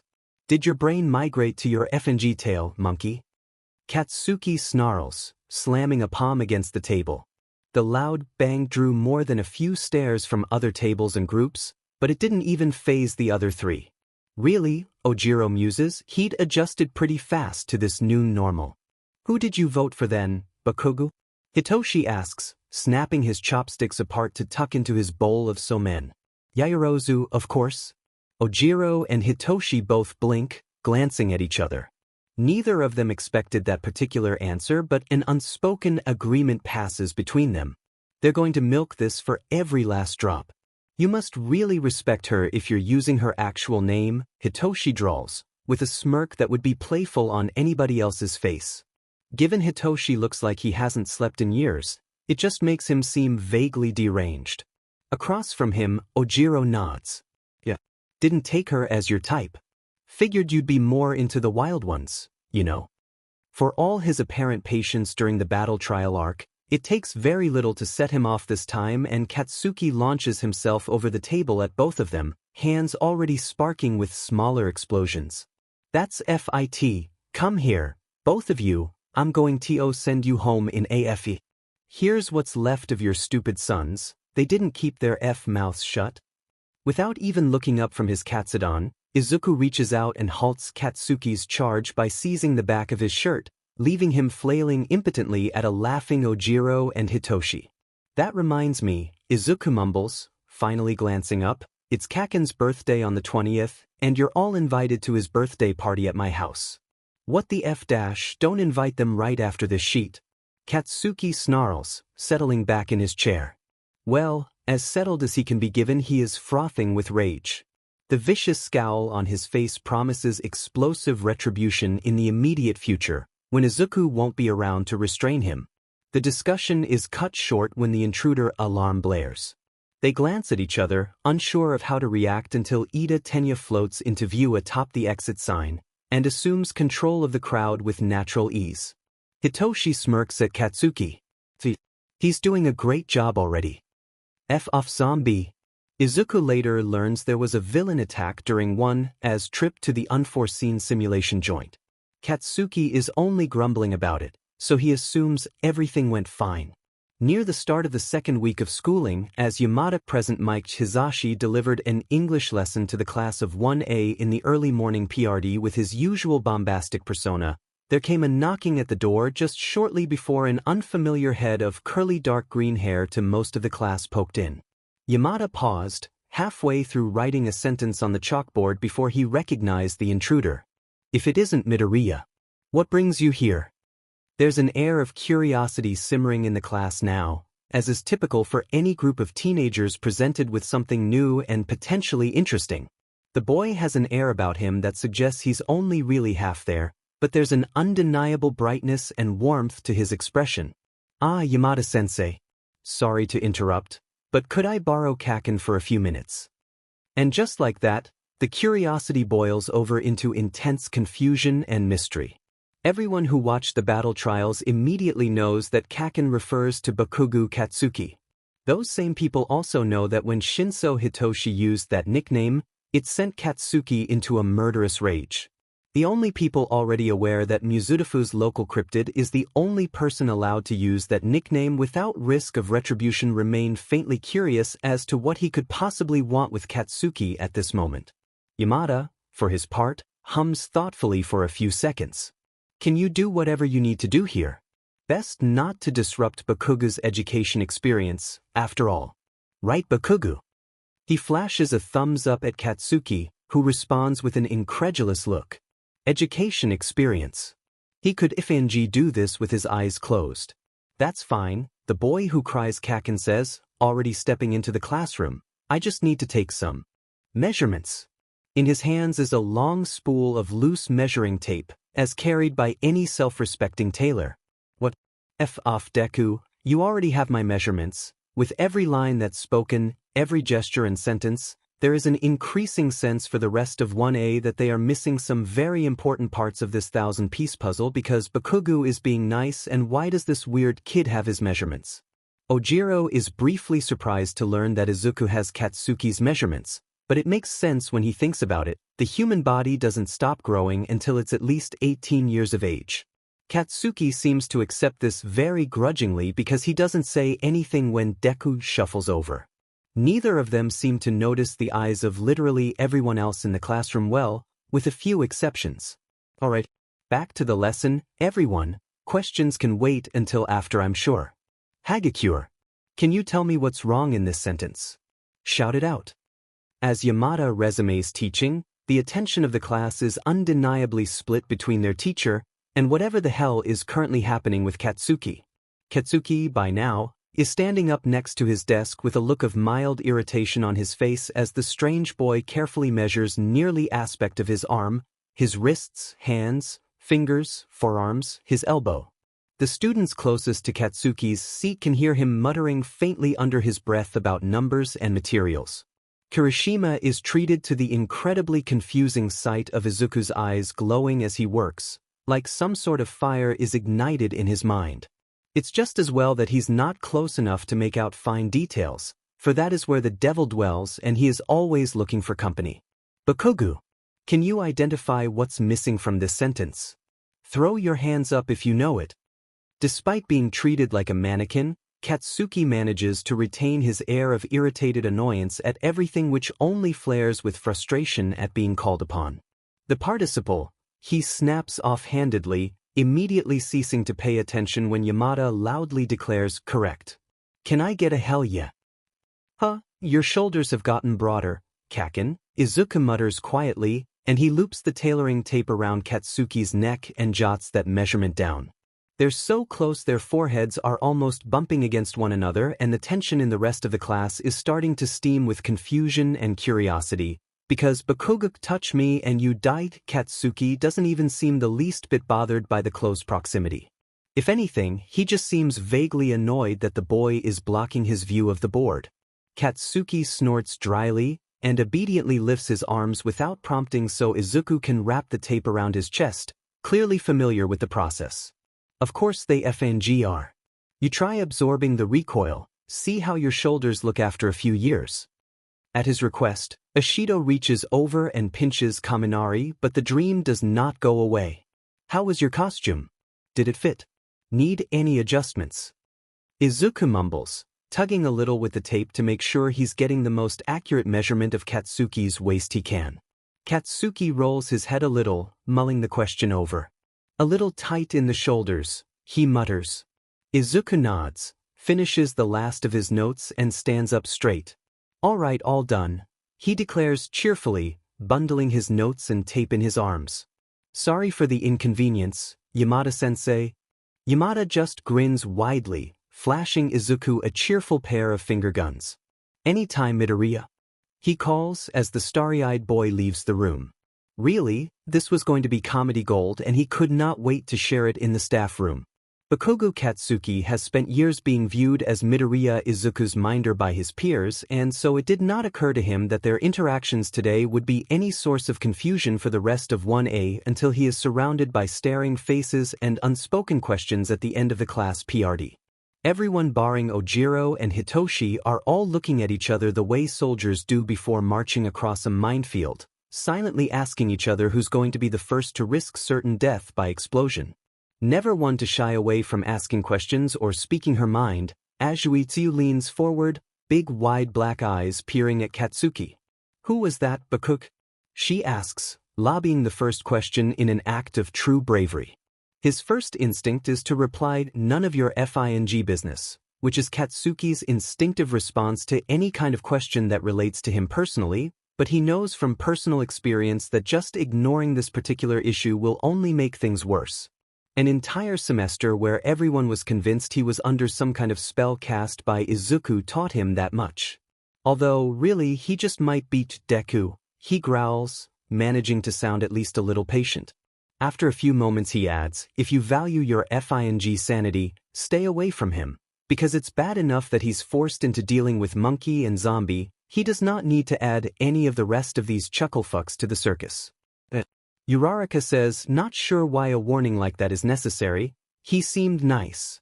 And I'm pretty sure I've seen him eating lunch with Ojiro-san and Shinso-kun.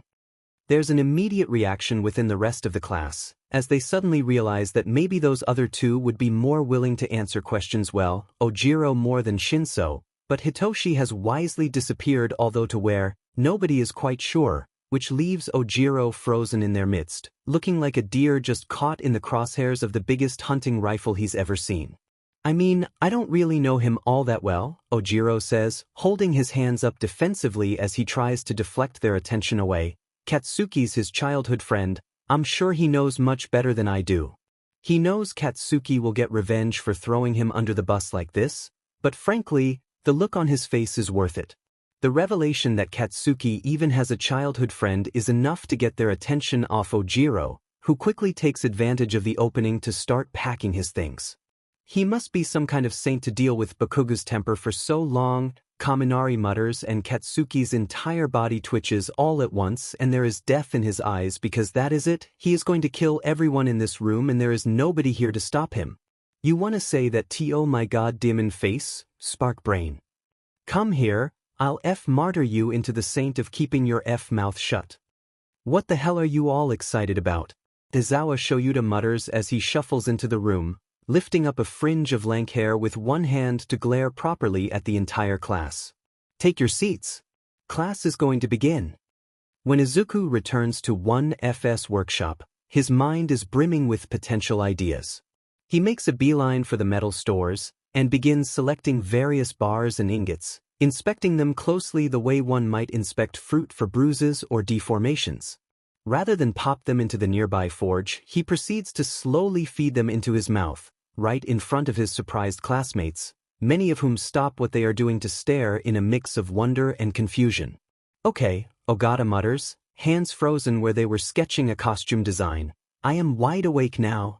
Izuku blinks, mouth full of a mix of copper, iron and nickel that he's chewing into something entirely different. That is awesome.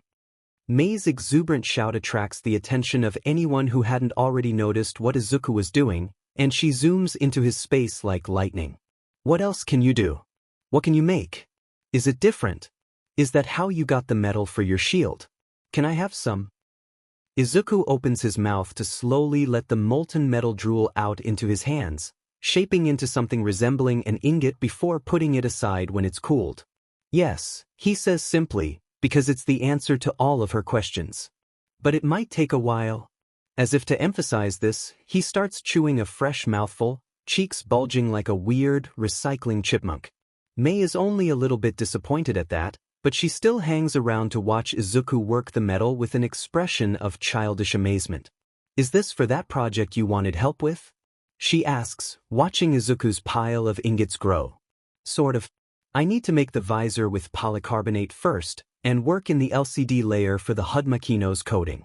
This is for the upgraded bracers and breastplate, Izuku rattles off, tilting his head to the side. Are you familiar with LCDs? I've never really worked with them. Nope. She replies cheerfully, I'm more of a mechanical engineering girl. I can definitely help with the bracers though, you're basing the upgrade of the Netmaster's design after all. The two shared a friendly smile, although Mei's was significantly more manic than Izuku's when they were interrupted by a small cough. You need help with LCDs, right? Ogata muttered, brushing strands of silver hair from his face. That metal of yours looks pretty interesting and I happen to specialize in electronics. For a few bars of that metal, I'll handle the LCD for you. Izuku beams so brightly that Ogata has to squint a little. Deal? He says in an enthusiastic chipper tone. Show me the design, and I'll get to work. The fact that Ogata had intended this trade to be purely business does not stop Izuku from adding him to the list of his friends. Such quibbling little details like that have never stopped Izuku before. Why would they now? Izuku, Hitoshi says during lunch, watching the other boy devour a bowl of ramen bigger than his head, you do costume design as part of the support department, right? Izuku is polite enough to wait until he's finished slurping up the noodles, but not enough that he swallows before responding. Yaha, he says, ignoring the way Katsuki thumps his shoulder and grumbles about proper manners like he, of all people, has the high ground in a conversation about decorum. Then could I ask you for assistance designing a proper hero costume? The one the company made for me is, he's not sure how best to describe it, so he settles for sequined, as though it explains everything. As far as Hitoshi is concerned, it does. Izuku doesn't really get the problem with sequins, but if Hitoshi says it's a problem, then it's a problem. A hero who doesn't like their costume is definitely a problem, after all. Alright, he says cheerfully, setting aside the family-sized bowl for a moment, what's your quirk? It's only at this moment do the other three boys seated at the table realize that this entire time, Izuku has had no idea what Hitoshi's quirk was. Suddenly extremely self-conscious, Hitoshi fumbles with his collar and looks away for a moment. It's Izuku, the literal embodiment of warmth and kindness, so it should be fine. Should be. It's called brainwash, he mumbles, I can temporarily take control of anyone who talks back to me. He braces himself for rejection even though his heart knows Izuku wouldn't do that because years of experience have taught him this is the part where it happens. He's just an imposter pretending to be a good person, and he's just tricked Izuku into being friends.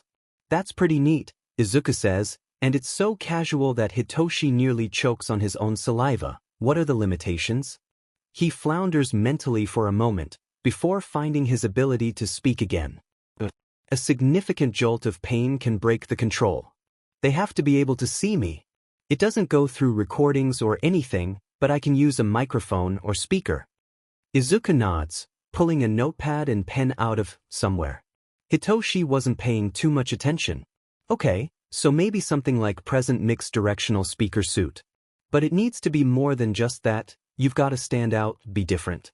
Maybe some way to encourage reactions from people. He looked up from doodling a design for the speaker system, blinking owlishly at Hitoshi's vaguely befuddled expression.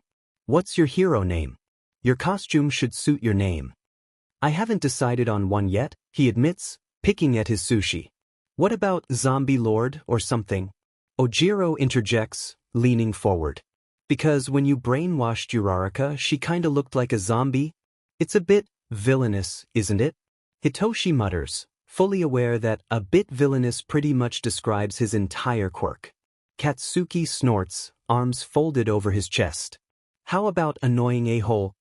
He growls, describes you to a effing teach. I'm pretty sure that'd be censored, Hitoshi replies, taking a long draft from a cup of pitch-black coffee. Izuku's eyes have lit up though, and he starts sketching more vigorously. No, annoying is good, he mumbles. Annoying means they're more likely to respond. Let's go with annoying as a theme. Katsuki twitches, before unfolding his arms for the express purpose of punching Izuku in the shoulder. Deku, do not encourage his butt. He snaps, ignoring the amused noises from the other two. Why not? He encourages you. Ojiro stifles his laughter as best he can, unwilling to draw too much of Katsuki's ire for now at least, but he can't stop little peals of giggle snorts from escaping. You want to FING go zombie.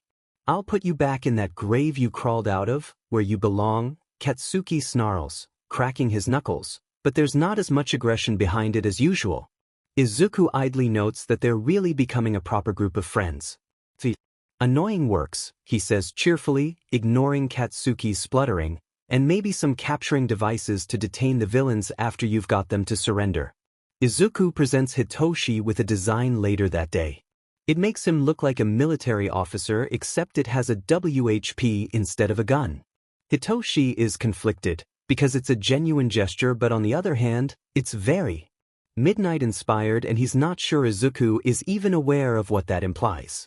Midoriya Hisashi adjusts his necktie, frowning a little as he regards his reflection in the shiny finish of the one-way mirror. He's never really liked wearing suits, so of course he's ended up in a job where they were mandatory. The suits that made up their uniforms were as much for appearance as protection. Complex nanofiber weaves rendered them protected against bullets, knives, and even catching fire. All of which still hurt like a mott half-well, except the fire part, but that was just because Hisashi was full of fire already, but it made life a lot easier for them. And maybe it makes them look pretty cool, he admits, as he admires the way the red silk of the tie really finishes the ensemble. One of the two burly guards standing by the door, dressed in much less snazzy suits, presses a finger to an earpiece. The boss will see you now, she grunts, standing to the side and opening the door.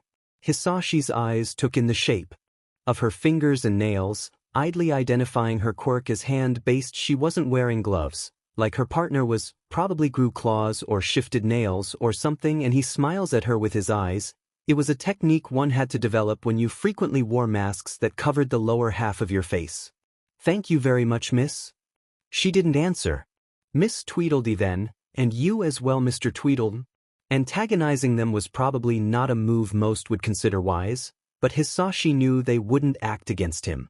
Besides, even if they did, he could use it as leverage against their boss after getting some frustration out by beating them into the ground. The room was filled with a soft, smoky haze as the boss leans back in his leather chair, hands folded behind the back of his head in the universal gesture for complete control. You must be Prometheus, he croons, giving him a gap-toothed grin, eyes narrow and squinted behind his round glasses. Hisashi scans the room with an experienced sweep of his eyes, identifying potential weapons and escape routes. Ashtray to the temple and then out through the window, he concludes to himself quietly, before slipping into the much smaller chair across from him. And you must be the broker, Jiren? A pleasure to meet you. He repeats the eye smile, folding his hands in his lap calmly. If you don't mind me asking, but where is Phobos?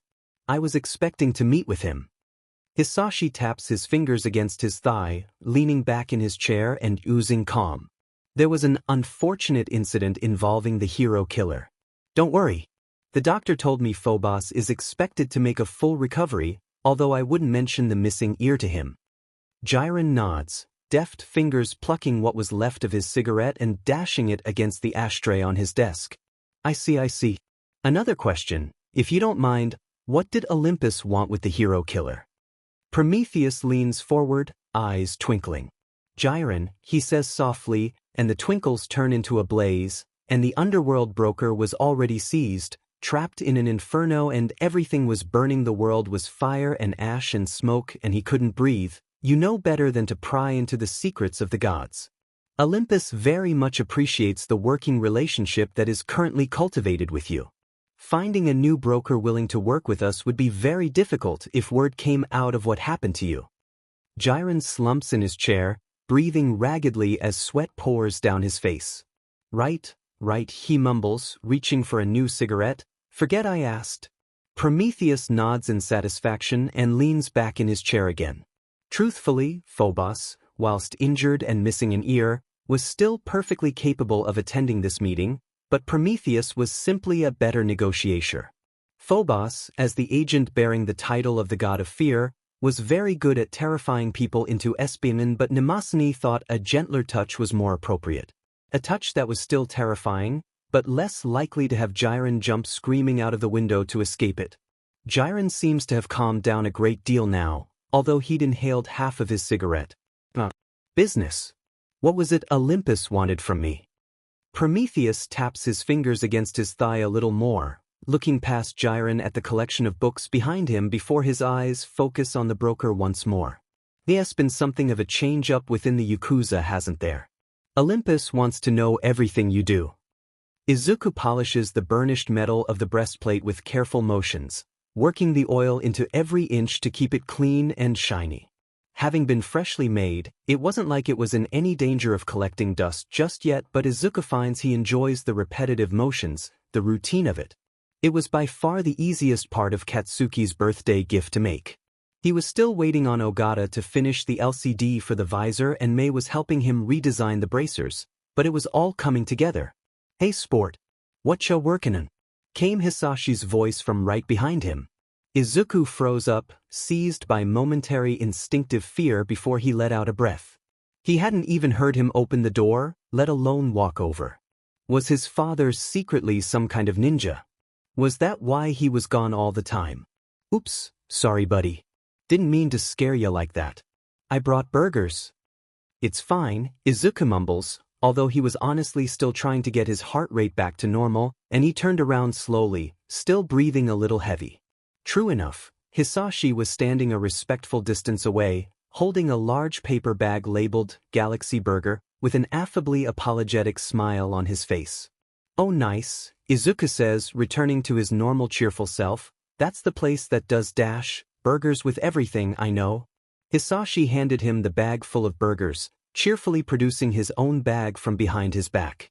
He was clearly at least aware of Izuku's appetite, but given that his own bag was practically brimming with enough food to feed a small family, it may just be an inherited trait. Given their similar quirks, it wasn't unlikely. So what ya workin' on, if you don't mind your old man prying? Izuku takes a large bite out of his triple deluxe burger, wiping a little bit of mayonnaise off his chin with a thumb. Kaken's birthday gift, he says brightly. Hisashi nods solemnly, swallowing a mouthful of his own burger. Is it a death ray? Confusion colors Izuku's entire face, and he stares at his father in complete bewilderment. Hisashi-san, he says because he's still not comfortable calling him Dad. Why would it be a death ray? Hisashi just shrugs noncommittally. I dunno what kids are into these days. He waits a moment, but when Izuku returns a skeptical but quizzical look, he lets out a small laugh. It was a joke. A little jokey joke, your old man's bad sense of humor. But seriously, I actually don't know what kids are into these days. Izuku frowns at him a little more, as much because he's not entirely convinced by that answer as it is because that joke was just bad, and not even the good kind of bad, before he shrugs himself. Honestly, I don't know what other people my age are into either, he admits, but it's just armor. Well, upgraded armor designed to work with his quirk, but mostly armor. Swallowing the last of his first burger, Hisashi let out a small belch of flame in satisfaction before moving on to the next. You really like armor? Uh-huh, Izuku replies, already halfway through his second burger. Armor's important. A lot of pro heroes don't really seem to understand that.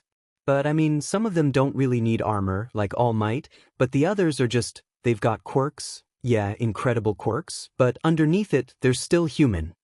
Izuku's voice turned soft and quiet, his eyes unfocused although they held a gentle glow to them. Sometimes I think they forget that. Yeah, Hisashi mumbled, beginning to unfocus all the same. They do. Work, work, work, work, work, blares suddenly out of his pocket, and the moment is destroyed utterly as Hisashi snaps to attention. Oops, duty calls? He declares, shoving the rest of the second burger into his mouth and chewing rapidly. Keep up the good work, champ. I'm sure you'll go far.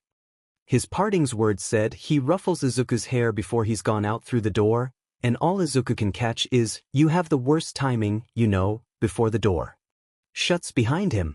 Izuku blinks to himself, glancing around. He feels like he's missed something important. There weren't any official after-school clubs for either the heroics or support departments. Students of both were expected to spend that time practicing, training, or creating. To that end, A's impressive facilities were open to their use, from the extensive gymnasium with all sorts of incredible equipment to the support workshops and all the resources that entailed. The students would have to be foolish not to take advantage of such an opportunity, and many do. For Midoriya Izuku and Ojiro Mashireo, this means sparring on a cool Wednesday afternoon. Both graduates from the monkey-style dojo of Sun Wukong III, they both still recognize the importance of maintaining their skills, and what better method to do it than sparring with a partner experienced in that very style. Is something wrong, Izuku? You're distracted today. More than usual, I mean. Izuku parries a tail swipe with his staff, spinning it in a hand to build momentum before lashing out in a wide strike that Mashireo easily dodges. He mumbles, blinking his eyes as if he had just been disturbed out of a daydream. Knowing him, he may very well just have been. Yes. It's nothing, Ojiro-senpai. I told you, call me Mashireo now, Mashireo says, dancing out of Izuku's range. And if you're bothered, you can tell me, you know. We're friends after all. Izuku always brightens up every time someone admits to being his friend. It's kind of adorable, Mashireo thinks, but they've been friends for at least a few years as far as Izuku is concerned, so he's not really sure why he has to do it every time. Well, my father's home, Izuku says, and the way he says it suggests that there's more to it than just his father being home. Mashireo darts forward, ducking under the answering move and going for a series of body blows. Is he normally dash? A sudden kick forces him back mid-sentence, inwardly impressed at the improvement in Izuku's reaction times. Not home. Izuku tilts his head to the side. Well, this is the first time I've actually seen him, I think. He might have been around when I was a baby, but I don't remember.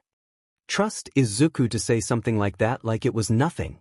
Well, I guess it's natural that his return would bother you then, if he's been gone for so long. Anyone would be bothered by that. Then again, Izuku was not anyone. I guess. Izuku replies, sounding unsure.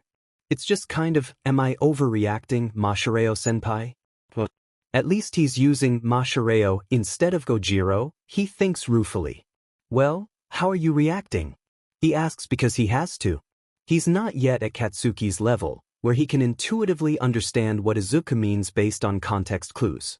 I feel like I can't trust him.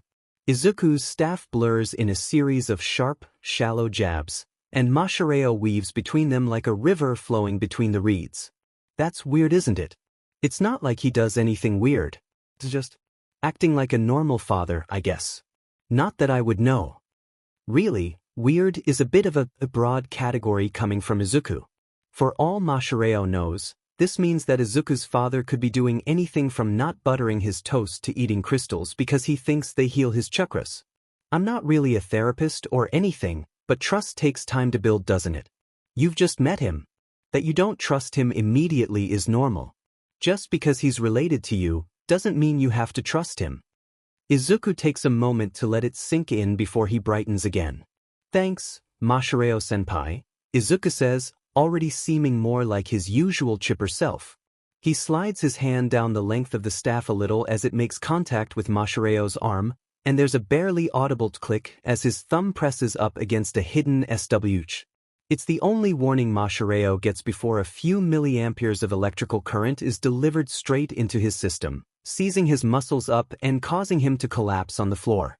Pretty shocking, right, Mashireo-senpai? Izuku pauses, glancing down at him. Are you okay? That shouldn't have caused any permanent damage. It's only a little over half a microcoulomb, so it shouldn't have been too painful. Mashireo doesn't respond for a moment, and Izuku is beginning to think he's miscalculated. He double-checked with everyone, including Power Loader, when he suddenly shifts into a handspring, delivering a hefty double-footed kick to Izuku's chest. Izuku goes tumbling down onto the mats as Mashireo cracks his neck. Yeah, okay, I'll give you that one, he says, flexing his still-tingling fingers. When did you add that to the staff? Izuku springs back onto his feet, whipping the staff in front of him just in case Mashireo attempts another surprise attack. Yesterday, he says, beaming brightly, I only had to disassemble a few stun batons before I got the basic idea. Of course, Mashireo says dryly, just a few stun batons to learn how they work. No biggie. But at least now he's got to be more careful with touching the staff. It'll be an interesting handicap. We're 1-1 now, so this'll be the decider. Loser buys the winner a drink. Bring it, senpai. Lightning's gonna strike twice. It was a cool, crisp Saturday morning that saw Bakugo Katsuki tromping up the path to the Midoriya household. It's a little past 9, so he knows from experience that Izuku will be awake enough not to complain too much about being dragged outside to do things that don't involve being hunched over a desk. He knocks 3 times, loud and clear, before he calls, "Good morning, Auntie," to announce his presence and goes to open the door. His hand is halfway to the door handle when it swings open of its own accord, and Katsuki comes face to face with an unfamiliar figure. You must be Katsuki. Pleasure to meet, champ, the man says, holding his hand out, presumably for a handshake. Katsuki immediately does not like his overly familiar tone, but his sense of suspicion is in full throttle because he's never seen this man who has apparently heard of him. Working on overdrive, his brain collates everything he sees to come up with an answer. Curly head of hair that makes him look like his head is literally on fire, bright eyes like simmering magma, with an indescribable pulling sensation. Wrinkles suggest he's in his mid-40s. Open red blazer reveals shirt saying, "Smoking gun." Combined with khaki shorts and flip-flops, no sense of fashion. Facial structure and jawline disturbingly familiar. Conclusion. You Midoriya Hisashi. Katsuki growls, eyes narrowing dangerously.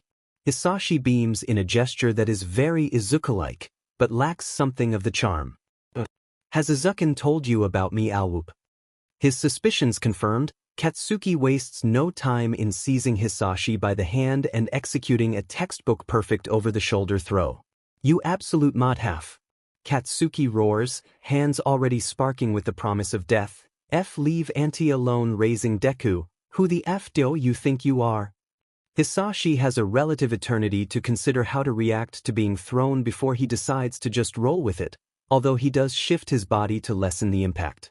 He doesn't want to break anything on his vacation after all, and Katsuki's technique is quite impressive for someone his age. I'm Midoriya Hisashi. Nice to meet ya. He beams up at the boy, fully aware of how badly he's pressing his buttons. Katsuki twitches briefly before he tries to stomp on Hisashi's face with surprising force. Hisashi rolls out of the way with an exaggerated WH, and then Katsuki is stomping along the ground like they're playing whack-a-mole with the world's worst father. At some point, Hisashi's back on his feet and, frantically stumbling, out of the way of explosions he's pretty sure are aimed at taking his head off. He's gotta hand it to him, the kid's got spunk. For his part, Katsuki soon realizes that Hisashi is, somehow, far too slippery to just be caught by his explosions, so he changes tactics. He was hoping to debut this at the sports festival, but if it means he can blow Hisashi to pieces, he doesn't mind, and it's not like anyone else is around to witness his genius. He holds his hands out, a few inches apart, and begins to form a small, condensed ball of light. Hisashi has a moment to think to himself, boy, Izuku really found an interesting pal, before he's forced to react to avoid creating an even bigger scene than they already have. In a single, instantaneous movement, he douses the budding flash bomb with a bottle of water from inside his coat, unintentionally soaking the front of Katsuki's shirt as he does it. Phew. Careful, kiddo, you could get in trouble. Set tints something like that off in a residential area, Hisashi says cheerfully, like Katsuki wasn't trying to literally murder him a few moments ago. There's an awful realization in the back of Katsuki's mind that Izuku's weirdness is inheritable and not, as he had previously hoped, a weird anomaly. Any future generations of the Midoriya family might possibly end up just like him, and the idea is terrifying because what if Izuku has cousins or half-siblings? How many of them are out there? The rest of his mind is trying to wrap itself around the concept of a man wearing khakis and flip-flops managing to outmaneuver him. Katsuki is 90% sure anyone wearing both of those things at once should not be allowed to be agile nor nimble or in any way impressive, and he can't tell if it was even intentional, which is even worse. Before Katsuki can make a second attempt at blowing Hisashi up, Izuku sticks his head out through his bedroom window, finally disturbed out of his hyper-focused trance enough to see what was happening. "Oh, it's you, Kaken," he says breezily, as though the source of the explosions would have been anyone else. "Sorry, I got distracted by something. Let me have a shower and get dressed, I'll be down in a moment." And then his head disappears back into his room, leaving Hisashi and Katsuki in an awkward silence. "So," Hisashi says brightly, ignoring or just plain failing to notice, nobody's quite sure the awkwardness in true Midoriya fashion. "How about some tea whilst Izuku gets ready? And maybe you can borrow a shirt. That one's all wet." Katsuki is left feeling like he has no idea what to make of Hisashi, and it's giving him an awful sense of déjà vu. Later, whilst they visit an arcade so Izuku can win more prize tickets than he can sensibly spend in a single sitting, he usually ends up giving them to random children. Katsuki asks Izuku what the hell his father does for a day job. He refuses to believe him when he replies, "corporate consultant," because there is no DMN way that man is a salaryman. He refuses to believe he was outmaneuvered by a suit. "Your son is in you. Alright. Gonna stick around for the sports festival then." The man bearing the title of Phobos has a face that could be generously called full of history.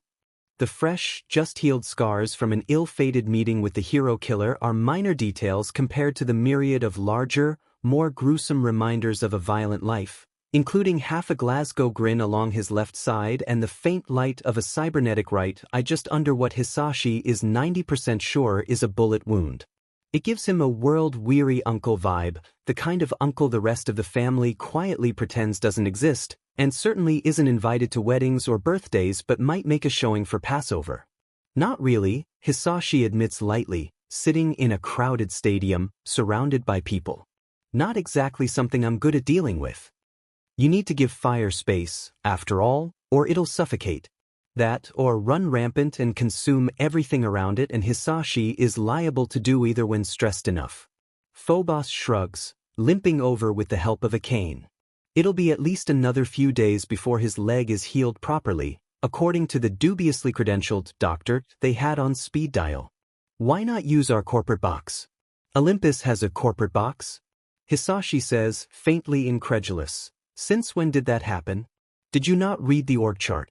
Six Seeds AgriCorp is an Olympus shell company. Demeter or Persephone runs it, I forget who. They own the contract to supply the food for you.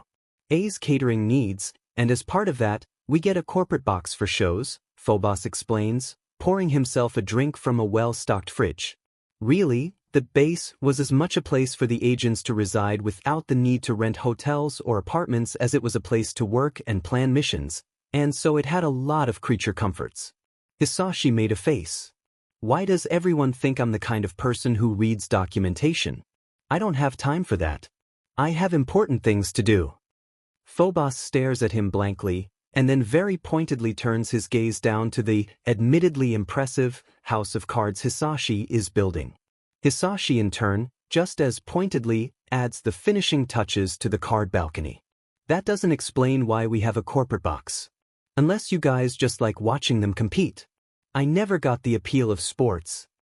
It's kind of a nice break from work, Phobos says lightly. I tend to get stares if I sit in an actual crowd. Actual purpose is for talent scouting though. We don't usually recruit from places like you. But every now and then there's someone who could be a good candidate. Phobos takes a sip of his drink and casually waves off the sudden change in Hisashi's demeanor. Relax, hey. We ain't gonna send your son a recruitment offer or anything. He puffs his cheeks out and hunches over his mansion of cards. What? My son not good enough for Olympus? He mutters sullenly, like he wasn't just about to explicitly threaten Phobos over it. But it's more that two of you would probably drive Hades mental or something. Besides, by all reports, your son's just fine where he is, whereas with you, Hades wanted to, what did he say at the time? Phobos waves a hand about, trying to find the words. Channel my creative energies to a more productive purpose, Hisashi says dryly, casually collapsing his castle with a flick. But really, what's more productive than launching your own satellite? I think he was worried about the part where you were going to use it to destroy Oxford University, Phobos says, already holding a three-fingered hand up to cut Hisashi off. Yeah, the board was biased. Think about it before the mission in a few days. Hey, it's a good opportunity. Take your wife out, see your son in action. Fun for the whole family. You only get so many chances before you end up like me. Phobos grimaces for added emphasis, his gnarled and wrinkled face twisting with scar tissue into a mockery of a human expression. Hisashi grumbles something about only destroying the science department and returns to making an elaborate card house. Maybe Inko would like an outing like that. He'll have to ask at dinner later.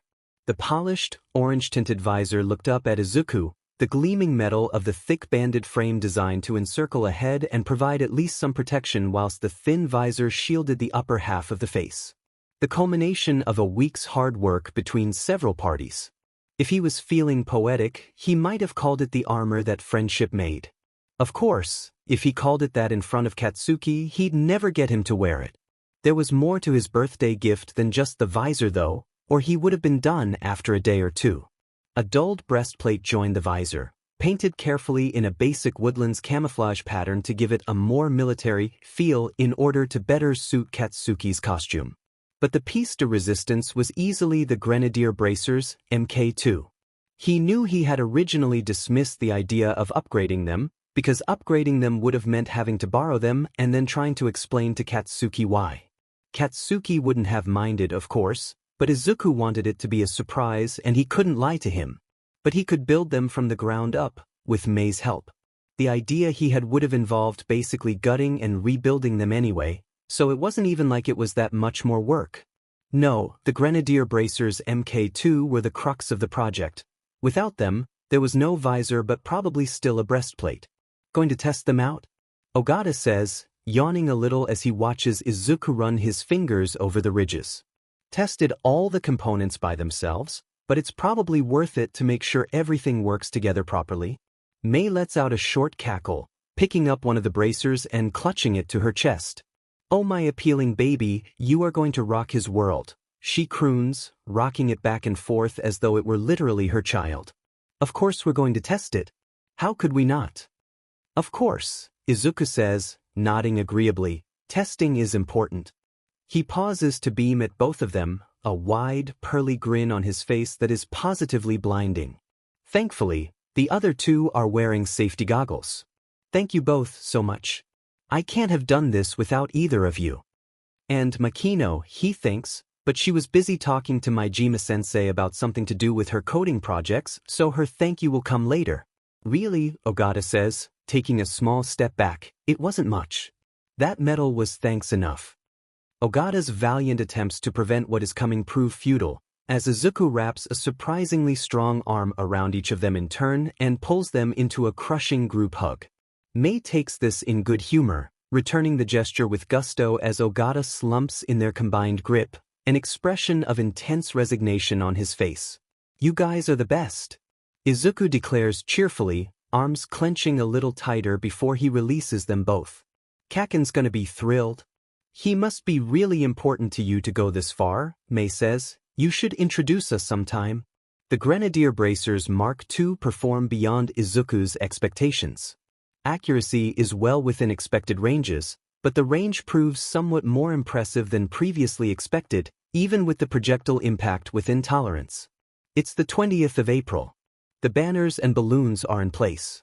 The banquet is laid out on a table, a veritable feast of various foods, the main bulk of it being Katsuki's favorites, which means anything liable to set your mouth on fire, including a large pot of Inko's special curry. Hisashi is thankfully absent, off on an errand for the company he works for.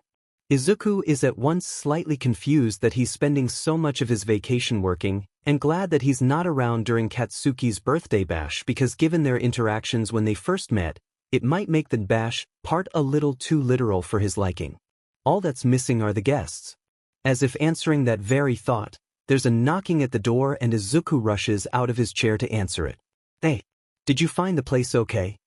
Shinso Hitoshi blinks slowly, fist raised to knock a fifth time. It wasn't particularly difficult, he says quietly, lowering his fist after a moment. He lifts his other hand up to show a plastic bag bulging with containers. My dad made some cakeage. Really? Izuku says, taking Hitoshi by the wrist so he can pull him into the living room. I get lost sometimes, and I live here. Hitoshi allows himself to be dragged although he knows he doesn't really have a choice. Working in the forge for several years has had the unintended side effect of making Izuku uncomfortably muscular, and doesn't comment on Izuku's response. Nice place, he murmurs, casting his gaze around. Thanks. Here's where all the food is. Help yourself if you're hungry, there's some drinks off to the side here. My mom's out doing some errands, and you're the first one here, so we've got the house to ourselves for now. He sets the containers of cakeage down by the feast, eyebrows rising steadily as he takes in the sheer size and variety. He's seen how much Izuku puts away, but it's still frankly impressive knowing his mother made all of this, with or without Izuku's help. So, what are we doing whilst we wait? Hitoshi has never been to a birthday party. He has no idea what they involve, aside from the vague promise that it will be fun and that there will probably be cake. All of this is extremely new to him, and he's not sure whether to be nervous or excited. Being who he is, he errs on the side of nervous. We've got the Wii set up in the living room, there's movies, board games, Izuku lists off, holding up a hand to mark them off with his fingers. All of which sounds very fun and enjoyable, but Hitoshi has not had a huge amount of experience with most of them. Movies, games of most varieties. Not so much, except for the occasional RPG, but those tended to be quite single-player. You choose. Izuku beams brightly at him, and Hitoshi wonders if he's made a mistake. 20 minutes later, Masahiro arrives, awkwardly traipsing in through the ajar front door and wondering if he hasn't accidentally wandered into a stranger's house. The nameplate says Midoriya, though he's still paranoid. The sound of voices draws him inexorably towards what turns out to be the living room, and he finds Izuku and Hitoshi sitting around a small table with Scrabble, of all things, laid out in front of them. Quixotic, Hitoshi drawls, laying out several tiles. Triple word score, bonus for using all 7 letters, that makes. He looks at Izuku expectantly, who lowers his face into his hands. 152 totally stupid points, Izuku grumbles with a pout. He glances up at where Masahiro is standing, entirely unsure of how to react or respond to what he's witnessing. Masahiro-senpai. Sorry, I didn't hear you come in. Hitoshi leans back from where he's already sprawled out by the table, already drawing new tiles and adding them to his rack. He was too busy getting roasted at Scrabble. Shut up. If this were mathematics, you'd be the one getting roasted. Masahiro nods slowly, wondering if he's drifted into a different universe because this is the most normal he's ever witnessed Izuku. Hi, he says after a moment's pause, holding up a plastic bag of his own. I heard you brought some chips. He feels like the offering of a few bags of chips is kind of mediocre compared to the lavish spread, but Izuku lights up anyway and goes to take it off of him, and gives him much the same information he gave Hitoshi. He joins them at the table, although after another round of Scrabble it becomes increasingly apparent that there is simply no defeating Shinso Hitoshi, who seems to be a literal dictionary, although Hitoshi himself would attribute his talents to a lifetime of reading. They end up playing a friendly game of poker instead, betting hard candies from a bowl in lieu of actual money. This proves to be something of a disadvantageous game for Ojiro Mashireo, as Shinso Hitoshi has had years to perfect an uncaring countenance that is immune to the jibes of others, and Midoriya Izuku's usual, vacant smile might not be the traditional form of a poker face, but it's sure as hell impossible for Mashireo to read.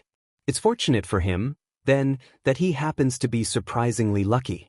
The first few hands see him scrape by with close wins, but he does falter a few times when he's forced into a staring contest with Hitoshi's blank stare and Izuku's strangely intense eyes. It always feels like he's teetering on an edge and about to fall, but into what? He's never sure. But by the time Katsuki finally arrives, fashionably late to his own birthday party, Mashireo has managed to accumulate nearly 2/3 of the entire pool of hard candies somehow. Of course you a-holes start without me, Katsuki grumbles, but there's no heat to his words. Move over, f-airs. I'll show you how you FANG play poker. Katsuki's poker face leaves something to be desired, but his ability to read them is enough to half-convince Mashireo that he's psychic. Mashireo still comes out on top, for luck is not something that can be read. We better make this quick, Hisashi murmurs, adjusting his tie a little and making sure his mask was in place. I promised my wife I'd be home for dinner tonight. Nimasani doesn't respond at first, surveying the empty, dockside streets from the driver's seat of her sedan for anything of note before addressing the other agents. If all goes well, it will be quick. This is just a cursory, fact-finding meeting. Our primary mission is to identify the goal of the 8 precepts, and if at all possible, their quirks. Anything else is secondary. She carefully checks her pistol and holsters it at her belt and then turned to the others. Jiren's information wasn't as complete as Apollo had hoped, but it'll have to do. We're likely looking at Chronostasis and Tengai as bodyguards. If Overhaul keeps to the rules and meets us 3-on-3, but be prepared for the unexpected. Phobos hands Hisashi a standard issue sidearm and a few loaded magazines, who dutifully stows them away. We're packing for a meeting, so only the Sig Sauer for firepower and knives for melee. Prometheus, you brought your specialty stuff? He asks as he slips a bowler hat on his head. Oh yes. Non-lethal and containment mostly though. Prometheus pats the bandolier around his waist, laden with various grenades all labeled with different names. What do we know about quirks of those 3? Tengai has a barrier quirk of some kind, which would make him an ideal bodyguard for Overhaul. Chronostasis is almost always by Overhaul's side, but we have no knowledge on his power outside of his name. Expect something to do with hindering you, so keep your distance. Overhaul's quirk is touch-based, but we don't have any other details. No contact, unless absolutely necessary. Ready? Then we move out. Remember, let me handle the talking. They pile out of the car and assume a vanguard position, Nimasani in front in all her intimidating glory, with Phobos and Prometheus flanking her in their mixed amounts of intimidating glory. Prometheus dusts his suit off a little to make sure he was impeccable as they confidently stride towards the empty warehouse. First impressions were everything after all. Standing in the rough middle of the warehouse were their targets, and just as the rules dictated, there were only 3 of them and all 3 wore masks reminiscent of a plague doctor's. Neither of the 2 attachés had been ones they'd predicted. The one on the left was a tall, muscular man with a ragged-looking mask and a long mane of blonde hair, his fists bound up in heavy plating identifying him as likely being the bodyguard. Tengai was noted as wearing a priest's attire, but this man was wearing a black cloak, hat and sneakers of all things. Hisashi could appreciate wearing something just because it was comfortable. The helper. The assistant. Perhaps Chronostasis was busy. In the middle though, the man known as Overhaul was undeniable, from his short black hair, intense eyes and fur-collared jacket. Overhaul, Nimasani says calmly, I am Nimasani, and we are Olympus. It is a pleasure to meet you. I understand that the boss is currently ill. My condolences. Overhaul reaches up to scratch the side of his mask with a finger, flicking his gaze from Nimasani's stony expression, Phobos' mangled visage, and Prometheus' lazy stare. Noted, he says quietly, his voice carrying significantly well in the warehouse.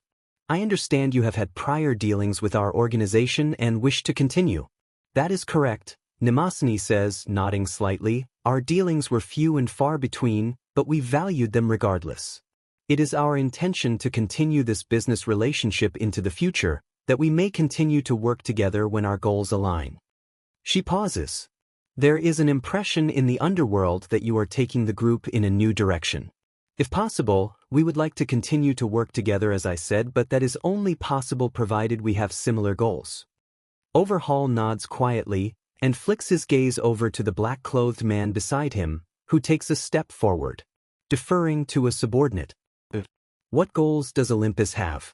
The goals of Task Force Olympus are numerous, Nemasani says calmly, although her eyes are widening slightly. Funding research and development. Rehabilitating villains. Solving crises without public knowledge to prevent panic. All to preserve the stability of the global order, both on the surface and in the underworld. She blinks, and her eyes narrow dangerously. What did you? Prometheus may not have fully read the mission briefing, but he's quite sure that wasn't supposed to be her answer. Task Force. So you're affiliated with the government but still work with Yakuza. The man continues, blithely ignoring the intense sense of aggression that's suddenly emanating from Olympus. Yes. In order to achieve its goals, the task force is willing to work with and even employ known criminals to dash. Having heard enough, Phobos steps forward and activates his quirk, Bogeyman, with an angry snarl. Prometheus knew enough not to look directly at him as he activated it. Anyone who did would be struck with an intense, overwhelming and unexplained sense of dread, ideal for controlling a crowd of people or disabling enemies. There was a unique problem to a quirk like Bogeyman though, and it was, that everyone reacts to fear differently. The bodyguard rushes forward in the blink of an eye and shoots his fist out like a missile. Phobos has enough time to hastily block with his own arm, but the nanoweave fiber is no protection against a club, let alone quirk-enhanced punches. There's a horrible moment where Prometheus can see Phobos' radius and ulna shattering, arm twisting sickeningly as the scarred agent is blown back by the impact, bouncing off the ground with a muffled cry of pain. Prometheus didn't have to be a doctor to tell that he wasn't going to be using that arm anytime soon. White out, he calls, slipping a thin, cylindrical grenade out from his coat and hurling it at Overhaul and the others. Instead of detonating and releasing its payload as it should have, it seemed to flicker before vanishing completely from sight. The sound of it going off was undeniable though, however distant, and he flicks his gaze up to the roof where a large white glob was suddenly present among the rafters and the vague shape of an arm could be seen sticking out. Idly, he notes that whoever did that had to have been extremely loyal to Overhaul to just teleport an unknown grenade to themselves. But fortunately for them, Prometheus always packed a plan B. He hurls a set of black little ball to the ground just in front of him as quickly as he can, intently aware that if the bodyguard reacts fast enough, it's already over. The ball burst into clouds of thick, choking smoke, covering him and hopefully giving the Yakuza pause before they swoop in and finish them off. Swiftly, he pulls out 2 more white-out grenades and bounces them along the ground, one towards Overhaul and the other towards where the bodyguard was. The moment they disappear into the smoke, gunshots ring out alongside the soft pop of the grenades detonating, and Prometheus is thrown back as several rounds find their mark at his solar plexus. The nanofiber weave can protect him against, but it still hurts. Ugh, right in the 10 zone. He groans, arching his back a little before rolling over and reaching into his coat to pull out a round metal orb, covered in patches of sticky resin. He presses it down against the ground and thumbs the activation SW, staggering to his feet and heading over to where Nemasani is helping Phobos to his feet. Holding them off. Nemasani hisses as Phobos does his best to haul himself up with her help. He can't quite hang off her shoulder, given their height difference, so she just picks him up in a princess carry. Prometheus reaches up to adjust his mask a little, covering his ears and pressing down, sparing a moment to give her a nod. Mandrake down. Should keep them off of us. Nemasani mimics the adjustment, and Phobos follows suit weakly with his good arm. The three of them barge out of the warehouse as a horrible ear-shredding shriek is emitted from behind them, shattering the warehouse glass as they flee. They rush towards the sedan before any potential reinforcements Overhaul had in reserve decided to pursue and turn a bad situation into a critically bad one.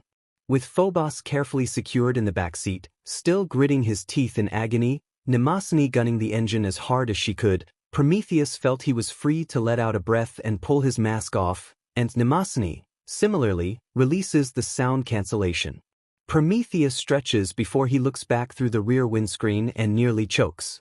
Standing in the open doors, unharmed and unfettered, Overhaul watches them drive away with a dispassionate look. Mnemosyne! Prometheus mutters quietly, reaching for his sidearm. Floor it, before Overhaul goes full Terminator on us and latches onto this car. She glances in the rearview mirror to see what he's talking about and swears colorfully in several languages. Prometheus picks out Arabic and Polish before the engine drowns her out. She accelerates as hard as she can, tires screeching angrily as the car ramps up even faster. Fortunately for them, Overhaul is content to watch them go without doggedly pursuing them, which is just as well because Prometheus isn't actually sure they could stop him if he shrugged off everything he threw at him so far. The whiteout might have missed him, but the mandrake should have destroyed his inner ear. There was no way he should have been able to stay upright, let alone casually walk out after them. What sort of monster is he? Only when they're safely an hour away and Mnemosyne has a satellite phone out to contact one of Olympus' healers does Prometheus slump back in his seat and relax. Or at least, relax as much as someone like him can. There's a painful bruise already blooming on his chest that he's going to feel for the next few days. He should probably get checked out, make sure his ribs didn't crack or anything. He's down 4 grenades and they barely got anything out of the meeting except that it was generally a mistake and Overhaul was apparently a Terminator. Well, that didn't go to plan at all. There are a few saving graces to the disastrous outcome. Phobos will get some new scars from the surgery to repair his arm. Mnemosyne did manage to learn some information about the 8 precepts. And Hisashi still made it to the dinner date with his wife. After consuming much of the laid-out feast, several rounds of various games, Izuku explains his unerring accuracy with green shells as being based on geometry, Katsuki explains it as Izuku being a nerd, and the time finally comes for Izuku to unveil his secret project. In an act of true showmanship, Izuku has constructed a small stand for it in his spare time out of scrap metal, and draped a large cloth over it. He pushes it out on wheels liberated from an old scooter and stands by it proudly, one hand on the cloth ready to unveil his greatest creation yet. For his part, Katsuki is waiting as patiently as Katsuki ever does, which means he's tapping a foot against the ground and scowling fiercely. Fortunately for him, Izuku does the unveiling in short order. "Today," he cries, pulling the cloth back. "It's an upgrade to your hero costume. A breastplate for protection," and he raps his knuckle against the metal for emphasis, before pointing at the other 2 parts in order, a visor, and the new Grenadier bracers Mk2.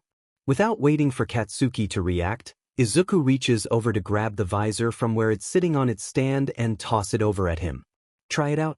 Katsuki frowns at it momentarily, turning it over in his hands as Hitoshi and Mashireo peer a little closer at a safe distance to avoid setting Katsuki off. "What's it do?" he mutters, slipping it onto his head and letting the bands click into place. A snug fit as expected. Press the SWs on the side. There's a small click as Katsuki does exactly that, and suddenly the visor lights up, eliciting a small noise of surprise. Shots loaded, 6 left, 6 right. What the F does that mean? Targeting reticules. Izuku is beaming again, and he lifts up one of the bracers and presses down on one of the panels. Another small click can be heard, as a panel near the front of the bracer tilts open to reveal a small opening. Beanbag rounds. They're in each bracer, and you can load up to 6 at a time. The targeting reticule helps you aim. When you've got them active, it uses an infrared laser to, well, it figures out where you're pointing it and tells you through the heads-up display.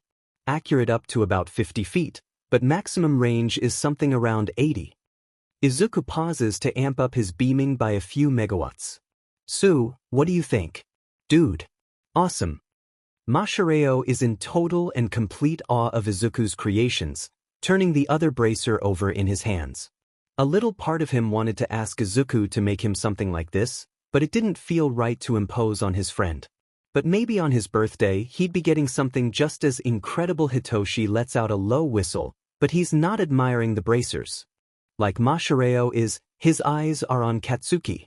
"I think you broke him," he says quietly, tilting his head to the side to get a better perspective. He looks like he's caught between declaring his undying love for Izuku and attempting to maintain his standoffish, aggressive nature.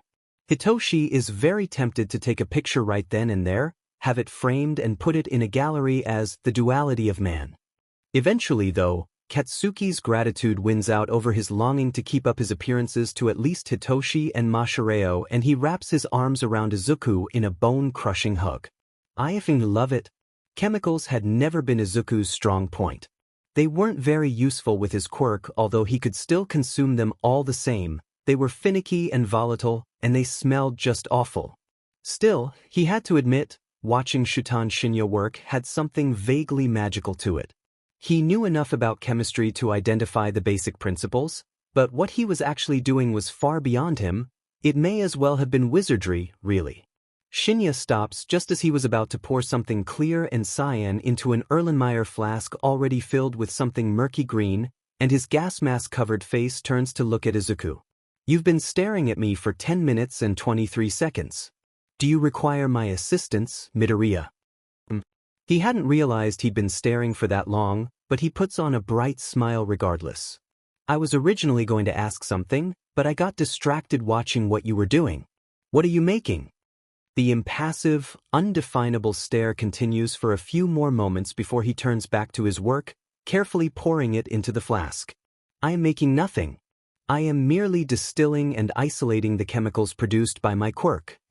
He places the flask on a stand above a Bunsen burner and watches as it begins to slowly boil. "Are they useful?" Izuku can't help but being a little curious, and as long as Shinya is answering his questions, he'll keep asking them. "No." The answer is flat and blank. "I am merely attempting to gain a better understanding of my quirk." The murky blue-green solution evaporated slowly to leave behind translucent little crystals, like salt. "I would avoid interacting with them if I were you. Please wear safety goggles if you wish to approach any closer, for your own safety." Now Izuku is really curious. He approaches casually, after snapping some goggles onto his face and leaning far too close to the flask to be considered safe. He chirps, squinting at the crystals. They have a faint cloudiness to them, but Shinya empties the flask into a petri dish regardless and seals it shut with a click. "Does your quirk produce a lot of different chemicals?" "It is very messy actually," he says, in that bland tone of his as he holds the petri dish up, letting the light catch the trapped crystals. "I have isolated 33 unique products of biohazard, and will likely learn of more with continued testing. With practice, I am able to regulate what I produce, but I am unable to cease production. Thus, I must understand what I am capable of producing." Izuku snaps his fingers, eyes lighting up. "That's what I was going to ask. May wants the class to team up for the sports festival, and I was curious if you were willing to join." He says it as though the topic had reminded him, but really, they weren't even mildly related. Shinya freezes, his otherwise steady gloved hands twitching just a little. He nearly drops the petri dish he was holding, but thankfully he sets it down safely. "No," he says stoically, turning to regard Izuku properly again, "I am not. The activities of the sports festival are liable to cause damage to my isolation suit. That would be inadvisable." "Really?" Izuku says, only vaguely aware that he doesn't actually know what a sports festival entails. He just kind of assumed it would be like the sports festivals he participated in primary and middle school, but really, that was a silly assumption, wasn't it? "What part of you?" "Oh, was like normal schools." "I suppose that's a good point. I didn't think of that." There's a brief silence as they stare at each other, Izuku's bright grin against the unreadable gas mask. Then Shinya turns back to his flasks and chemistry. "I will cheer for any of us who participate, as is appropriate for a classmate. Good luck, Midoriya," if you intend to compete? Izuku beams back at him, gently placing a hand on the suit's shoulder, not that he was really sure Shinya could even feel it through the thick RBB. I do, and thanks. Of course, Izuku isn't going to join forces with Mei, regardless of the power of such a union. If he's going to join forces, there's only one person he'd ever do it with. Your corporate box, ladies and gentlemen, the attendant says with a small flourish. Please enjoy the sports festival. Olympus corporate box. Well, technically it was 6 Seeds Agricorps, but they were technically Olympus anyway, so it was a lavish thing, with a single row of felted, cushioned seats, a bar well stocked with drinks and snacks, and most importantly as far as Hisashi was concerned, high-quality air conditioning. Wow, Midoriya Inko murmurs, taking in every detail, from the immaculate and soft carpet to the delicately cut crystal lights hanging from the roof. And your company pays for this? Oh, she was just too adorable, Hisashi thinks. He feels a little bad that she'd never experienced this kind of luxury when he was almost accustomed to it. He was just as accustomed to living in literal caves though, so it sort of balanced out, but he beams at her all the same. 6 Seeds is a part of the Umbrella Corporation, so you can have access freely. It's only you. Although, they don't have boxes for the other stadiums or shows unfortunately. He strolls over to the bar and pours himself a few fingers of brandy. Want a drink, Kurobi? Namasani smiles back at Hisashi, brushing a lock of white hair from her face. A glass of the apple mango juice, please. I haven't had a drink of alcohol since I was a teenager. She turns her attention to Inko, a charming smile on her face as she bows politely. It is truly a pleasure to finally meet you, Inko-san. Hisashi-kun never fails to talk about you, she says smoothly, glancing at Hisashi with a vague sense of amusement, even when it is not appropriate to do so. Inko titters a little, a slight flush to her cheeks. Oh goodness. It's a pleasure to meet you too, Kurobi-san. Thank you for taking care of my husband, she says, ignoring Hisashi's melodramatic crying in the background. It's nothing, Namasani replies, giving Hisashi an amused look. I am used to working with colorful characters like your husband. Is the ceremony starting? Hisashi says cheerfully, I think it's starting. Here's your juice, Kurobi. He moves the glass at her pointedly, and she takes it with a twinkle in her eyes. I suppose we'd better settle in. Hate to miss a thing. Sure you won't change your mind, Izuku? Mei says, face right up against Izuku's. Think of the team we could make if we work together. The support companies will all be watching. As students of the support department, don't we owe it to them to create an unforgettable show? Izuku laughs lightly, but he does take a small step back away from Mei. We will. It'll be more impressive if our babies fight for supremacy, isn't it? That gets her attention, which is exactly what Izuku calculated it to do. He carefully extricates himself from the situation as she gets lost in fantasies of technological supremacy so that he can check in with the rest of 1F. Somehow, Mei managed to badger everyone in the class into participating with the exception of Shinya, who abstained due to safety concerns. Even Ogata, who had explicitly claimed he would rather die than participate in anything with the word sport in its name, was here, although he certainly looked like he would much rather be dead as he talked to Chizuru. He strides over to where Makino is checking her equipment and beams at her. Excited, she glances up, blowing a loose strand of hair from her face. Grumbling, she tucks it behind an ear when it simply falls back into her face with little fanfare. I guess. It's a good chance to make a name for ourselves, but it's our first year. There'll be 2 more festivals. Festivals I'll have more time to prepare for. It'll be fun, you know? Izuku says, rocking back on his feet, we'll only be competing against other first years. Yeah. From the heroics department. This is classic jock versus nerds. As if to answer that very statement, the muffled sound of a roaring crowd could be heard. Her expression twitched a little. You know it's not too late. If you snap my neck now, even if I'm still alive, I won't have to participate. Izuku laughs it off the way he laughs off a lot of things. Come on, it won't be that bad. I'm sure you'll do great. An alarm buzzes, and the class of 1F collectively wrap up whatever it is they were doing at the moment to file out in an orderly fashion. And here's classes F, G, H of the support department. If you feelin' it, shout it out. The roar of the crowd wasn't as deafening as the one they heard earlier, but there was still a level of excitement to it. Izuku himself had never seen so many people all in one space. Well, maybe at the mall, but he doesn't like to think about that. Somewhere in the crowd are his parents, but he has no idea where they'd be. Silently, he wondered what it must be like for Mei, but when he looks over at her, there they are. Judging from the lanyards. Hamashita Support Agency, Oh, and over there's the Yamatsu group. Well, she doesn't seem like she's particularly concerned if her parents are watching. Will the player representative, Bakugu Katsuki of 1A, please step up? The freshman referee, Midnight, calls as she dramatically cracks her WHP. Izuku brightens a little as he watches Katsuki come forward, oozing composure to the point of arrogance with his slouched, casual stride. He's not even scowling, his expression has a more determined frame to it. Izuku's glad to know that Katsuki is taking this seriously enough to feel challenged. He'd hate to think he was stagnating in you.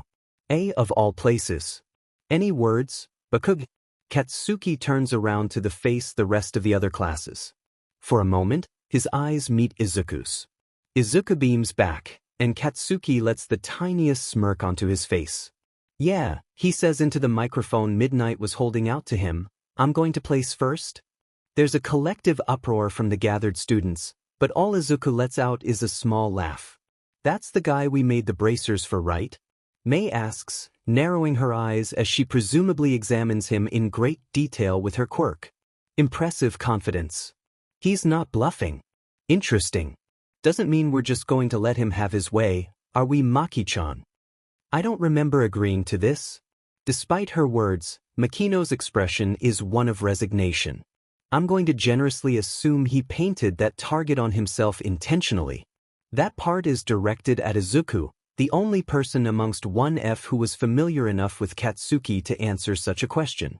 Oh yeah, he says cheerfully, rolling his shoulders in anticipation, Kaken wants them to come for him with everything. If they don't, he can't call it a true victory. Makino makes a face. Great. Why is everyone in this school insane? Is there no such thing as a normal person? She shakes her head. He'd better be careful making claims like that. There are a lot of people who won't take a claim like that lying down. Any further discussion was cut off by Midnight's next announcement. The first round, an obstacle race. Over there. What an eclectic little gang. Goodness. You didn't tell me Hatsum Mei was in the same class as your son, Hisashi? Nimasani murmurs, adjusting her binoculars. Hisashi frowned. That's because I don't know why that's important. Besides, I only knew her vaguely as Mei, he murmurs back, glancing over to where Inko was pouring herself a glass of juice before the race began proper. He didn't like talking business with his wife so close. Hatsum Mei is brilliant. We've had an eye on her since her 5th grade science fair project was in the local news. A rocket-powered skateboard, you would have liked it. She's a potential candidate for the Muses division. Muses? Inko says inquisitively, right behind Hisashi.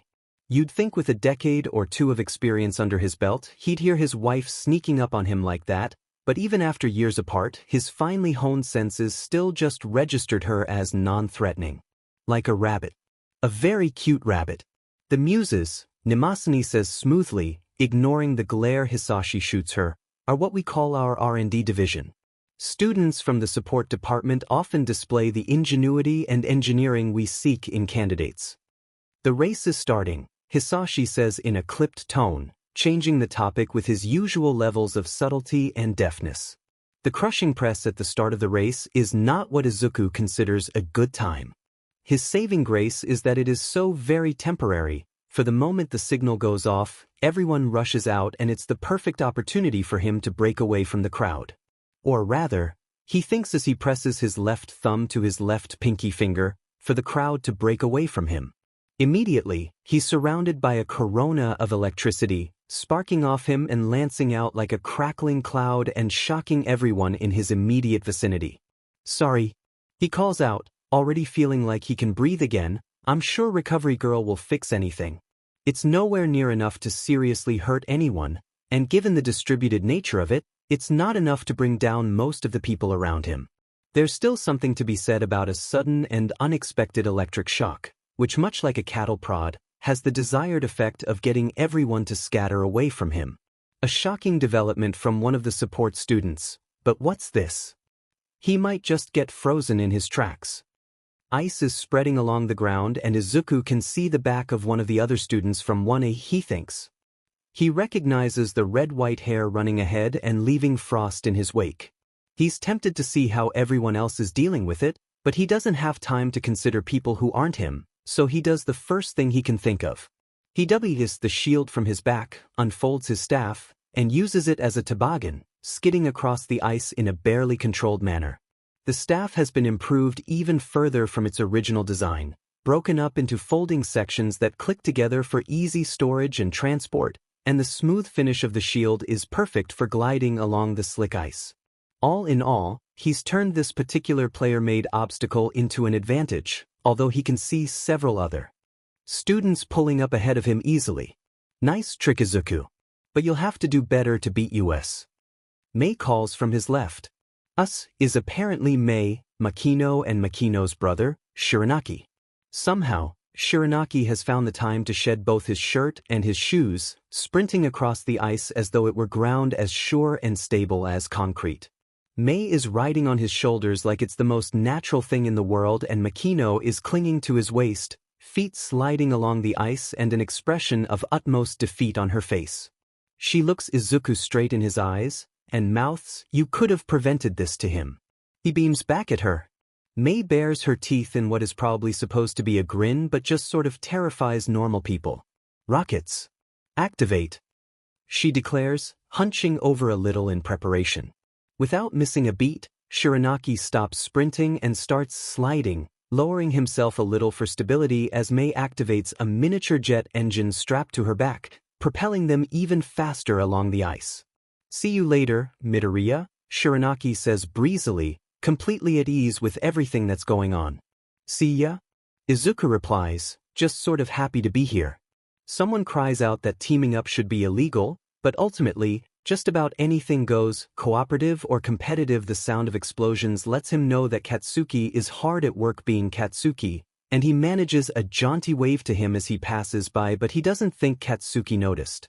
He's fine with that. He's always been the kind of person who only has eyes for the prize in competitions or contests. At some point though, the ice road as he began to think of it comes to an end, and when it does, it's rather conveniently at the next phase of the obstacle race. Rather than convenient, Izuku thinks it's probably just the natural result of things. It's not as though that guy could continue just making ice all the way without at least taking the time and focus to tackle the obstacles. Had this been any other time, Izuku would have been gushing over the sight of massive robots barring his way. As it is, he doesn't really have time to sit down and wonder how they work well, maybe a little. No bad thoughts, don't get distracted, so he focuses instead on trying to figure out what to do about them. If he were Katsuki he wouldn't smash through them. Katsuki liked destroying things, but he liked winning even better. He'd probably just try to go over them, a path Izuku could not use. Or could he? Unbidden, a memory of his lessons with Insar Wukong floats to the top of his mind. Remember, Midoriya. When fighting an enemy, a clever monkey relies on the jungle to provide. What jungle? The urban jungle. Buildings, signposts, vehicles, even your enemies. Mstr the art of using these tools. Improvise. Well, he didn't necessarily have to improvise, not when he had just the perfect tool for this. Up his sleeve too, which was just perfect for commentary purposes. Not that there was anyone listening. He could tell Mashireo about it later, he'd appreciate it. He holds his arm out and launches a thin needle-like grappling hook from a contraption hidden in his sleeve, aiming for the head of one of the massive machines bearing down on him. The moment it makes contact and he feels the engine in his utility pack, he thought about making a belt, but he couldn't fit everything he wanted in it. Start to reel him in, he kicks off the ground, wraps the cable around his hand as best he can, and swings himself up into the air. He can see a few other students employing similar tactics with their individual quirks, and he lets a small smile spread across his face. Those quirks were very impressive, sure. But his utility pack could not be matched. He jerks a cord, and a pair of wings unfolded, the thin fabric membrane catching the air as he begins to descend and leaving him to glide over the rest of the machines. As the grappling cable retracts into his sleeve, it's task done. But he's not satisfied with just gliding, and who would be? No, these wings had thrusters to really get him going. Amazing. One of the support students, Midoriya Izuku, has created wings. What an incredible sight. Are those ion thrusters? I mean, sure they're efficient but they're so boring. Where's the roar of fire? With a little polynitropidopane, you can really get dash, Sashikuin. The half-and-half BSTRD he could understand. The a-hole's personality left much to be desired in Katsuki's opinion, but the fact that he was the biggest threat to him in 1A was undeniable. That they were neck and neck was something he'd expected, but he was still determined to pull ahead. The four-eyed nerdjock he could have understood as well. This was a race and that F.'s entire thing was going fast. Haha. Don't wait up for me, boys. I'll be on you in a moment. But this... What the F was this? How the hell was this weird no-name background character keeping pace with him? He was pretty sure they weren't even from 1B, which meant they were either from the support department or the Gen Ed, which just made this even worse. But given the weird devices they were sporting, smart money was on the support department. They were still behind both him and half, but they were steadily gaining on them. The weird, pink-haired girl was zooming along on a power of rocket-powered skates of all things, arms held out to keep her balance as she rocketed along, cackling all the while. If they got close enough, Katsuki might be able to try and blast them, but he couldn't do it on a whim. His entire strategy relied on using explosions as propulsion, something he was very experienced with. If he tried to blast them without getting a proper angle, he'd only send himself off course, wasting time and falling behind half.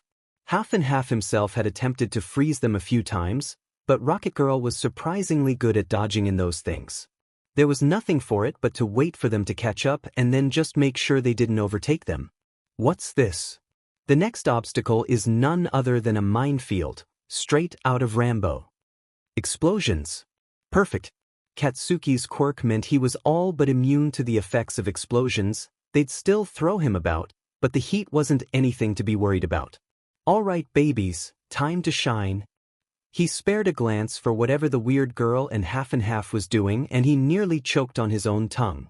The weird girl was propelling herself along not with the rocket skates she had on earlier, but some weird hydraulic piston contraption strapped to her back.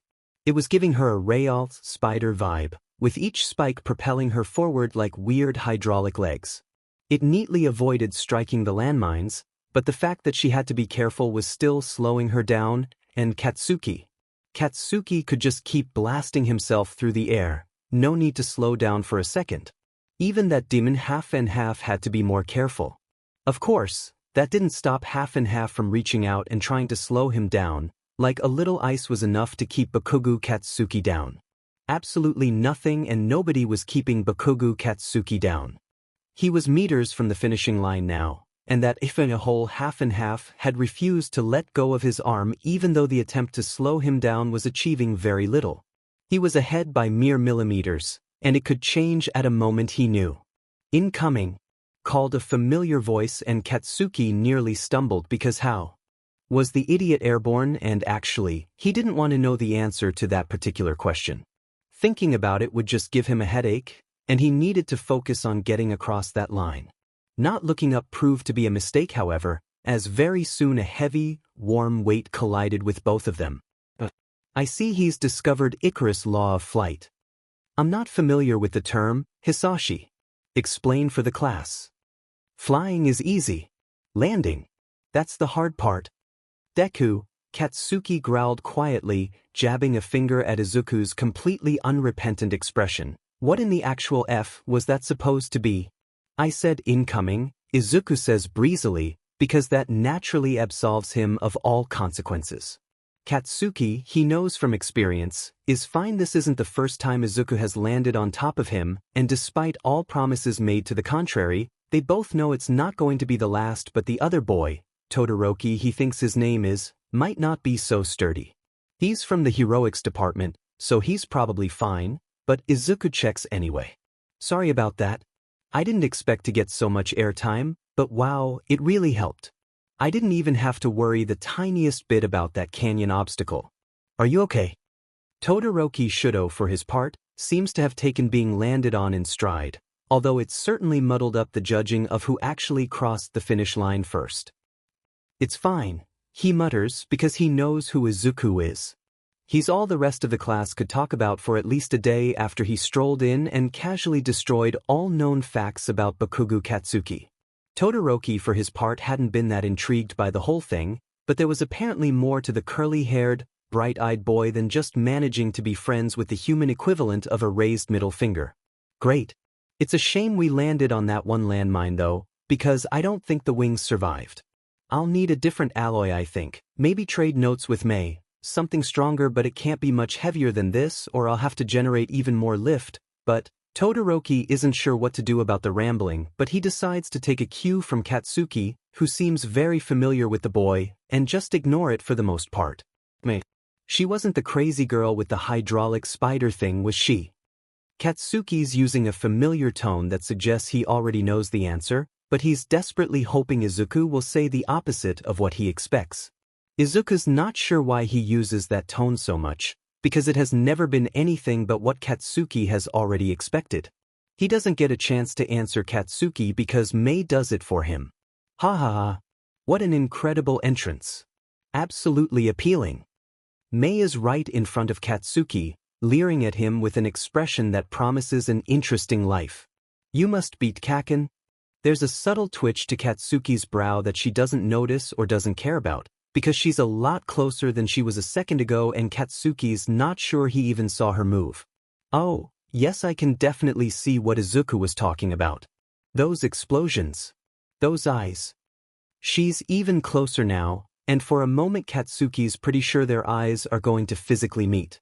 She has strange, crosshair-like pupils, and there's something odd about the way they make him feel. Like a deer caught in the headlights, or a target in the sights of a gun, no escape, no retreat, helpless before the predator.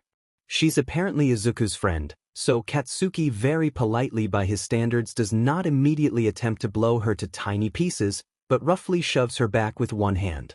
This proves to be a mistake, because she seizes his wrist and immediately starts inspecting his hands. Yes, I see. Oh, that's incredible. With a sample, I might even be able to replicate it. Efficient and organic. That's why she seems faintly familiar to him. Worse than the possibility of Izuku having family like him out there in the world, there's the daunting and all too real possibility that there are more people like him and they just happen to exist normally. Izuku's not a weird anomaly. He's part of a phenomenon. I think you broke him, Izuku says quietly, tilting Katsuki's head back and forth with a hand on his chin. His eyes have gone wide, and despite the fact that May is right back in his personal space again, there's no reaction. Normally, Katsuki would be flipping out right now. I don't think I've ever seen him do this before. May, for her part, just stands back, a triumphant look on her face. Of course. He's probably just processing my majesty. An appropriate reaction. Totally. That's what he's doing, comes the perpetually resigned and defeated voice of Makino. After May broke off, she had apparently been allowed to climb on her brother's shoulders as he faced the rest of the obstacle course and has remained there, even now. Shiranaki, for his part, seems as unbothered by that as ever. He, at least, has broken out into a sweat, and is carefully controlling his breathing to hide the fact that he's breathing. There's something about his demeanor that's different though, but Izuku doesn't know him that well to get a true reading. He almost seems colder. Maki-chan and Naki-chan. May crows, slinging an arm around Shiranaki's shoulders and Makino's hips by proxy. You made it. Makino huffs and jabs a finger at May. Izuku gets a faint sense of déjà vu. Yeah, no thanks to you. You left us at the canyon, May. You know I'm afraid of heights. But I knew you'd be safe in Naki-chan's hands. May cries, waving her hands. Makino isn't having it though, and she starts laying into May, so Izuku turns to see if anyone else he knows made it. Senpai. Hitoshi. Hitoshi seems completely unfazed by the course, and Izuku wonders if he even ran at all. He's not even sweating. Masahiro, for his part, is breathing pretty heavily as he waves at Izuku. Sup, Zuku, he says in between breathes, looks like you beat us. Nice wings, Hitoshi says, smirking a little. Even better landing. Izuku beamed at both of them. Thanks. You guys did great as well. How'd you even get here without breaking a sweat? Hitoshi shrugged. I had help, he says, and Izuku can guess what that means. If Todoroki was allowed to freeze the path behind him, have they figured out who came first? They're going to announce it with the results. What do you think the next challenge will be? Masahiro straightened himself, stretching his arms. Obstacle race to begin with, maybe some kind of direct competition like, dodgeball, tug of war. Direct competition sounds right, but I don't know about those. Attention EVU, blared the speakers, present Mick's boisterous voice echoing around them. It's time to announce the results. Please turn your eyeballs to the board. First place, Midoriya Izuku, 1F first place. Todoroki Shudo, 1A first place. Kastuki Bakugu, 1A fourth place. Hatsum Mei, 1F fifth place. Ibara Shiozaki, 1B sixth place. Juzo Hananuki, 1B seventh place. Tenya Ida, 1A eighth place. Fumikage Tokoyami, 1A ninth place. Hantasiro, 1A 10th place. Ijiro Kirishima, 1A 11th place. Tetsu, 1B 12th place. Masahiro Ojiro, 1A 13th place. Kuda Shiranaki, 1C 14th place. Kuda Makino, 1F 15th place. Mizo Shoji, 1A 16th place. Rikido Sato, 1A 17th place. Achiko Uraraka, 1A 18th place. Momo Yaoyorozu, 1A 19th place. Tsuyu Azui, 1A 20th place. Mina Ishido, 1A 21st place. Shinso Hitoshi, 1A 22nd place. Kyoka Jiro, 1A 23rd place. Harashima Chizuru, 1F 24th place. Kozai Tsuburaba, 1B 25th place. Denki Kaminari, 1A 26th place. Kojiro Bando, 1B 27th place. Reiko Yanagi, 1B 28th place. Yosetsu Aways, 1B 29th place.